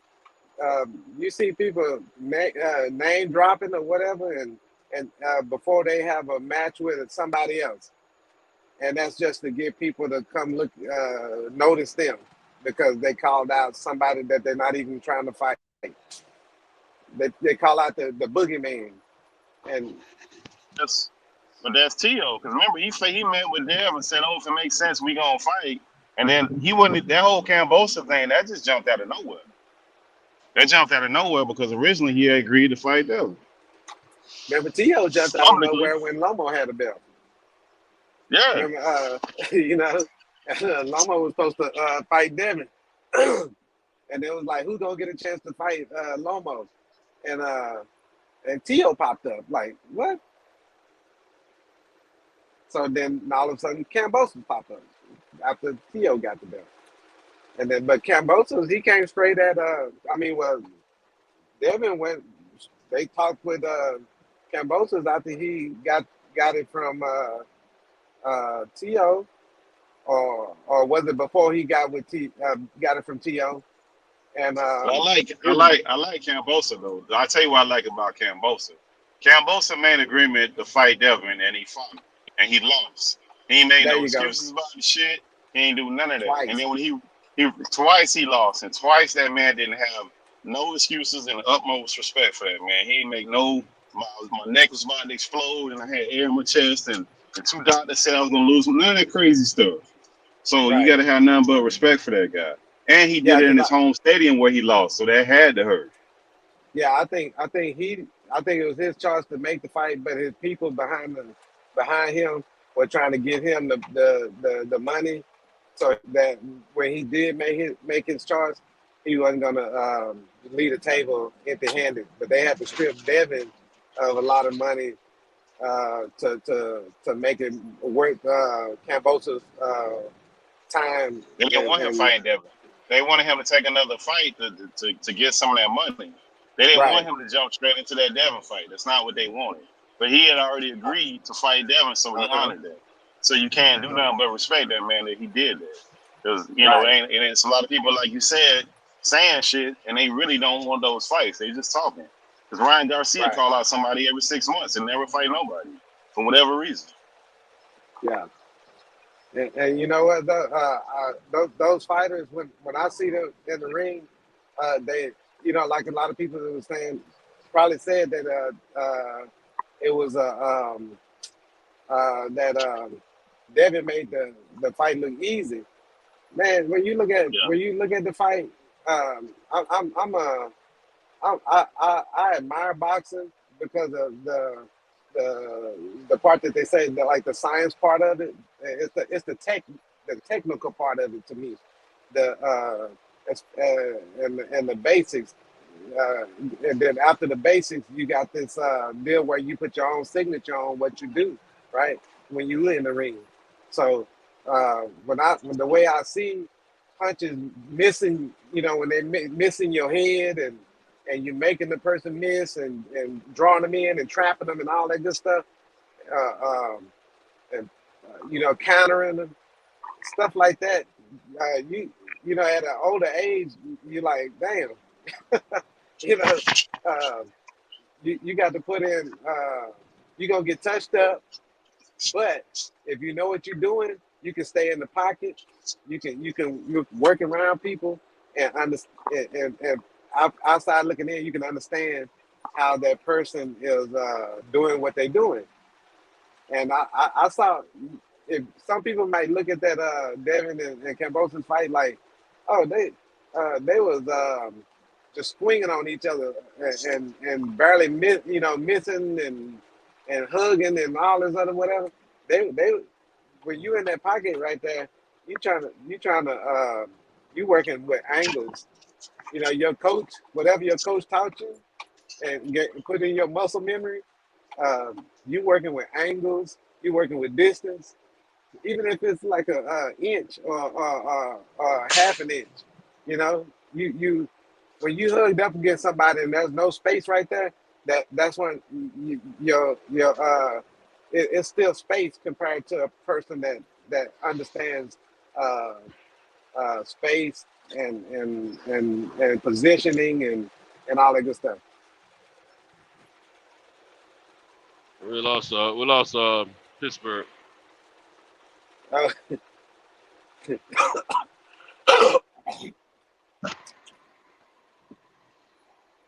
Yeah.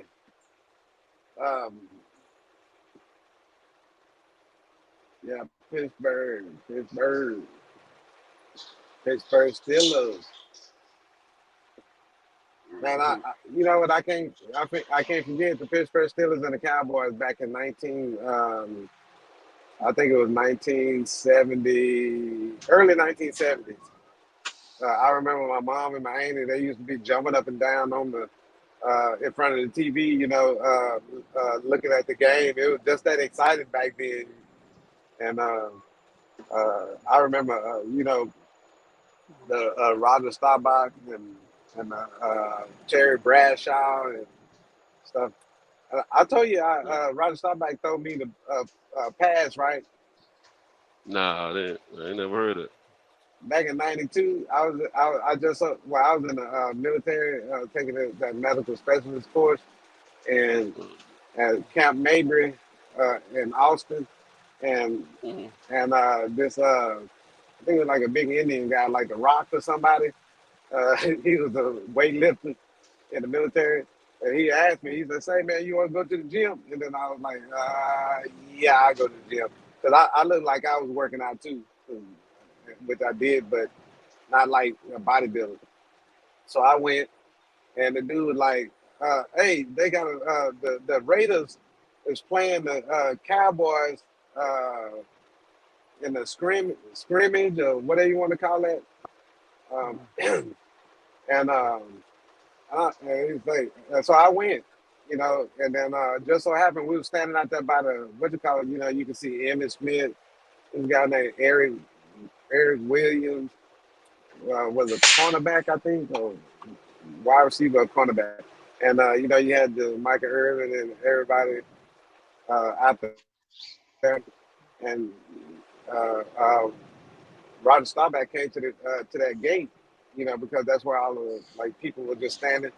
And old boy gave me the football. And he said, "Hey man, give it to him. Sign it. Get this ball signed." And I said, "All right."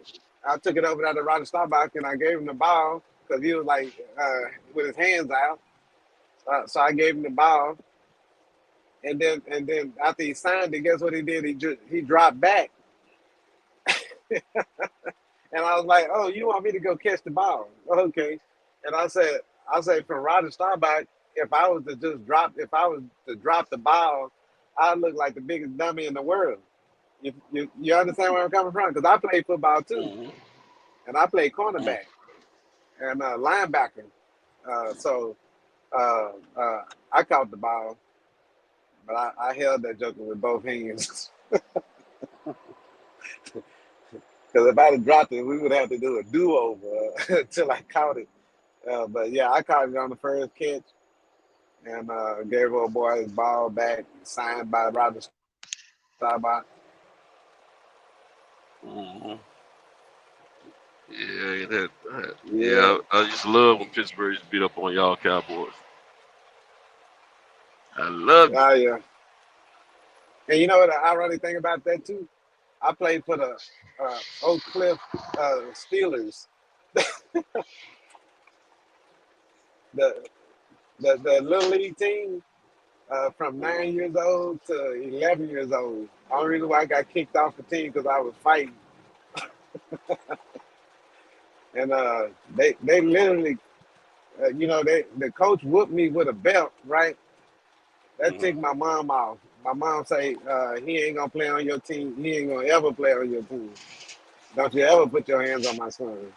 Da, da, da, da, da. My mom had a gun in her hand at the door at the time, and she was looking at me, and when I walked in the door, and she said, "What's wrong with you?" So, we was riding back in the rain it was a cold night, and they put you on the back of a pickup truck in the rain when they drop you off at the house. We didn't have no ride or nothing. We was a single parent. My dad, he was out wherever he was, separated with my mom and all that good stuff. So my uncles were the ones that were at the park, and they let it go down like that. But I didn't do anything wrong, to be honest with you. The guy was he didn't want me to, how you can bump somebody on the line.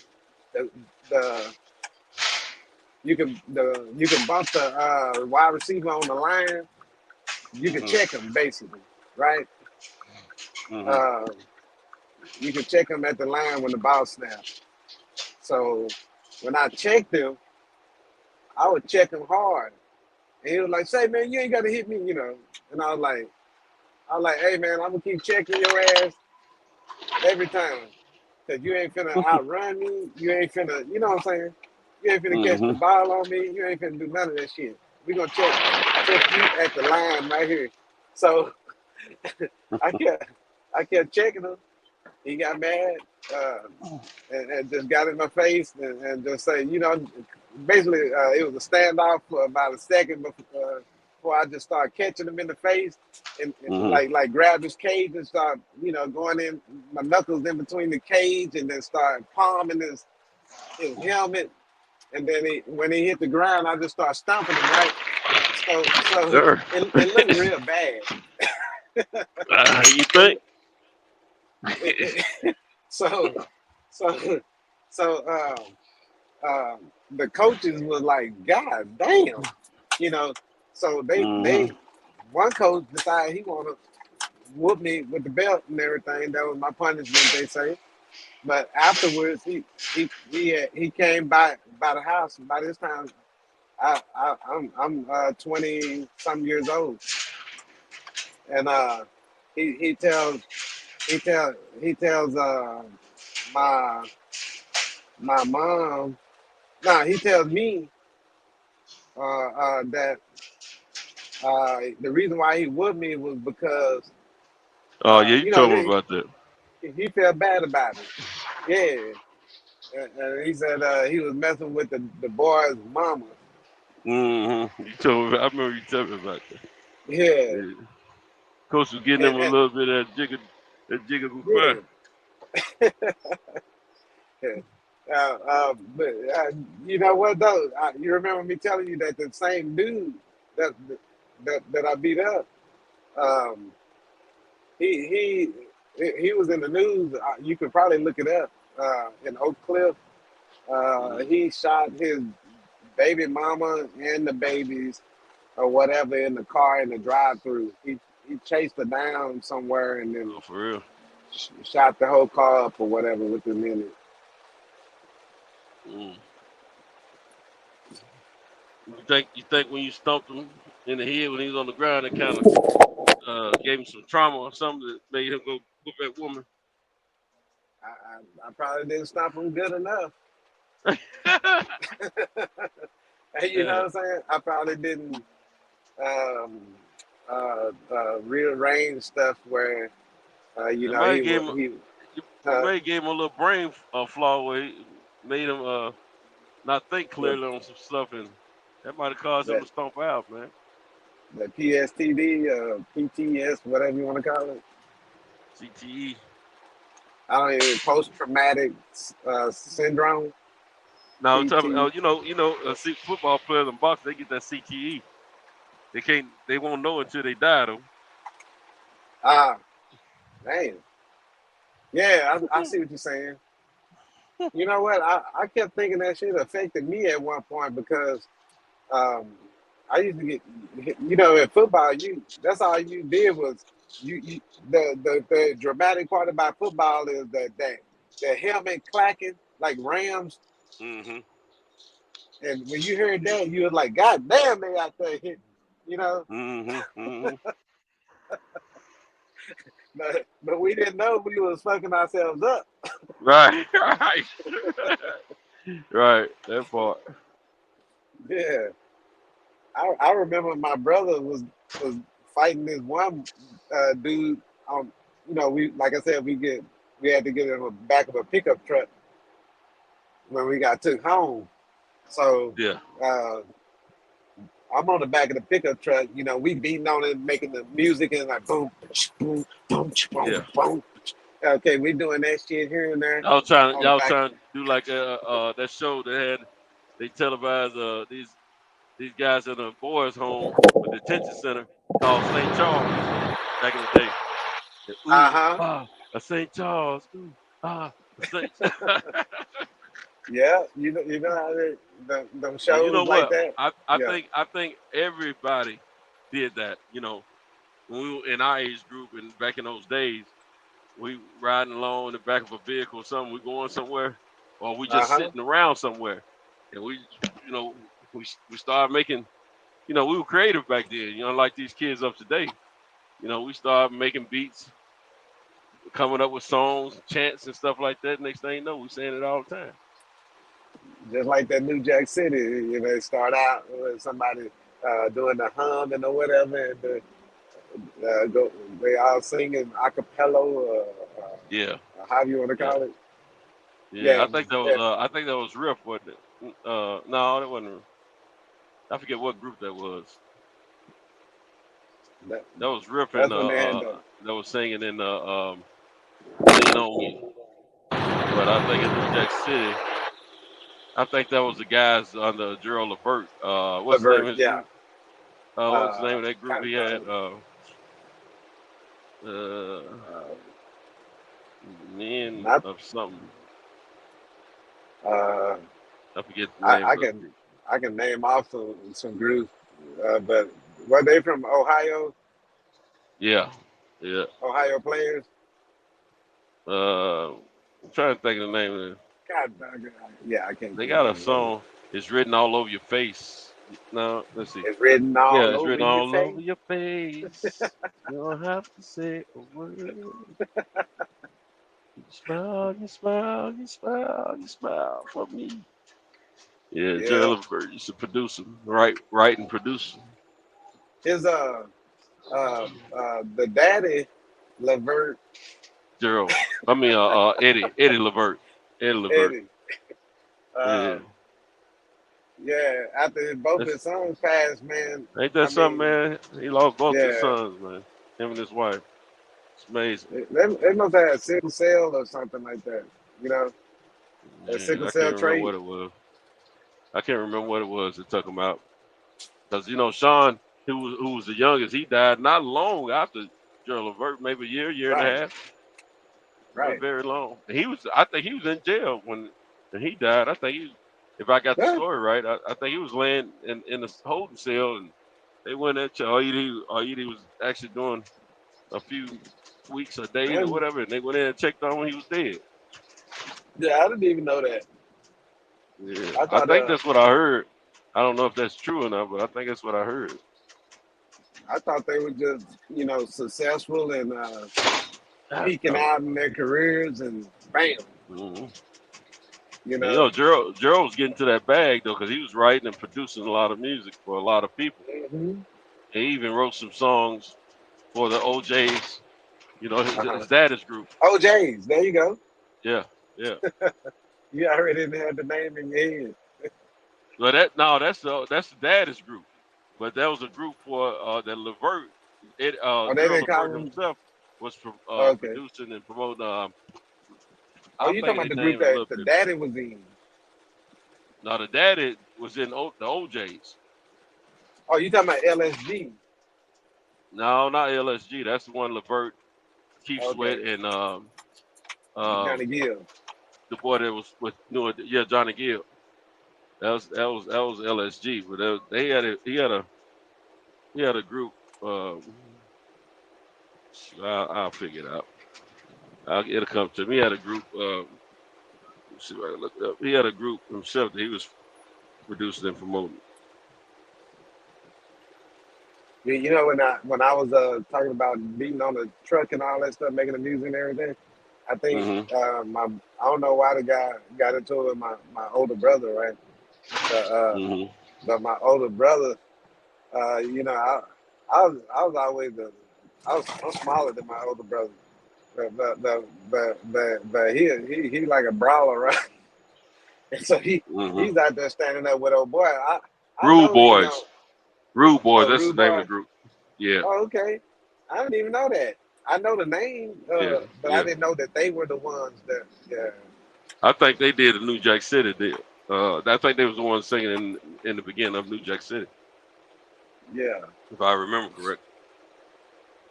I keep that in mind because I didn't even know that was the name of the group. Rude Boy. But since check this out. While my brother was standing there next to the truck with old boy, I'm sitting in the back of the truck, just listening to them going at it, right? Like they're gonna fuck each other up, right? Right. Yeah. I got this dumb quack duck helmet cage, right? You know what I'm talking about? That's what they gave me. Yeah. They was treating me like a water bar. Dumb Yeah. helmet. Oh, okay. Yeah. They was treating me like water bar. That duck bill, that little 2 bars up in the front. Yeah. I didn't have the 1 bar like the kicker. I had the 2. Yeah. So Yeah. 2 bars. I'm listening to them over there talking shit, and this is what I'm trying to tell you about that CTE shit. So I get aggravated, but that's my brother.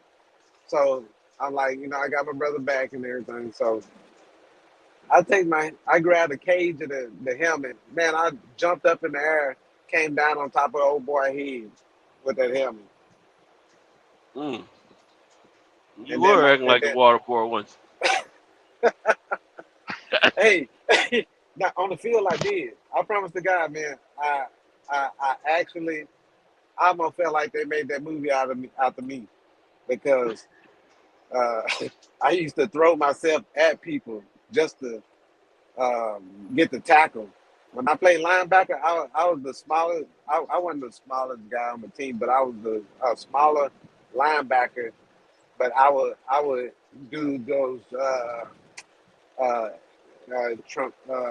want to say that some exciting hits on the field, and I didn't care if I was spearing people with my helmet. I didn't give a damn, and I was just a little kid. I started at 9 years old when I started playing. I did 10, played when I was 10, played when I was 11. And that was the last year I played when I was 11. I didn't even play in junior high. I didn't even play, like I said earlier, they shipped me off to this high school that they built on the side. So, because they was expecting a lot of black kids in the neighborhood, like the one I was in, they were expecting for us to go to prison, either jail, prison, or die, or something like that. You could tell that they was expecting that because they were separating everybody. You go here, you go there, and dang. Shout out to Philip H. He hanging out with us, man. I just checked the chat, man. He's following everything we talking about. Appreciate that. Oh, okay. Yeah. Yeah, man. It's a lot of pipeline, to prison situations and programs they have set up throughout the nation in various communities for the underprivileged and at risk and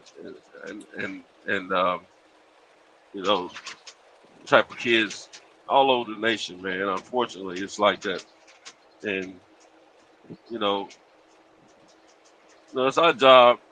It's our job as we're elders to these younger men and women that are coming up and communities that where the people mostly favor us. It's our job to educate and influence and tell them, things to help them get through this program. That these different and various situations of survival and these programs they've set in place for our people to deal with when they become of age. And these roads are ragged or something. And so unfortunately, we don't have enough of us doing that.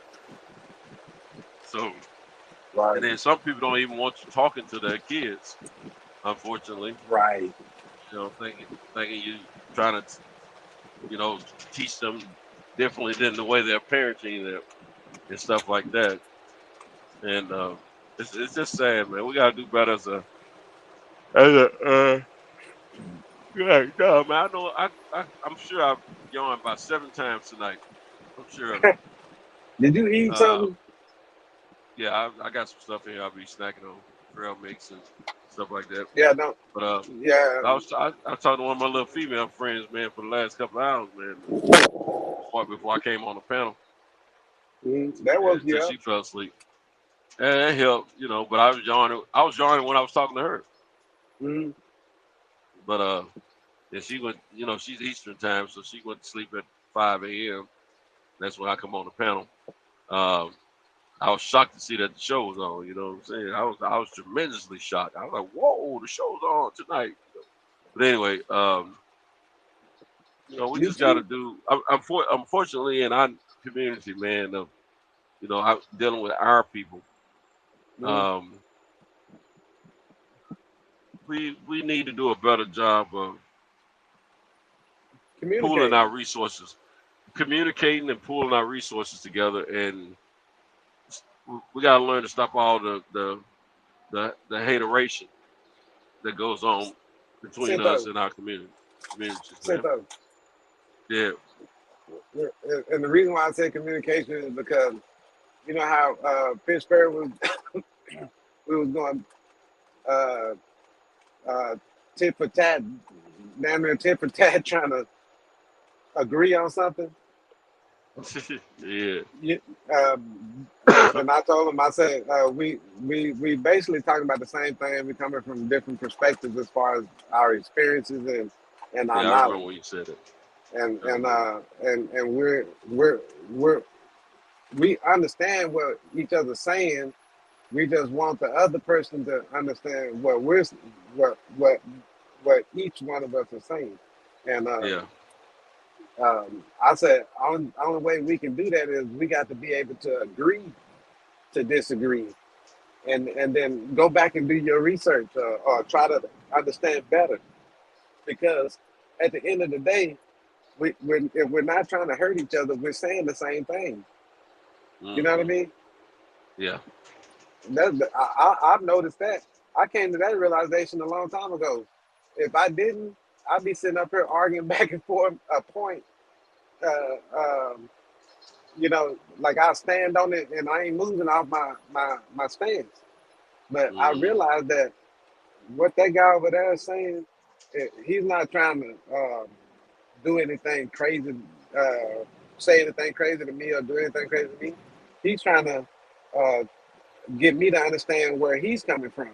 And I'm trying to get him to understand where I'm coming from.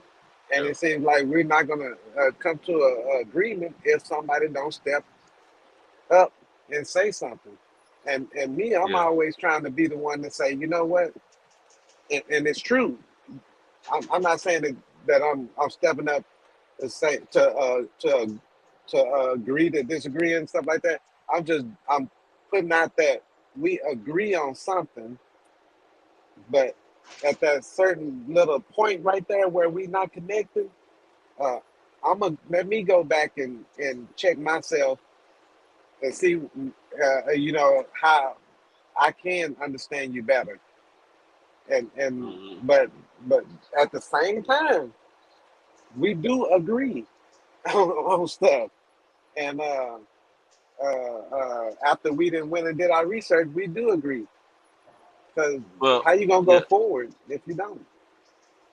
Well, Yeah, I hear what you're saying. You're absolutely right. But I think in the when it comes down to my brother, Pittsburgh, Uh-huh. he's very sincere in what he's saying. He doesn't mean um, to be he doesn't mean to delete what we're saying or make what we're saying obsolete. Sometimes he doesn't hear everything that we're saying. I do know that, but a lot of times he's just trying to get the positive information out about whatever he's speaking in behalf of. And one thing I can assure you about that brother there, he's very, very, very passionate about financial education for our And people. knowledgeable about the economics. Yeah, Very I knowledgeable about, noticed that. So he means well. And we all get sidetracked sometimes, and we step over each other's, uh,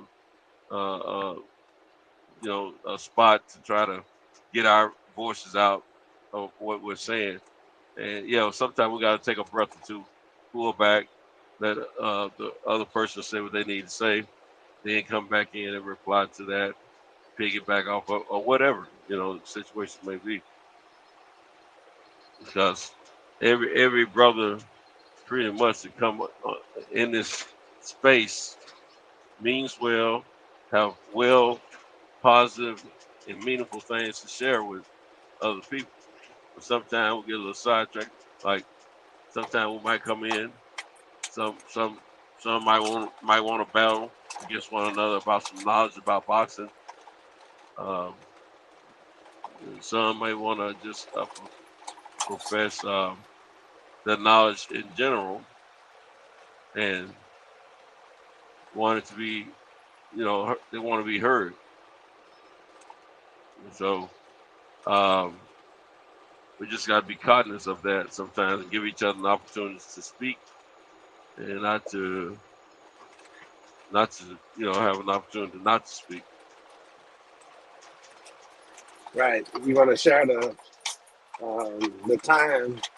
That way, you're not the only one that's speaking.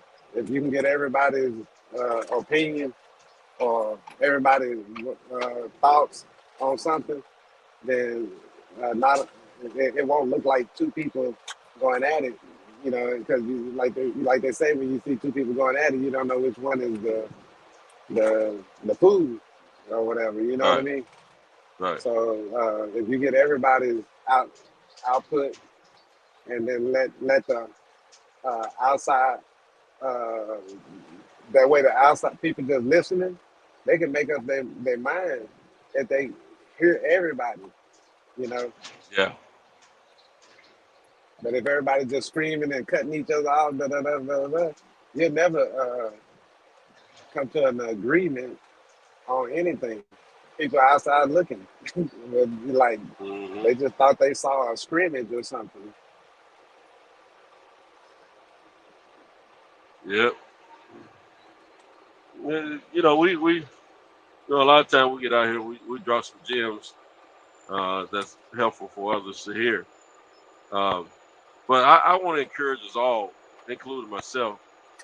I want to encourage us all to, even when you're in the chat or if you're just sitting around listening, either type it in or click the link and come in and join us in the conversation about different things that are resources to us as a community. Because where some of us are strong in knowledge about certain topics or certain known things or certain commodities or whatever, or we're strong in knowledge about certain things, we're not as strong in knowledgeable about certain other things. The females, more 9 times out of 10 know more about doing hairstyles than us guys.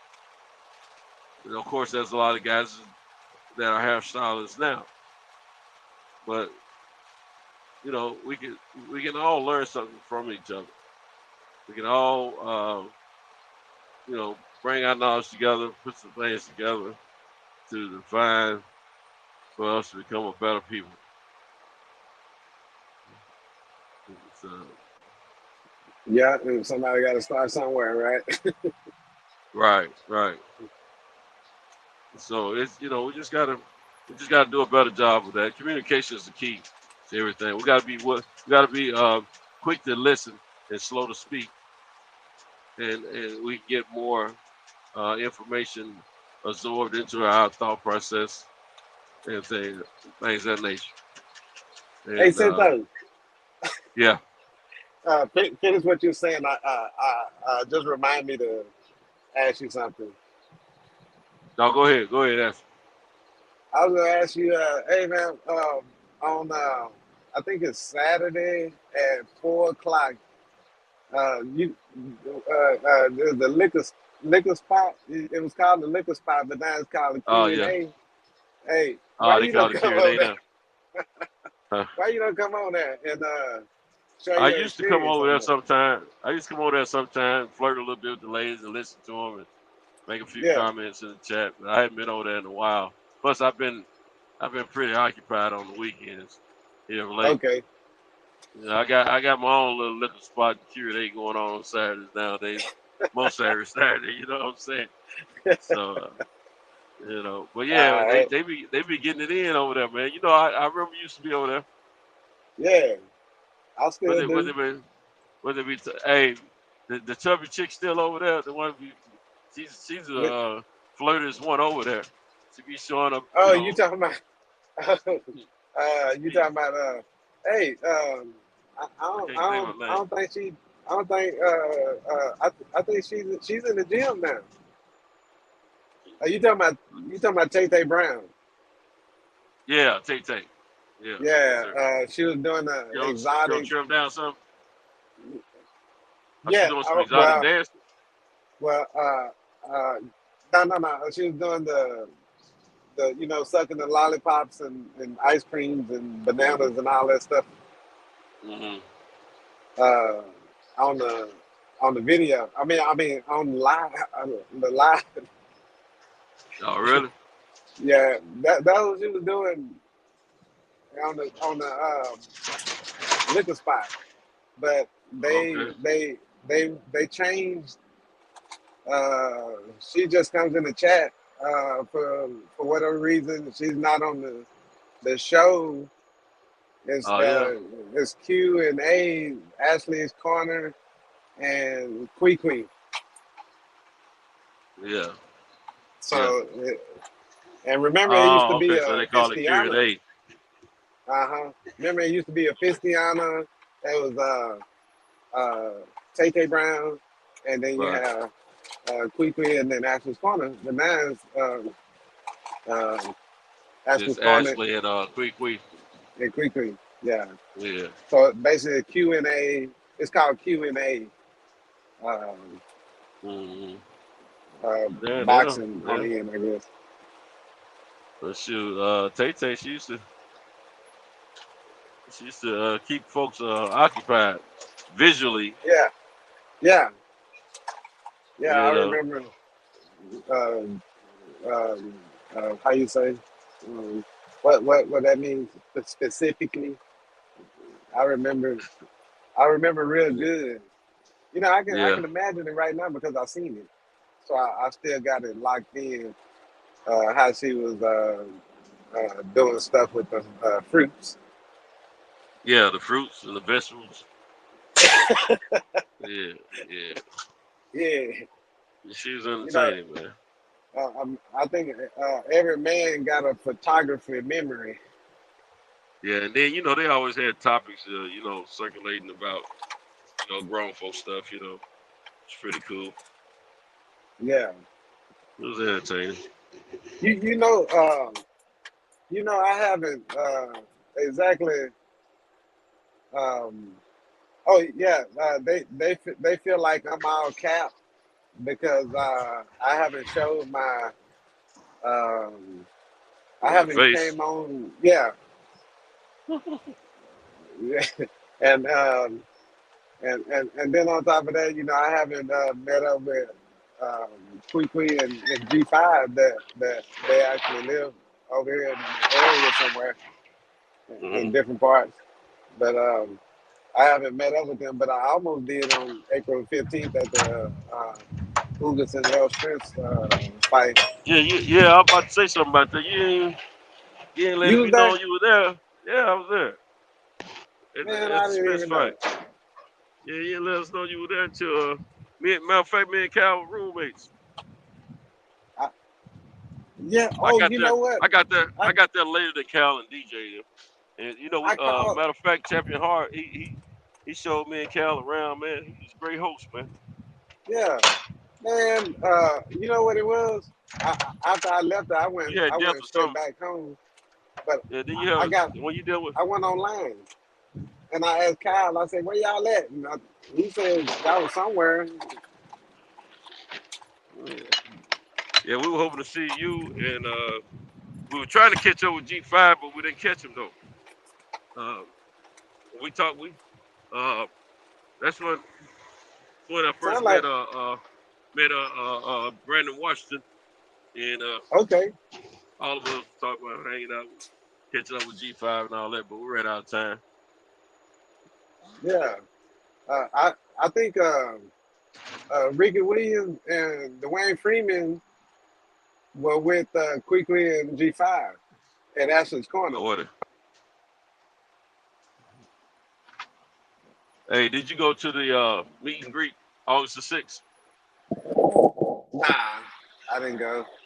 Yeah, I I didn't didn't go. make it. I went to LA the following weekend to hang Mhm. out. I was supposed to have something at my house for me and my family the 6th of August. And it was like a little birthday get together for myself. And my daughter and her mom kind of messed that up, so I canceled it. But I went on that following weekend to hang out with Shelton Moore out there in LA. Okay. And it ended up being a great weekend, I must say. So Yeah. yeah, chilled and had a decent time, you know. Which it was his Shelton birthday was Moore. the 13th. Yeah, his birthday 3 days after mine, 13th of Okay. August. Yeah. 19th of August. No, his birthday is the 13th of August. Mine Oh, is the okay. 10th of August. Oh, okay. You know what?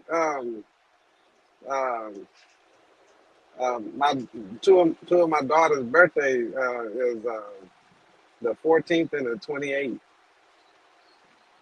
Yeah, Of August. August. Yeah. So I gotta see their birthdays are 14, 2 weeks apart. I got a younger brother. His birthday is 2 weeks after mine. Mine's the 10th. His is the 24th of August. Okay. Yeah. Yeah. So he's 4 years younger than me. Uh-huh. Oh, you know what? That's how me and my brother is. My older brother. I'm 1 year younger than him. You 1 year younger. Uh-huh. Yeah. But we look Now totally different. my brother's 4 years younger than me. That I my had oldest younger brother. He's 4 years younger than my youngest brother is 6 years younger than me. you got two younger brothers. One of Yeah. okay. Yeah. Yeah, I had one younger brother. He was 4 years younger than me. But he had passed away. I was in the middle, you know. I had an older brother, older sister, and a younger brother and a younger sister. So my daddy, he was just trying to keep my mom at home, you know, little chocolate mama. He wanted to keep her at home while he was out roaming I was out you know doing his how, thug thizzle. yeah, yeah. Yeah. I tell you. Yeah, when I went to his funeral and everything, they had his union brothers there. Some of his union brothers from because he was in the all, you know, that all drilling business or whatever you want to call it. Mm-hmm. So when they showed up, they was like, "Oh, he helped everybody. If you needed something, he did this, did that." But you know, ain't nobody, ain't none of them stood up and say, "This what he did for his kids." They was always talking about what he did with for them, you know, and that's what he was. He was helping everybody. but he for some reason, to me, and it's like however they were raised back in them days, they would beat the crap out of their family, but then was nice to everybody else. You know what I'm talking about? Yeah, I do. I see that with a lot of people. They have a lot of stuff going on under that one roof, but you'll never know till somebody under that roof say something.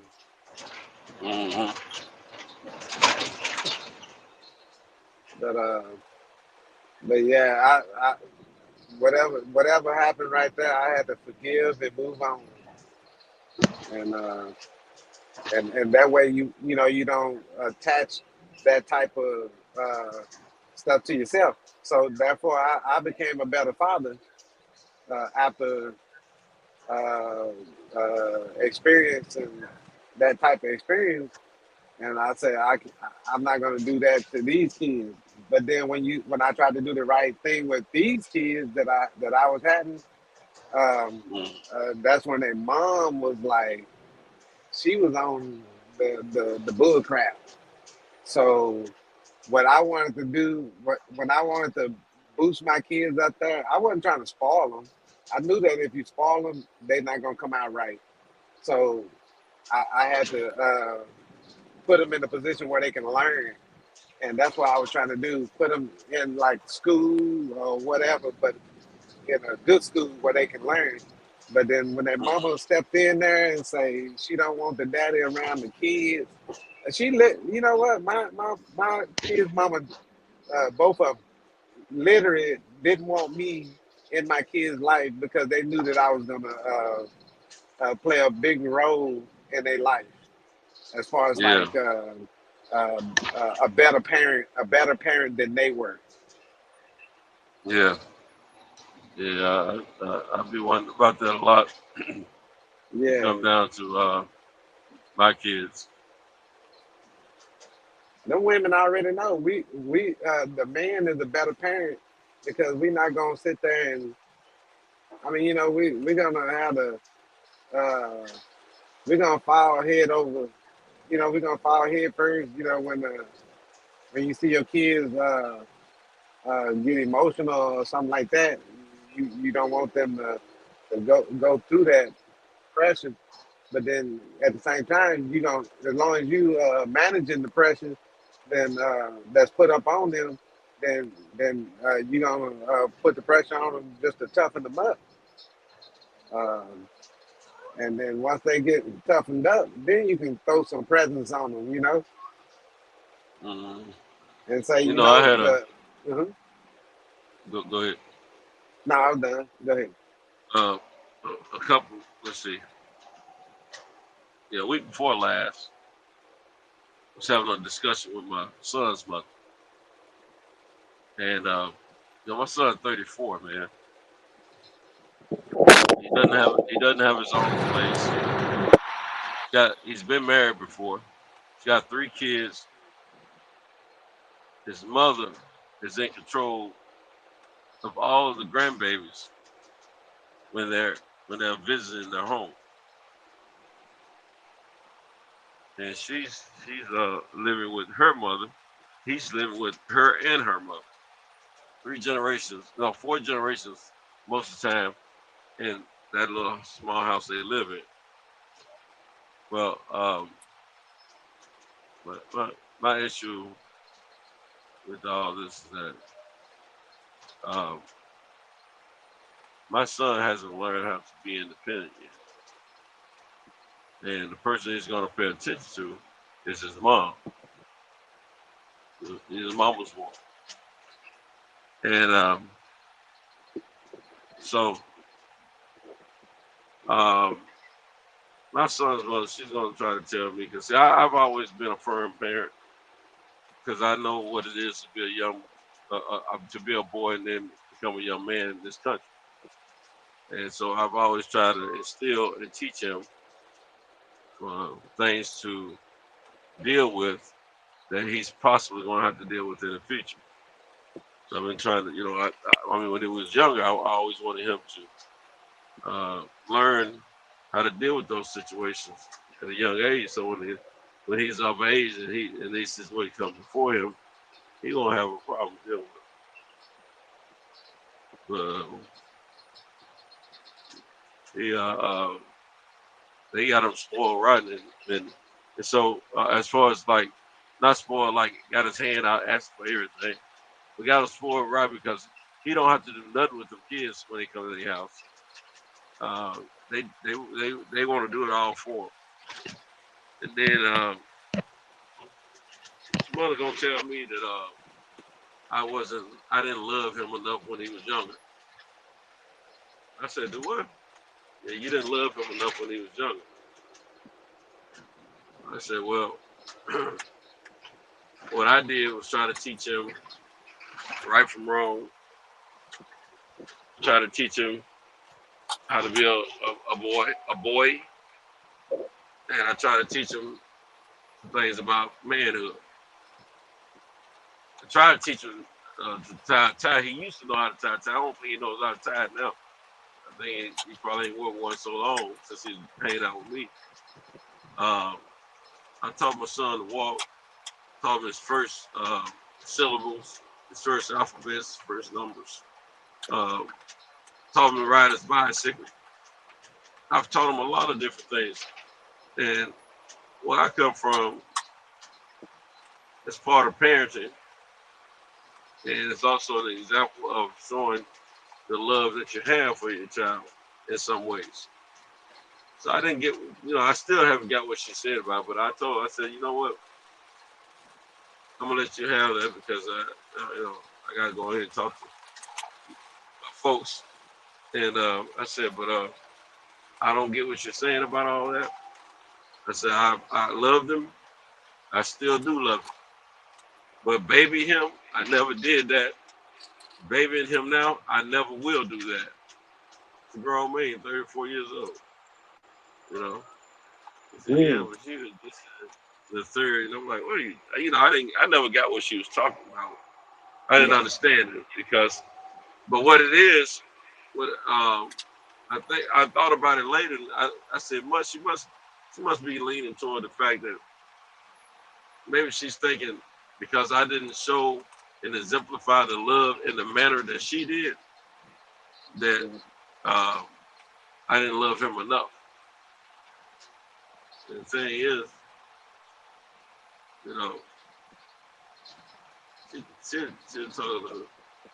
she'll talk a little something to him, when she's mad at him. When she's not mad at him, he can't do no wrong. And so I just been tripping off her about that. But I told her, I said, look, I'm never gonna baby our son up. I never have, never will. I said he's a stronger individual than y'all give him credit for. I said we keep on, babying him up and all that stuff. He's never gonna learn to be a sufficient man. I always think he's cater to you to make sure you're happy with who he is, even though he does a whole lot of wild stuff. But yeah, well, just think about it. Just think about it. No, ain't nothing to think about. I know what it is. I've thought about it. I've been there, And she's the same woman that kept that young man away from me for 2 entire years, man. So I'll forgive her for that. But I'm never gonna forget that. My wife did that to me too.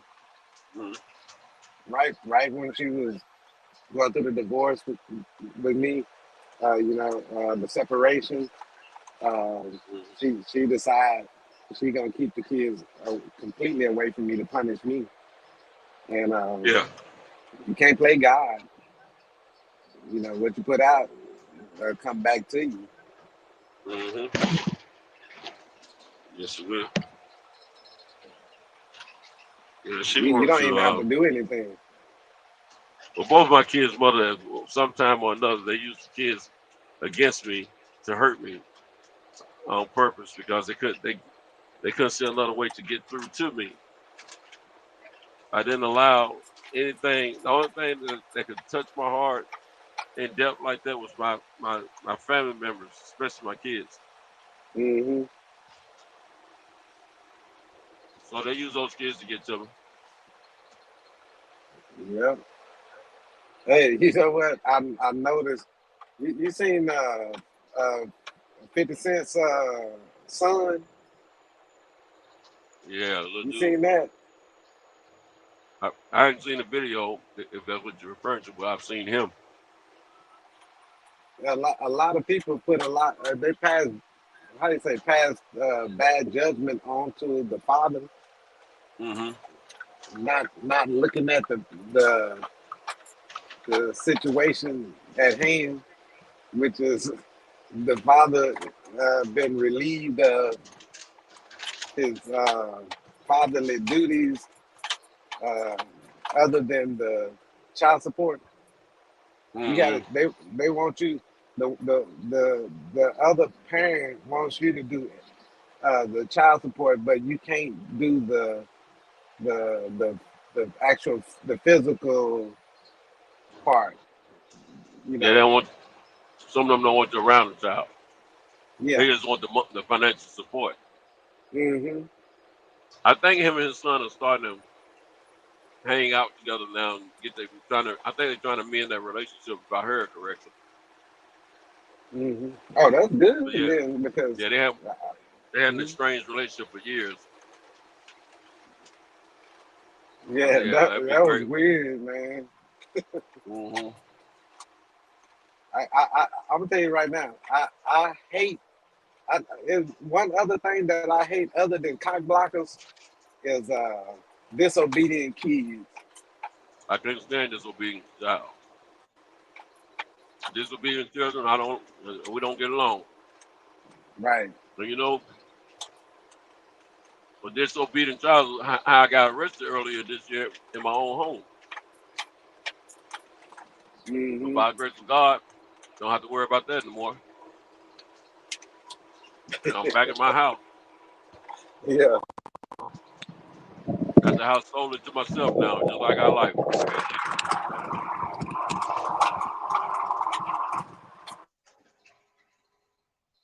Man, I leave my house as clean. When I get home, it's clean. Nothing's broken. Nothing's out of place. I love it. Love it. I get people asking me all the time if I miss my ex and the rest of the family. I proudly answer them and say no, because I don't. Right. You I got to feel be like honest.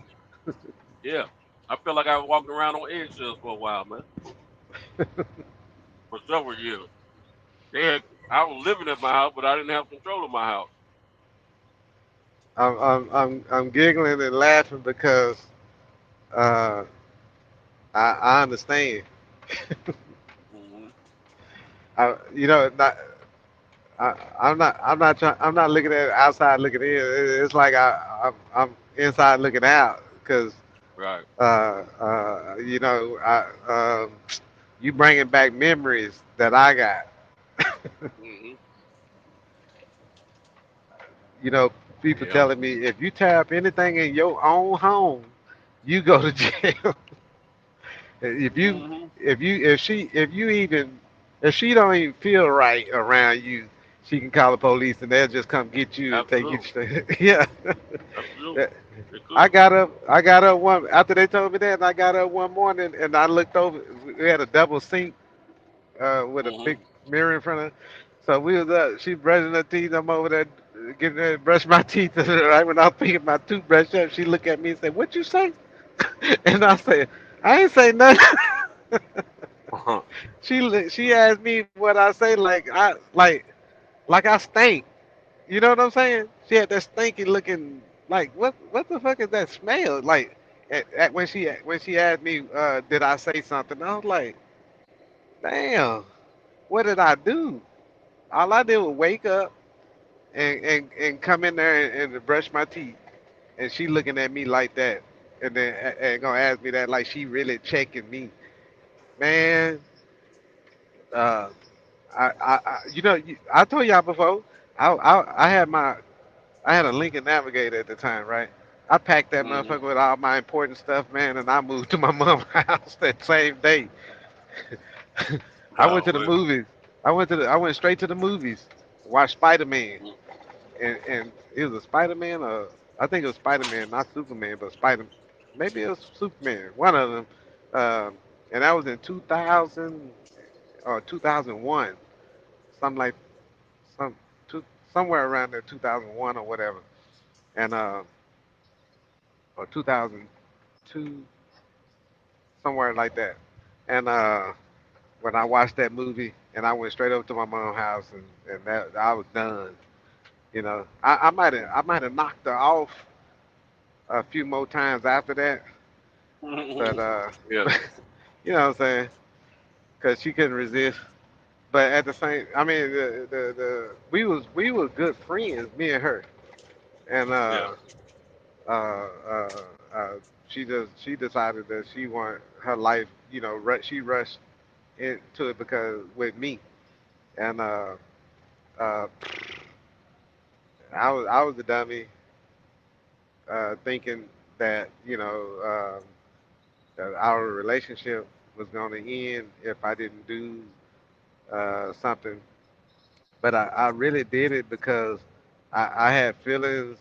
I had good feelings for her, but they were more of a I want to say lust, something. Just because nowadays, a woman tell me she want a ring on her finger and all this stuff, and I'll be like, nah, I don't need a ring. Yeah. You know what I mean. I've been by myself for a while, so I'm doing pretty good like this. I don't have that same shit that I used to go through uh, on me, so I'm good. You know, I and the women that I did try to work with, I'm dealing with attitudes and shit. I'm looking at like, uh, Yeah. I know. you know what I'm talking about? Yeah, man. Females, they be tripping like that, man. And I be Especially when they telling them can't have their too. way with Yep, that's it. They want to run something, and just like anybody else, just like everybody else, when you know when Kevin Samuels was putting out that them you know opening people's eyes and stuff and saying, hey, this is why this is happening, and you. this is Right. why this is happening. You know, Mm. um, uh, you know, it was people that was taking his stuff and uh, and trying to Twisting. run it. They was trying to take it, and you know how when you go out to perform somewhere, they was Mm-hmm. taking his lessons and then going out trying to perform, and they Trying to couldn't. apply it. Yeah, and they was doing it all wrong. You Mm-hmm. know, they wasn't experienced enough with women to try to perform at the time with those lessons. You really got to understand that that's a human being. You just can't go like she sex object. You know, you got to treat her a certain way because she got feelings. Mm-hmm. You know, don't treat she a human, not a dog, right? Mm-hmm. But if you respect the human race, you know what I'm saying. You gotta. Yeah. If you don't respect the human race, then why you messing with the humans? Go mess with something else. But yeah, you know, I respect everybody. So therefore, I'm a like if this person I want to talk to this person right here, then I'm gonna give that person right there free range to do whatever they want to do, right? Mm-hmm. That's Yeah. what I do with the women. When I talk to them, I tell them I'm not gonna Mm-hmm. hold handcuff you. You can do whatever you Right. want to do. But when we're together, I'm gonna ask you for some of your time, and what and it could be in the hotel, the back seat of the car, however you want it. and Right. uh and just and just so happen either one is good with her, and I'm good. You know what I'm saying? Yeah. But I don't feel like the ring got to be there because that's just the government doing their thing. You know, trying to bind people Mm-hmm. together and keep you under uh, the umbrella. Um, but at the same time, if you uh, was like that type of deal, then some people can bring that out of you. I think it's Yeah. just certain people that can bring that out of you, make you do those traditional stuff like that. Uh, and but when you've been through the stuff, when you've been ran through the worst part of your life, you don't not to go back and try to dip into that anymore. So you just kind of uh, put up a beware of dog or whatever, and no trespassing or something like that. And you deal over this side over here, where everything is just temporary, you know. 'Cause I'll be damned if I put something permanent in my life that's gonna uh, you know be that roller coaster shit. Yeah. But yeah, a lot of a Yeah. I lot of got a. women. Mhm. Go ahead. Go ahead. I was just gonna say a lot of women they want to be good to you. It just Mm-hmm. don't be the right one. Yep. Yep. That's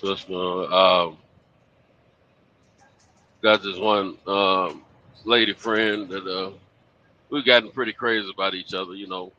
Like to spend a lot of time together, things of that nature. We've only had one little, got a little bad ego. She don't like the fact that I have female friends that still call me, no matter what the friendship is, level is. Like I told her, I have always had females that I communicate with that call me from time to time, either for advice or vice versa, or just to chat it up. Because the reason is I can't learn anything about females from a dude. I can learn from another female though, things Mhm. about females. So I keep me some around. But Mhm. I was checking this signage right here. So anyway, she, she went into a whole lot about, yeah, that's over 20 some women. I said, no, that's not. I should have. I mean, well, if I get in, I have to use somebody to help, deliver something for me. I gotta include them in. But yeah, shoot, I'm getting a little sleepy. But she she get a little hostile about my level volumes of calls. Now, granted, unfortunately, I don't have as many calls. Well, fortunately and unfortunately, I don't have as many calls to this day that I used to have, and I kind of I haven't been doing locally a lot of things I probably would have done, but look, little truck just passed me. Mhm. Um, but I'm always gonna be a gentleman to the women. I'm always gonna try to do the right thing. Mm-hmm. And just so happened, my friendship is equal on either side, male or females, when it comes down to females. Difference is with the females, I can get along with them a little bit better in most cases, and I get along with the guys too. Don't get me wrong, but females, I just feel like certain certain things I need to know and I have to learn, so I can learn them better from a female, man. Period. And my girl, she know that.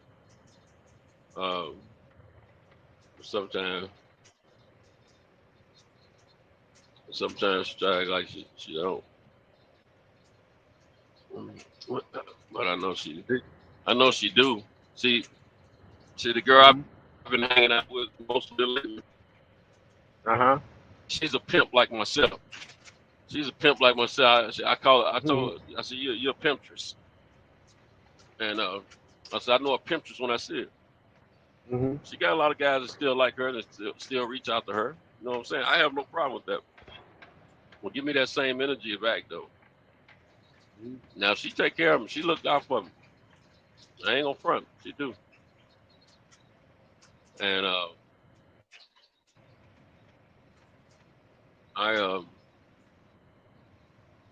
try to make sure that I tell her as long as she keep me happy, I keep her happy. She don't have to worry about much. As far as she sees we got a little minute amount of distance between us, but it's not enough to make me be having entertaining multiple women at my house and stuff like that. I don't do that, man. She's good people, man, but she says she's not jealous, but she's showing me some tendency of jealousy. She's telling me I got the green light to take on a few more dates, but I think she's just putting that sham up. You know what I'm saying? If I were to take on a date, with somebody take a few more dates. Yeah, the date others. Gotcha. But I know if I were to take that date and I told her about it, she'll have an issue, but she gonna want to know, what went on and all that type of stuff. She gonna be a little jealous with it. But when I told her I was cool with her day, I had no problem with that. What's up, period. And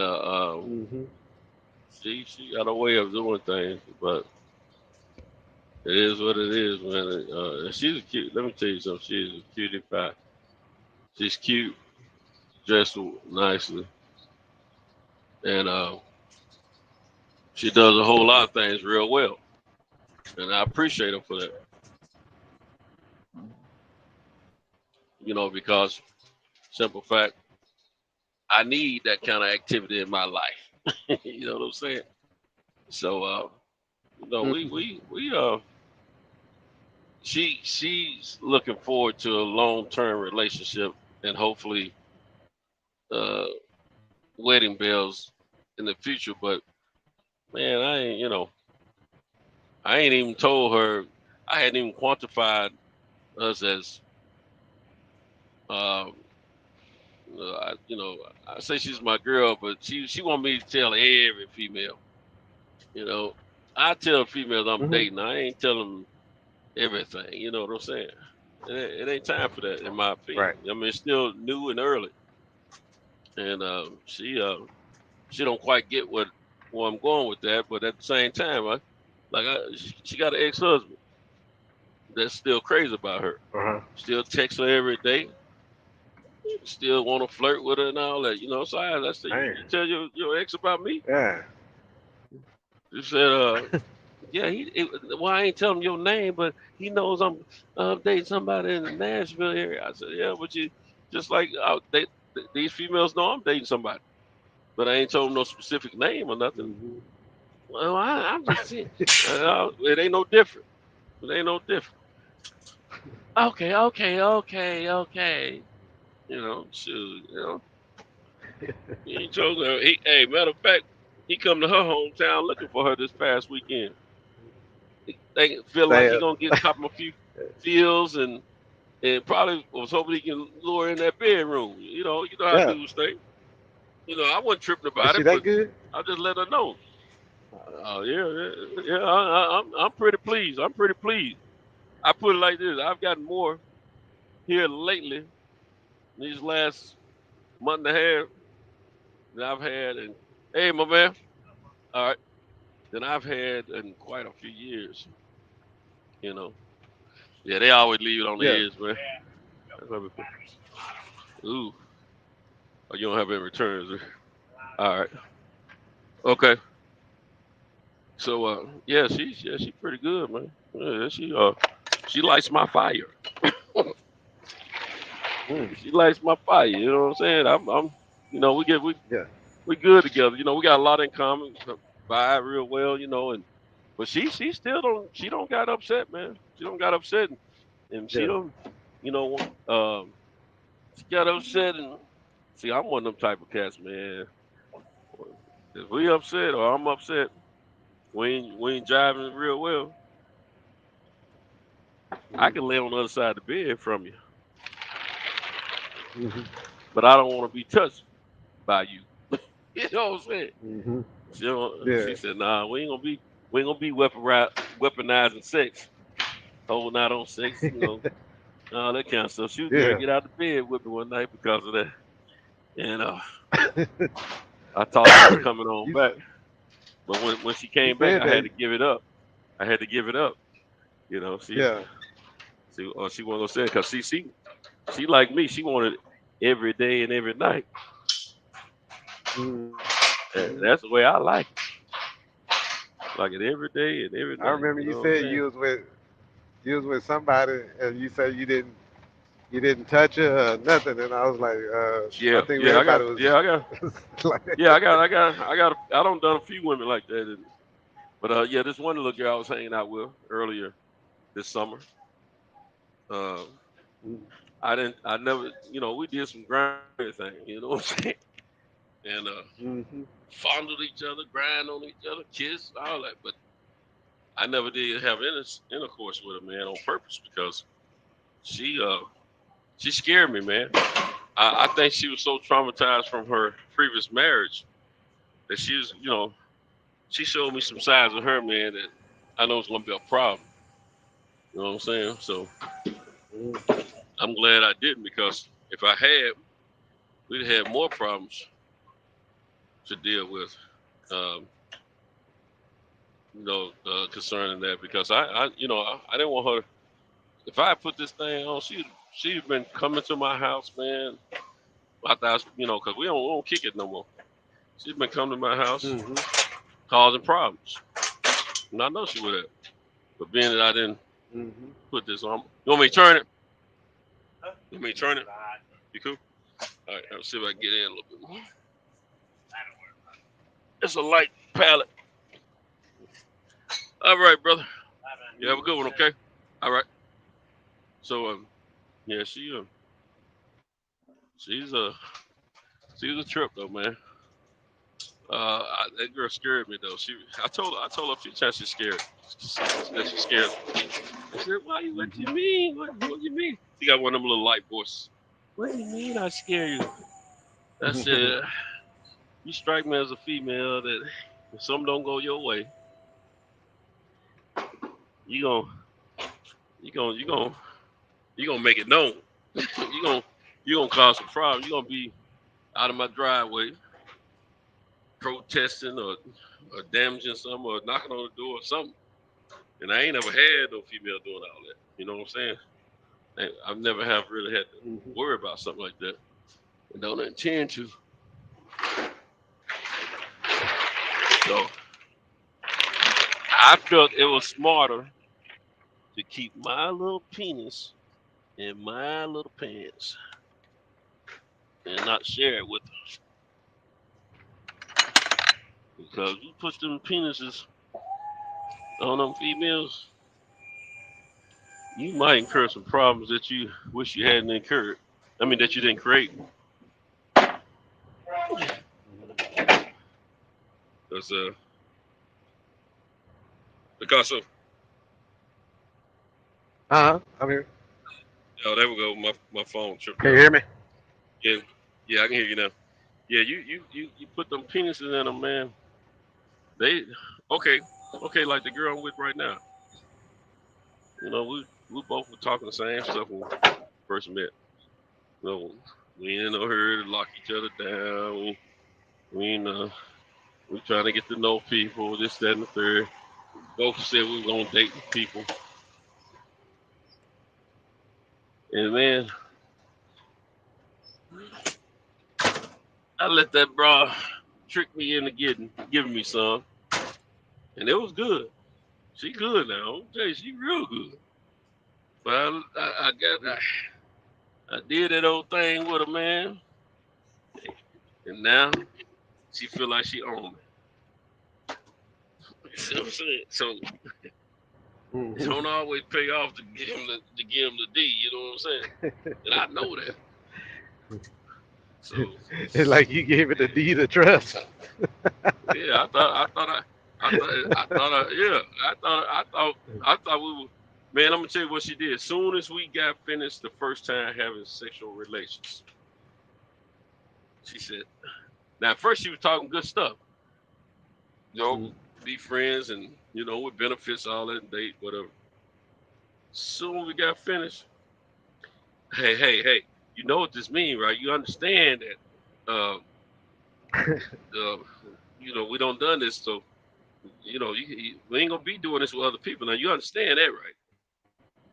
I looked at her, and I said, Arcento, choose your words wisely. I said, I said, all right. Yeah. I said, you know, because as far as having something consistently in your life that you're doing, I didn't have that at the moment. You know, I didn't have a chick I was, you know, dealing with sexually consistently. So my thing was, wait a minute, hold on. So my thing was, you know, I said, I thought about it. I said, okay, all right, we're cool. Because I know me. I'm not just going to lay down with everybody that I come across. And let me tell you, these women out here today, if you're a halfway decent looking brother, you got your stuff together, man, and you got a conversation piece, man, they want you, man. They trying to lock you down, bro. And they trying to give you that stuff right then and there. You know what I'm saying? They don't want to wait. They gonna tell you right. A woman gonna tell you right. I'm grown. When she talking about, you know, have sexual relationship with, I'm grown. She gonna tell you that right off the top. You know, and you know, that's something I had to get used to. It wasn't as easy like that when I was out there in the streets. You know, trying to holler at females. Yeah, so I had to learn some stuff, bro. Right. So anyway, I learned. But that little gal, the one I didn't have sex with, when I was hanging out with, she said, you gotta be. She said, you just want to be a player. You don't want to commit to nobody. You just want to be a player. You know, if you have sex with somebody, they gonna, if you have sex with a woman, she think a little different. I said, yeah, I know. I said, that's why I ain't really know her to have sex. I didn't have sex with her. But then, okay. Let me tell you, this old gal I'm kicking it with, man, I'm crazy about her already. She's gorgeous, man. She's gorgeous for a woman in her 50s. Even if, I mean, no matter if she was younger, she gorgeous, man. She's a good-looking woman. She dressed nicely, very intelligent, got her own crib, car, got her own finances, 6 figures a year. You know what I'm saying? She loved music like myself. She loved certain movies like I do. We can finish one another's statements, you know, about we quoting a movie or something like that. Yeah. I mean, everything is cool, man. It's just, I'm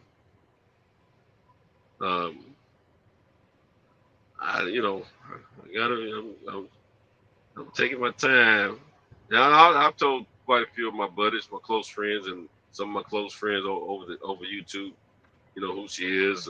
Some of them I've even shared a photo with, you know what I'm saying? But you just got to be careful, man. And that's what I'm trying to do. Be more careful. Yeah, I'm not trying to make the same mistakes I made before. Trying to make sure I make a valued decision, and keep it. As my man said on Hoes Up, Pimps Down. I'm trying to keep it pimping, man. Keep it pimping. You know what I'm saying? But she don't stole a little bit of my pimping. Ain't gonna lie. Stole a little bit of it. But she, we got a cool little relationship going on, But man, when she around, man, she don't. When them gals call, man, I done lost some little female friends that used to call me. They don't even call like this. And she don't want me to answer that phone too quick at all. They ain't gonna front, bro. It is what it is. I'm gonna keep it funky. She don't want a brother to answer that phone, you see. But I do what I gotta do. When just like Debo was doing, your boy, in Fridays, Chris Tucker. Yeah. Yeah. When he leave, when he come around, I don't say nothing. When he leave, I be talking. Yeah. That's what I be doing. I be talking on the phone. She ain't around. Hey, she be riding with me in my truck now. See, she don't feel like she got the edge. She feel like she got a lot of edge. She's the only female ever done this, though. No, you think I be talking about it like this? She was in it. I would say some things. I would say some things she was in here, but not about that part. What I've been talking about. Okay. Talking about that. But yeah, man, she feel like she owns a portion of me because she does ride with me in the truck and stuff like that. Dedicate her time to me, to support me. And I understand that, but at the same time, I'm still a grown man, you know what I'm saying? Mm-hmm. So, these ladies, they like to be, stunned and shocked. You know what I'm saying? They don't like something that's just. They don't like that straight line. They like they like a dick with a curve in it or something. You know what I'm saying? They like some. They like something different. Something to shock them. They like to be. They don't like things to be normal. That's why they jump in there and keep interrupting whatever's going on to let you know that they still there, because they want that type of attention. And it's different from any other attention. This attention, she can get the regular attention anywhere, because right. like they're saying women are never satisfied. And That's one of the problems with me and females is that they're gonna get a different experience with me. I ain't just talking about the sexual part. I'm talking about just relationship wise, hanging out and all that kind of stuff, personality, all that good stuff. They're gonna get a different experience with me than the average guy. I'm not your norm or your typical dude, man. Real talk. And I'm not bragging or boasting about that. That's just real talk. Any females ever met my acquaintance in any type of way along the lines of possible relationship would tell you that. I don't flow like the average dude, man. I don't have that ain't who I am. I flow to the beat of my own drum. I have my own vernacular. I have my own personality. I don't follow the maze, man. Yeah. I don't believe in that, man. I don't even know what guys are doing out here to try to holler at female. I don't want to know, because what I do works for me. Right. And so I try to, be authentic and be who I am to any female out here but that tends to get me in trouble with these females because Mhm. what happens is they see that different side of me from the average dude that they don't run into. Then they get crazy about me, and next thing you know, they want to own a portion of me, and then I don't want to do what they want to do. Then there's a problem, Mhm. and then I don't know how to get out of it without hurting the feelings or whatever. Because I be, sometimes I run into a problem with female. I'm ready to go. I'm ready to get out of that situation. Let I'm it ready to kill her. expire. You know what I'm saying? but yeah, I do that a lot. But I try to be a little bit more mature nowadays since I am a more mature biological individual, biologically rather. And so I try to be a little bit more mature about these situations. But man, sometimes like you said, you gotta let stuff expire. And I just fade to black on them, And Yeah. sometimes because it's harder for them to say you said something if you didn't say it. You know what I'm saying? And then sometimes you say things you think you're saying the right thing to them, they take it out of proportion and it's mean, and to them they saying you're mean and cruel, this, that, and the third, and you never even present whatever you're saying to them that way, and you didn't mean it that way.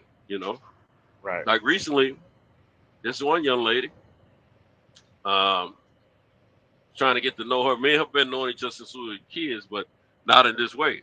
So somebody, some mutual friends hooked us up and wanted us, try to make it go of it. She's recently divorced. I'm recently divorced, and she, the first 2 weeks, mostly we were just talking on the phone, and we did hook up with two other couples to have a little dinner date, and but throughout that process, we didn't have she was not always available over the phone, or it was a short conversation, and most of the time she's talking about her ex-husband and what went on, with them. Now, I'm not saying she was still in love with him or wanted to be with him, because I don't believe that she was in love with him or wanted to be with him. But I didn't think. I mean, let me say, I didn't think from the way things went the first couple of weeks with us over the phone and stuff that she was really ready to date.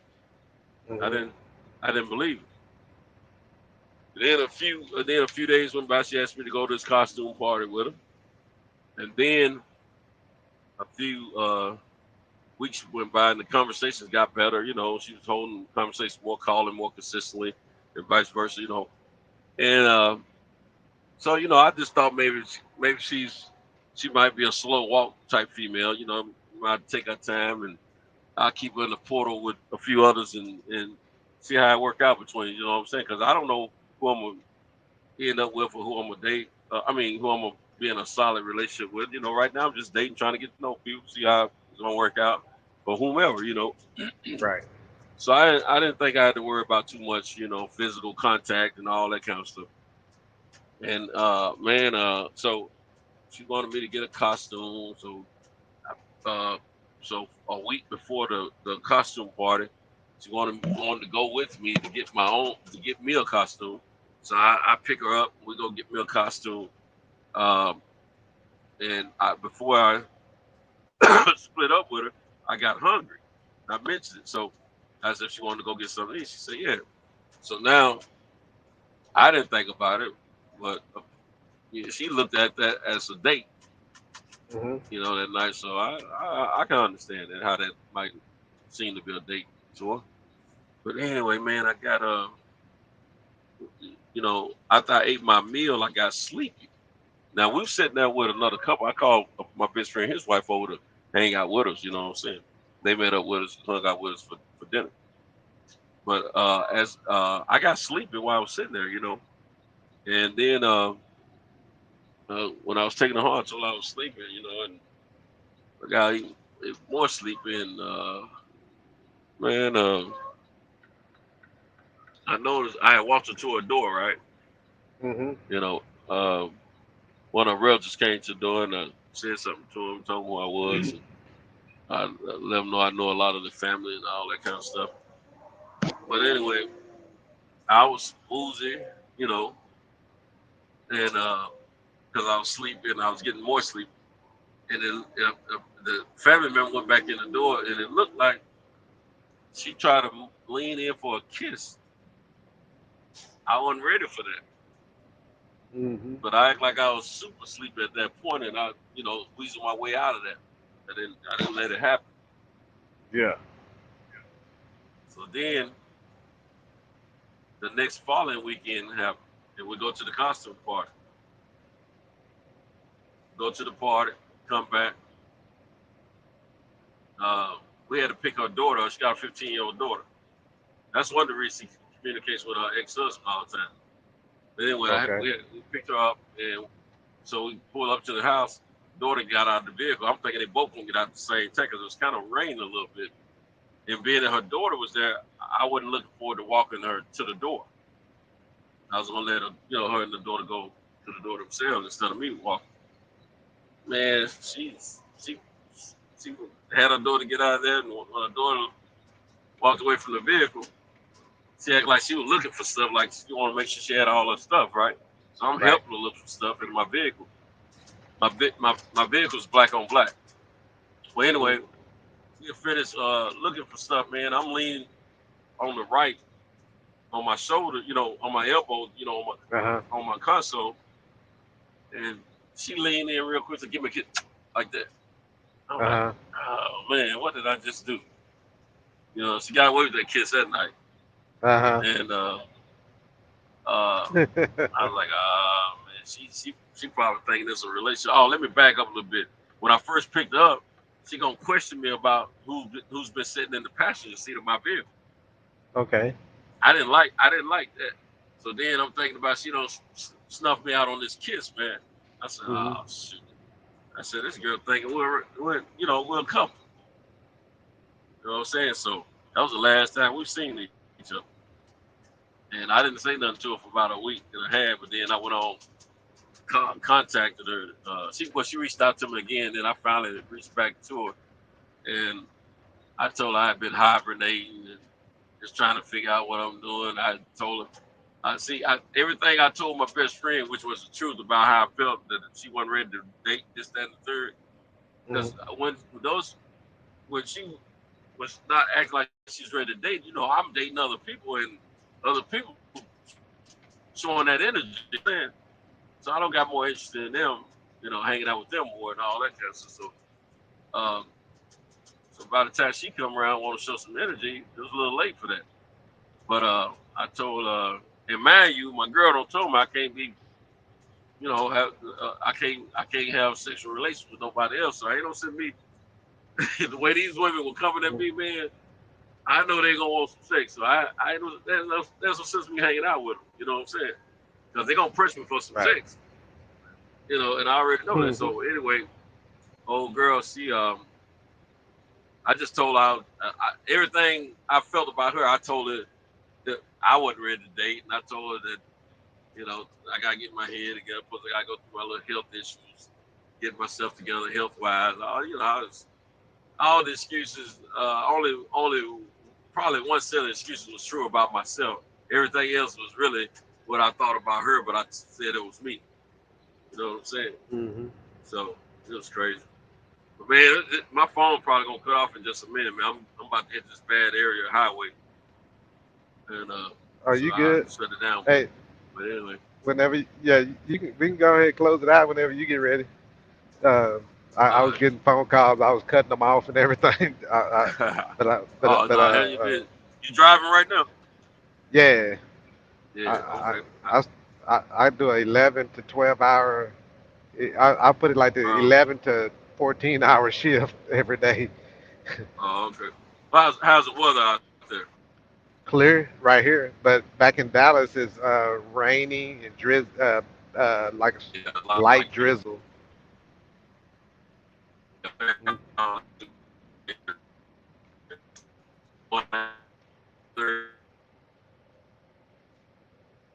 Take care of everybody. Stay up, one love, and we out of here. All right. Peace.